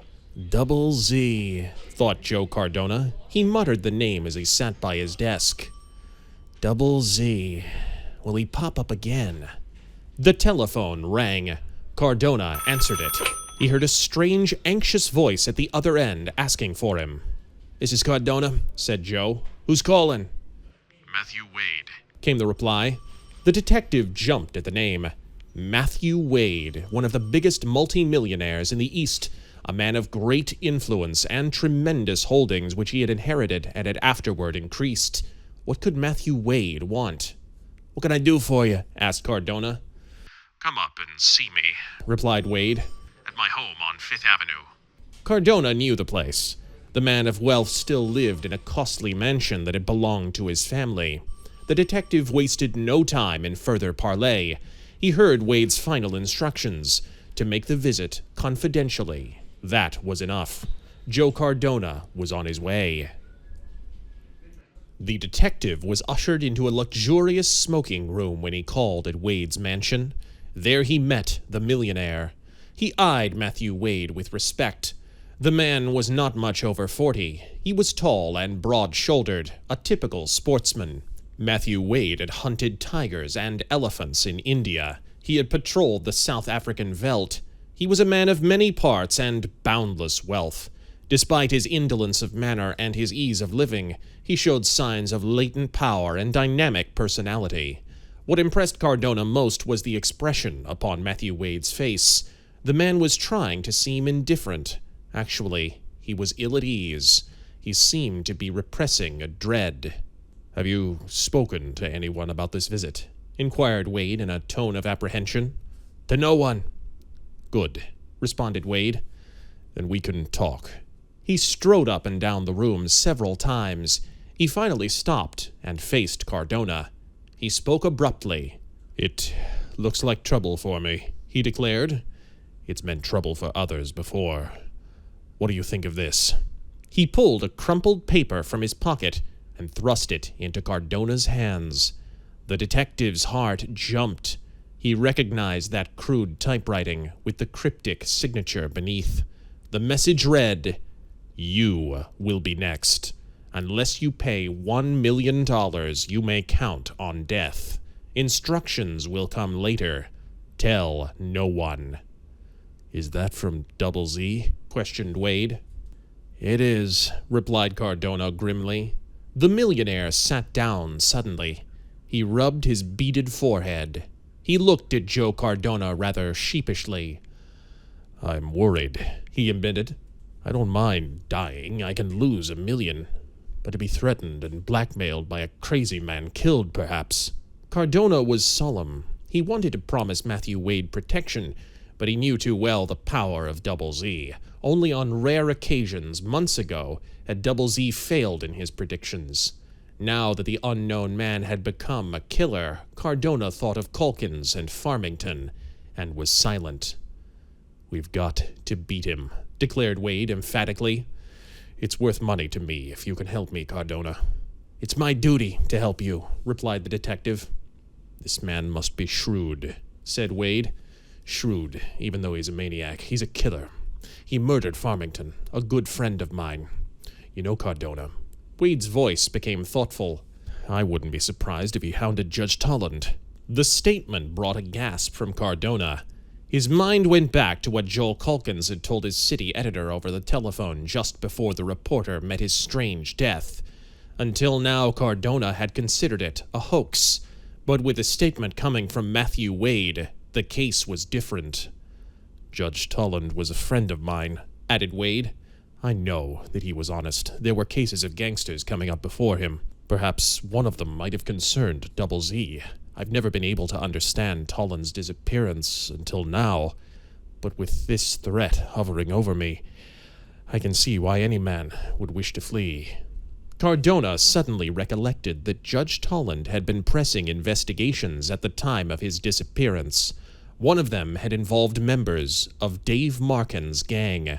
Rumors had said that Tolland was bought off. Certain it was that the investigations had ceased when the justice had disappeared. "I'd like to rely on you, Cardona," said Wade, "but you know too well that the police have been unable to cope with this murderous man." "We'll keep the threat out of the papers," began Cardona. "That won't do," argued Wade. "Publicity might help us rather than hinder. Think of my viewpoint. I want to be beyond the reach of Double Z. How about leaving town?" suggested Cardona. "Start on one of your trips to—" "I might be followed. We've got to do more than that. We must deceive the man completely. If he thought I was dead—" Cardona pondered. He was anxious to be of aid to Matthew Wade. The last suggestion was a happy one. "If you were dead," said Cardona, taking up the uncompleted sentence, "there would be no fear from Double Z, for the time at least. Your death is what he wants, provided that he cannot get his $1 million. You've given us a tip today. At last we've learned that he's after money. But as I said, if you were dead, if he thought you were dead—" Matthew Wade brightened suddenly. "You've got it, Cardona," he exclaimed. "Fake my death. Make him think I'm dead." "That would make it difficult," mused Cardona. "I can do it," said Wade eagerly. "I can do it perfectly. But you've got to be with me, because I'm coming back later." "How can you work it?" asked Cardona. "Listen," said Wade. "I've got a great plane, a Lockwood Arian, that travels 250 miles an hour. Suppose I set out for Florida with my pilot, followed the shoreline, and disappeared. I get you, said Cardona. But where? Where would I land? Wade laughed. I've got a 1,000-acre place in North Carolina, a landing field there that the natives don't even know about. My pilot, I can trust. We'll put in there and I'll lay low until something breaks that'll give you a line on Double Z. It ought to work, declared Cardona. It ought to work. Your affair's here, though. Well, that's easy, exclaimed Wade. I'm always set to travel somewhere. I leave for Florida unexpectedly. No one knows about it until after I'm gone. I may be off on a long trip. My plane is presumably lost at sea. What happens here? They settle your estate, said Cardona shortly. Not right away, replied Wade. They haven't found the body. There's no proof that I'm dead. They've got to wait. Meanwhile, you may have this Double Z mess under control. If it comes to a pinch and I have to get back, you can notify me. I'll be living in comfort, and Double Z will think that death cheated him of the victim. The big man began to chuckle. His whole manner had changed. Cardona began to admire the merits of the scheme, particularly because he had been its sponsor. That's a go? Asked Wade, proffering his hand. Yes, said Cardona, shaking. Keep the letter, said Wade. Hold it, for evidence. Not a word to anyone. My life depends on it. You can count on me, said Cardona, and Wade could tell that the detective meant it. Joe Cardona was a man of his word. You're the only person I'm trusting, said Wade solemnly. The only one except my pilot, and he'll be with me. Right, said Cardona. On his way back to headquarters, the detective's ears still rang with the congratulations which Wade had showered upon him for bringing the thought that had led to this magnificent scheme. They had made the final arrangements. Cardona was to keep his knowledge to himself and to wait for word from Wade. The millionaire, his confidence restored, had shown a return to bravery. I might decide to come back, he had said in parting. Incognito, you know. If I do, the one place I'll pop up will be in your office. I like danger, Cardona, if I have a chance to study it. I can do better in North Carolina than here. Long after midnight, a small coupe slipped away from a side entrance of Matthew Wade's home. It traveled to a Long Island airport. There, Matthew Wade boarded his plane. The motor whirred. The ship rose and pointed down along the Jersey coast. Only a few persons present knew who was in the plane. The news spread. There was an item for the newspapers. Matthew Wade had suddenly left New York. Joe Cardona was among the persons who saw the plane leave. He breathed a sigh of relief when he saw it safely off. He thought that he alone saw significance in the departure, but he was wrong. Another observer had seen the plane leave. A man in a long dark coat with upturned collar and broad-brimmed slouch hat. The man was standing in the background as the plane left the ground. He laughed as the speedy airplane ascended, and his laugh was a strange one. It was weird but mirthless, that laugh. It was a laugh that would have startled Joe Cardona had he heard it, for the eerie sound was the laugh of the Shadow. How had the mysterious man of the dark arrived at that spot? Only he knew. His presence there proved that he was ever alert, that through his own observation or through that of his agents, the Shadow had learned of Joe Cardona's visit to the home of Matthew Wade. But the detective did not know of the Shadow's presence.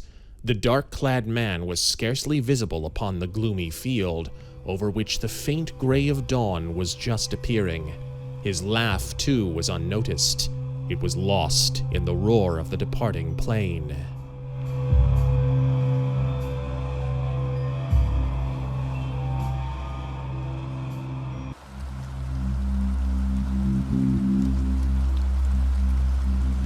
Chapter 20. Cardona's Triumph. A wizened old man sat in a little room, staring over the curving banks of the Harlem River. He was in a veritable watchtower, the third story of an old building on the border of the Bronx. On the desk before him lay a pile of newspapers. The old man laughed and showed his toothless gums. He was gloating happily. He picked up a newspaper and read its screaming headlines. He laid his head upon the desk and chuckled convulsively. The headlines which so pleased the old man dealt with the death of Matthew Wade. The famous millionaire sportsman had been lost at sea in his airplane, but it was the wording of that heading that caused the wizened man's greatest glee. It flashed its message for all the world to see. Wade, a victim of Double Z plot. While the old man still chuckled wildly, a buzzer sounded. The hideous creature pressed a button at the side of his desk. He held it with his thumb while a portion of the opposite wall moved aside. A short man stepped through the opening. The old man raised his thumb from the button. The wall closed. The man who had entered turned. It was Luke Froy, the Chinese-American. The newcomer sat down beside the desk. He waited for the old man's wild chuckling to end. The last spasm ceased, and the wizened creature stared at his visitor. "I have followed your instructions, sir," he said. "You mailed just one letter?" "Yes, Mr. Shellman." The old man became solemn. He picked up an envelope that lay upon the desk. It bore the name of Zachary Shellman, typed in neat letters. Shellman tore the envelope to bits and carefully burned the pieces. "Is everything safe, Luke?" he inquired seriously. "Yes, sir, of course. That trouble at Loy Rook's is still a slight source of worry to me." Luke Froy noted the expression of annoyance on Zachary Shellman's face. He hastened to reassure the old man. "It is too bad, that's all," he said. "The police have no idea of my connection there." "That is good," exclaimed the old man with satisfaction. "That is good. Look at this, Luke." He passed the newspaper to the Chinaman. "Read it to me. I long to hear it." Luke Froy read, "Matthew Wade was killed by Double Z. Again, the police have bungled. Detective Joe Cardona now admits receiving a message from Double Z. He stated that he intended to keep secret, to protect Wade. This letter was received at headquarters on Monday morning. Exactly 24 hours later, while Wade and his pilot were whinging southward, every newspaper office in New York City received a duplicate of the message which had been sent to Cardona. In view of this, it is safe to say that the disappearance of the plane was engineered by Double Z." While the old man leaned back and chuckled in delight, like some child pleased with a new toy, Luke Froy continued reading. "Unless Joe Cardona can trace the source of the Double Z messages before tomorrow midnight, a new detective will be assigned to the case. It is well known that Cardona's failure has jeopardized his job. Those in the know state emphatically that the colorful sleuth's career has reached its end." A new outburst of merriment came from old Zachary Shellman. He made his attendant read and reread the passage that had pleased him so much. At last the wizened madman gained control of himself. Luke Froy turned his head aside to keep the old man from seeing the look of pathos that had come over his features. "There is one bad thing," said Shellman. "Somewhere in the paper I read that the Secret Service is investigating. They did that before. I do not like them, Luke." "They can do nothing," said the Chinaman. "I suppose not." The old man stared from the window. "You mail each letter from a different postbox, Luke?" "Yes, sir." "That one package you received some time ago, the poison from Loy Rook, you did not mail that, did you?" "No, sir. I told you all about it at the time.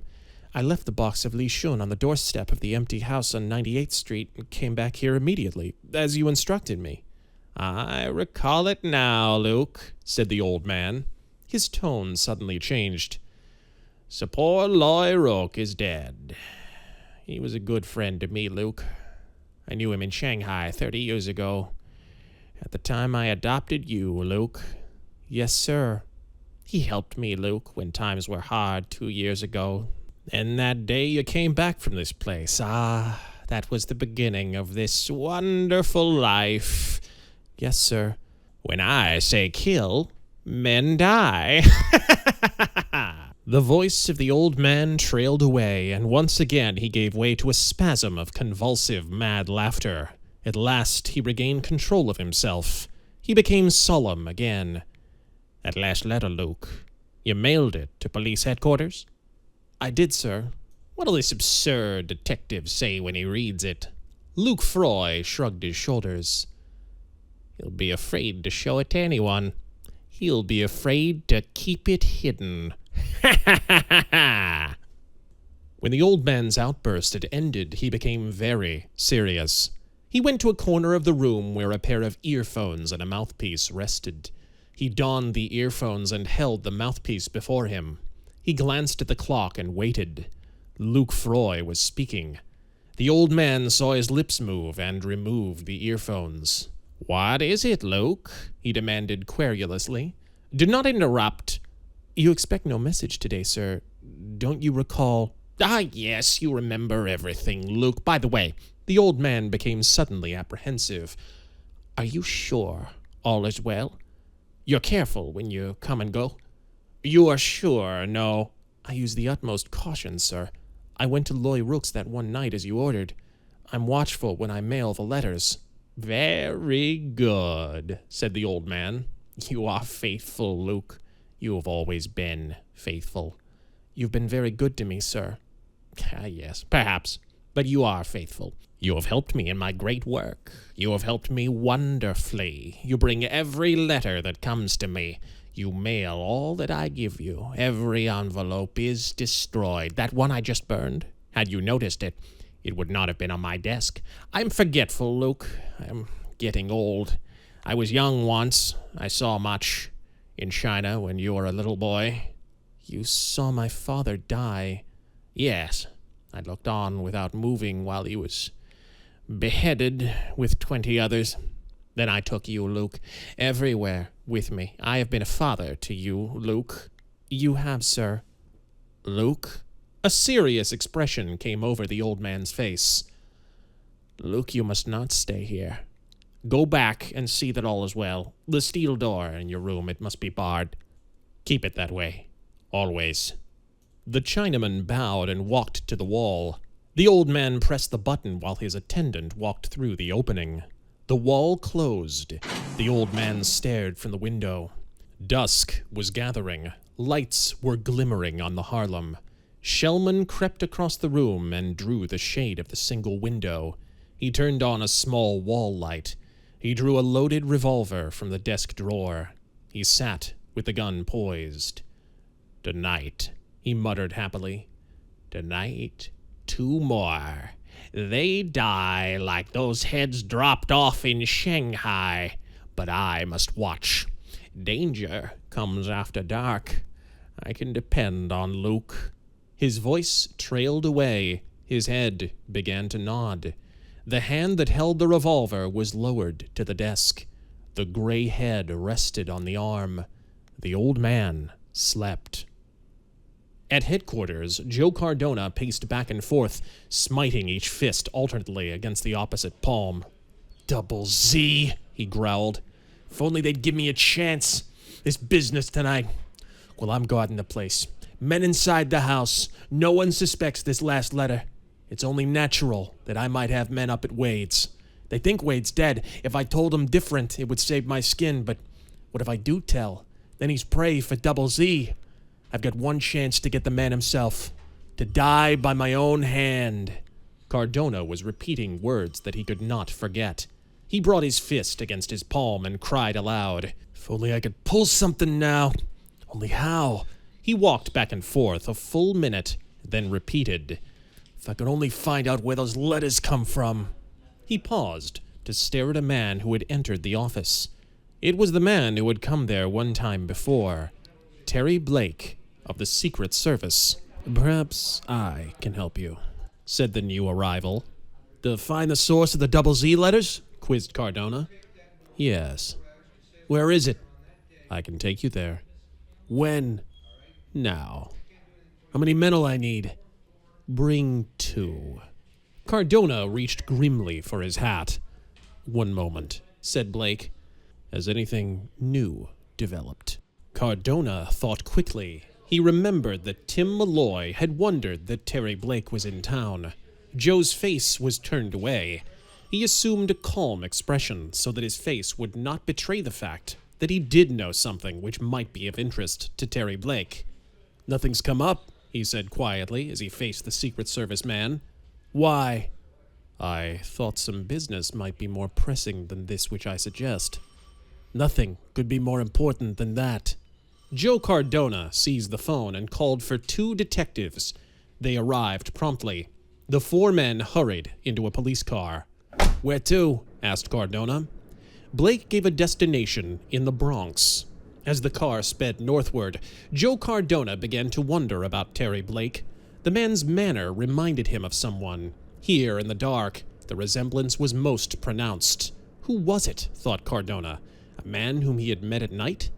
A man whom... Before Cardona's mind had caught the resemblance, Blake spoke. In another second, Cardona might have realized that Blake reminded him of the Shadow. But the interruption turned his thoughts. "My men have been watching this place," explained the speaker, without adding who his men were. "I've been in there myself. I fixed it for our entrance, but it isn't my job. I'm working independently. The pinch belongs to you, Cardona." "Thanks," said the detective. "I'll need it. My job's hanging by a hair right now." The police car was crossing the Harlem River. It stopped at a spot indicated by Terry Blake. The 4 men left and crept forward toward an old house. Cardona began to wonder again. The ease with which Blake moved was amazing. They came to a side door. Blake produced a key. The door opened. "Leave the men here," instructed Blake, "until we call them." Cardona followed upstairs. At a nudge from Blake, he unlimbered his automatic. They stopped before a solid door. Cardona watched the tiny ray of a little flashlight which Blake had produced. A thin, flat piece of metal glowed in the Secret Serviceman's hand. Delicately, Blake wedged it in the crack of the door. Cardona repressed a gasp. A portion of the door had been cut away, evidently some time before, so neatly that the eye could not have noticed it. This was Blake's preparation. Cardona noted the slender white hand that handled the thin piece of metal so smoothly. Now he saw muscles quiver. The metal moved noiselessly. In miraculous fashion, Blake was lifting up a latched bar on the other side of the door, yet not a sound could be heard. The door moved now. The flashlight went out. Beams of light came through the crack. Blake slid through. Cardona followed, but Blake had moved so rapidly that Cardona was left well behind. Within the room, the detective discovered the Secret Service man, gun in hand, covering a startled Chinaman who had been sitting in a chair. The captive was garbed in American clothes. He had risen when Blake had surprised him, and now stood half out of the chair, his hands above his head. "Get your men," whispered Blake. Cardona summoned his detectives. At Blake's order, they pressed the muzzles of their guns against the Chinaman's body. "If he says one word," ordered Blake, "shoot him. Not a sound, or we kill." The Secret Service man went to the opposite wall. He ran his hands up and down from side to side. At last, he found a spot that suited him. He looked at the Chinaman. "Is it 3 taps or 4? He questioned. Luke Froy did not reply. "Come," said Blake. "I heard you once when I was outside. It sounded like 3 taps." The Chinaman's lips curled almost imperceptibly, but Blake detected the motion as a suppressed smile. "But I'll try 4. He beckoned to Cardona. With the detective at his side, Blake tapped 4 times against the wall. There was no response. He tapped harder. Cardona was astounded as the wall slid away. Then, coming to his senses, he rushed into the next room. An old man was raising his head from a desk. As his wild eyes saw the attackers, he seized a revolver that lay before him. Blake made a headlong dive as the old man rose. His quick hand caught the wrist that held the revolver and turned it aside just as the maniac pressed the trigger. Blake was trying to capture the man alive, but Cardona spoiled the plan. Seeing the threat, the detective fired instinctively, and his bullets crashed into Zachary Shellman's brain. The old man dropped dead. His wizened body sprawled in a pitiful heap. "Double Z!" shouted Cardona. "Double Z! We got him! We've got him!" The detective's eager eyes were taking in the scene. The earphones and the mouthpiece, the pile of clippings. He forgot the body and shoved a sheet of paper into a rickety typewriter in the corner. He struck off a line of letters and studied them. This looks like it. The keen eyes of Terry Blake were noting the typed characters. A frown appeared on his forehead, then a gleam of understanding. The letters were identical to those of the Double Z notes. Blake swung into the other room. "Go in there and help Cardona," he said to the detectives. "I'll watch this man." As soon as the plainclothes men had gone, Blake spoke to Luke Froy. Curiously, the Secret Service man's words were in the Chinese native dialect that Luke Froy used. A puzzled look appeared upon his face. Then he began to plead in his native tongue. He was looking squarely into the eyes of his inquisitor, and in those eyes Luke Froy saw understanding. He made a short statement, and Blake stopped him. "What?" the Secret Service man exclaimed in English. "Another letter." Luke Froy nodded. "Cardona," called Blake. A reply came from the other room. Cardona's face appeared. He saw the Secret Service man covering the Chinaman with a gun. "Did you get a Double Z letter today?" "Yes," admitted Cardona. This was the statement he had held back at headquarters. "Here it is. But it doesn't mean anything now. We've got Double Z." Blake seized the paper. He read the message aloud. "Barnaby Hotchkiss, Blaine Glover, tonight. They are to die by my own hand." "See?" said Cardona. "Signed by Double Z, and we've got him. Just found out his name. Zachary Shellman. There's the Z for you." "Where are Hotchkiss and Glover?" asked Blake.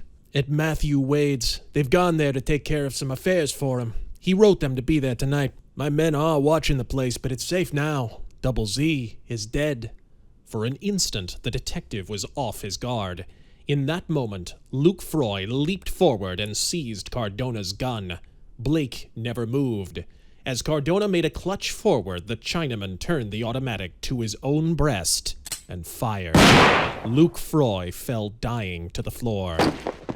"Too bad," murmured Blake as Cardona stood stupefied by Luke Froy's unexpected action. Blake leaned forward and spoke to the Chinaman. His words were low and in Luke Froy's native tongue. "You did well to tell me," was his statement. "He is dead, my master," gasped Luke Froy. "He is gone, so I can speak. I could not before. Now he is dead, so I die too." The death rattle was in the Chinaman's throat. Blake arose and faced Cardona. "I'm leaving," he said. "You've got the old man and his accomplice.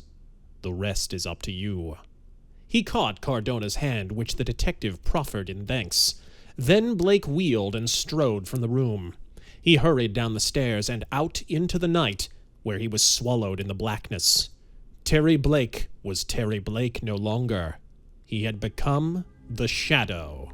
But upstairs in the old house, Joe Cardona knew nothing of that. He ordered his men to carry out the bodies while he continued his search among Zachary Shellman's papers, for this was Joe Cardona's hour of triumph. He had slain Double Z.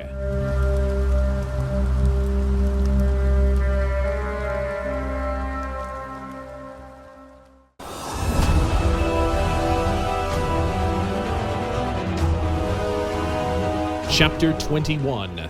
The Shadow's Work.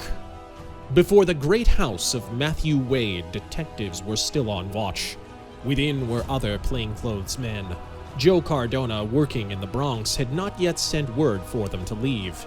Only 2 men had been allowed to enter the building that night. They were Barnaby Hotchkiss and Blaine Glover, men of great wealth and old friends of Matthew Wade, who was supposedly dead. They had come there in answer to letters mailed by Wade before he had departed on his ill-fated flight. They were in the smoking room going over papers that he had instructed them to examine. "You think there's danger here tonight?" questioned Hotchkiss. "Perhaps so," said Glover warily. "That detective, Cardona, told us that he was worried for our safety, but with all these men on duty." "A good precaution," was the other's comment. "Perhaps he has some inkling that this criminal's after us, too, but This is probably the best place for us to be. We are amply protected, I feel positive." Outside the mansion, a plainclothes man was guarding the side door, the very door where Matthew Wade had left in his coupe when he had started for the flying field. The driveway was narrow and dark. The detective looked toward the street. He fancied that he had seen something move. He pulled his flashlight from his pocket and stepped to the center of the drive. The torch gleamed. Only a flickering shadow showed momentarily. The sleuth thought nothing of it. He still watched down the driveway. He did not hear a slight sound by the door in back of him. A man had entered the hallway of Matthew Wade's home. He stood in a narrow passageway, each side a paneled wall. There was no light there. A door blocked his path in front. He had closed the door behind him. He knew that a detective was on the opposite side of the barrier ahead. One patrolled the driveway outside the door in back. Only one man could have entered so silently, and that man was the Shadow. It was he who stood alone in the silent passageway. The smoking room was beyond the inner door and to the right, but the Shadow did not advance. Instead, he felt along the panels at his right. They were exquisite, highly finished oak panels that was not visible in the dark, but visitors to Wade's home had often noticed them when the passage was illuminated. Lamont Cranston had visited Wade's home on several occasions. He, too, had noted those panels. He had often wanted to run his hands along them, but had desisted when in the guise of Lamont Cranston. But as the Shadow, in solid darkness, the man who now stood in the passageway was free to investigate. He was working quickly and skillfully, searching with greatest pains, but losing no time in his efforts. Slender, tapering fingers found a spot which yielded. They pressed slowly, cautiously. One of the lower panels slid aside without the slightest noise. A body slipped through. The panel closed. A long, narrow room, low and windowless. A pitch-black den. Silence reigned in the place. Then came a low muttering. The rays of a tiny flashlight suddenly appeared and glowed upon the wall. A hand pressed a button. A dim illumination filled the room. It revealed a man seated by a table upon which rested a pair of earphones and a mouthpiece. In front of the man was a peculiar instrument, a little box with a tiny dial on the top. The man's face was hidden as he looked downward. He stretched his hand forward. His fingers rested on the knob, about to turn it. Then his hand spread, and he looked up suddenly as he fancied he heard a noise nearby. The man was Matthew Wade. A strange, evil look was on his full face. He stared down the corridor-like room in momentary alarm. Then he became transfixed. From the other end of the room, a figure stepped forward. A man was approaching, clad in black. His face was hidden in the folds of a black cloak. A slouch hat covered his eyes. An automatic showed in his outstretched hand. A hand that wore a leather glove of black. The Shadow. The dread name was gasped by Matthew Wade. Yes, Came a hissing voice. the Shadow, come to end the fiendish schemes of a murderer. I am in my home, growled Wade without moving his hands. The home of a monster. Came the Shadow's whisper. You can prove nothing, exclaimed Wade. A low, whispered laugh was the reply. It struck terror into Wade's evil heart. The laugh seemed more fearful than the man who had uttered it. Listen, Came the Shadow's accusation. I shall tell you the story of your crimes, the crimes which I have discovered and pieced together. Matthew Wade, a man who loved to kill. A big game hunter who looked for bigger game. Human game. A man of wealth, jealous of the power wielded by the lords of the underworld, inspired by an evil desire to gain such power for himself. I have not only learned of your crimes, I have fought against them. One by one, I have met your underlings. Tonight, The last of them are gone. All but Tony Morano. And evidence will soon reach the police to put him where he belongs. In a prison. As a murderer. Your first victim was your friend, Judge Harvey Tolland. You tried to bribe him to spare Tony Morano, against whom he had evidence. Why? Because you believed Morano to be useful to you. Tolland refused. You drove him away with a threatening message, the first of the so-called Double Z letters. He hid and was safe for many months. Then began your reign of terror. Cautious at first, you used Sneaks Rubin, a man who brought you information. You obtained him through Loy Rook. You had learned of Loy Rook in Shanghai. He knew he was as evil as yourself, a man who loved crime. You felt that you could trust him. Through Rubin's information, you tipped the police on crime for 3 reasons. To frighten Tolland, who was in hiding. To make your name feared. To bring confusion to important figures in the underworld. You thwarted Lombrosi. You performed a job that he feared to do. The killing of Philip Farmington. That was my first clue. The subtle poison, Li Shun. Only Loy Rook could know of it. You, as a guest in Farmington's home, put a poisoned cigar in the desk the night before he died. You had the killer desire even before that. Necessity had forced it on you when you discovered Judge Tolland's hiding place. You entered there to kill. You were just in time. Tolland was giving away your secret to a newspaper reporter, Calkins. You killed them both. You removed Tolland's body. It was carried away by one of your underlings. Probably Jake Dermott.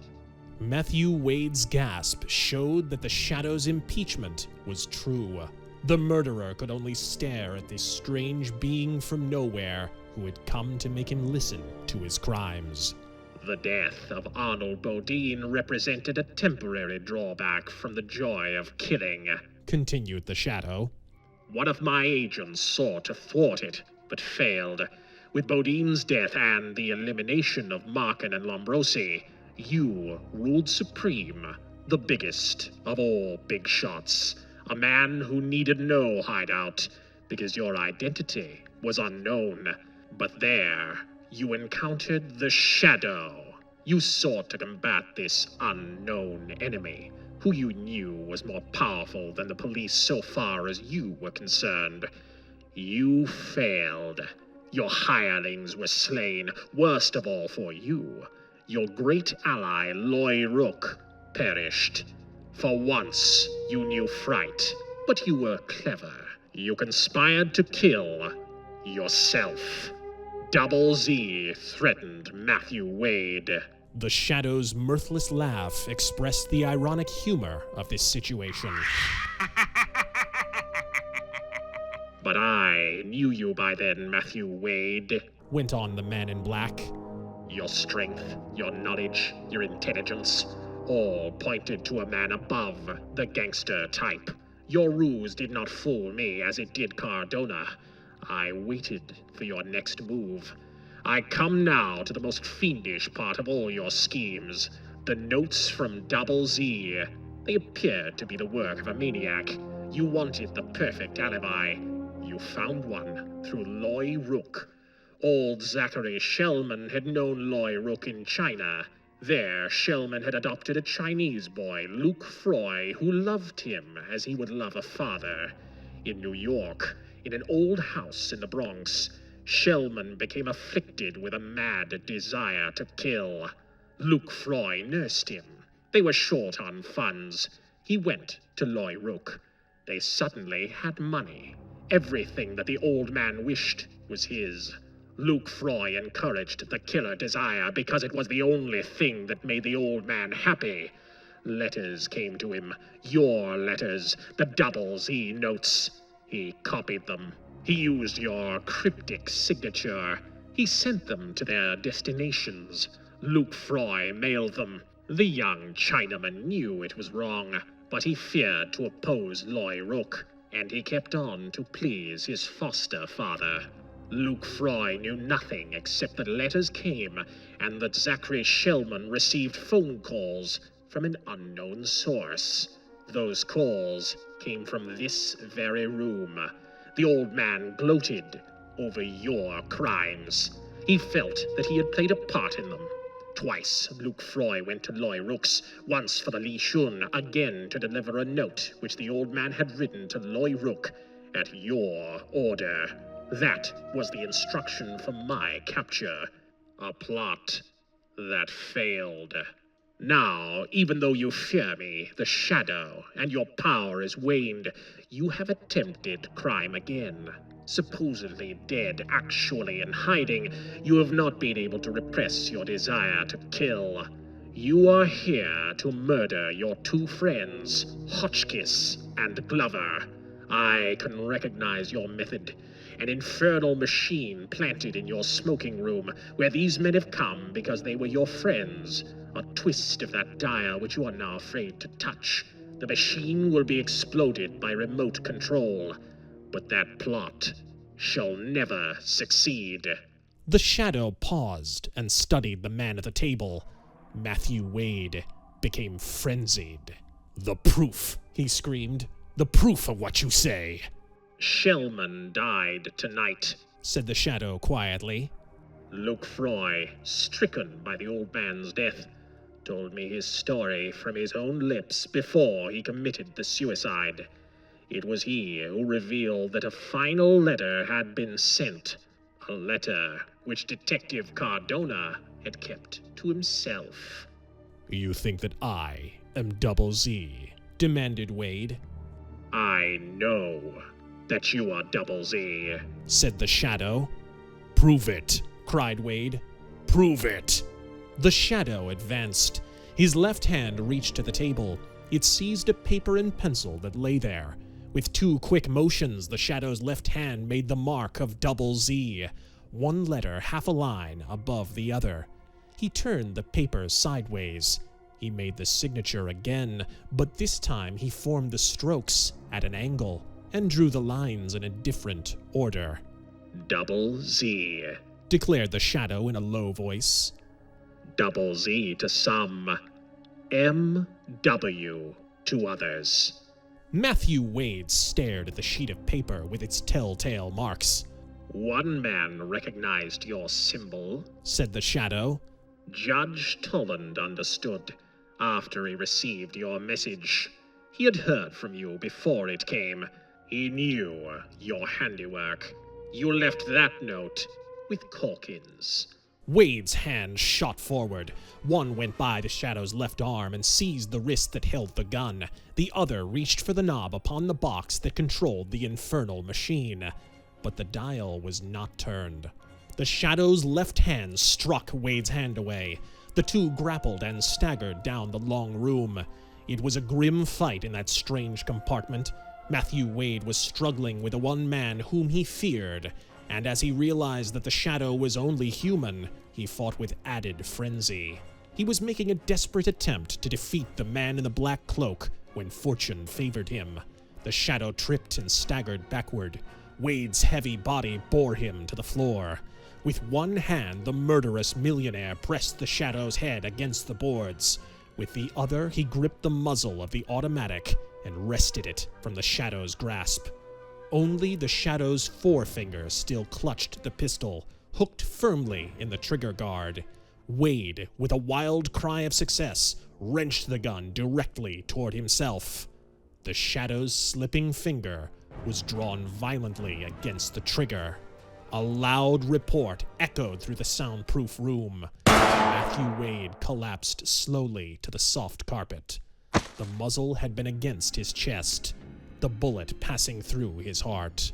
Matthew Wade lay dead. Joe Cardona's sentinels did not see the figure in black step through a panel in the passageway that led to the side door of Matthew Wade's home.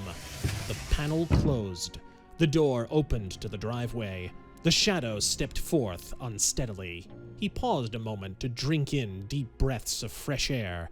Then he merged with the night and moved through darkness phantom-like, a being unseen. Behind him, hidden in the secret room, lay the body of Matthew Wade, the man who had posed as Double Z, the multi-millionaire who had not been satisfied with wealth alone. That man had sought the power which only crime could bring. He had dealt death, but his career was finished now.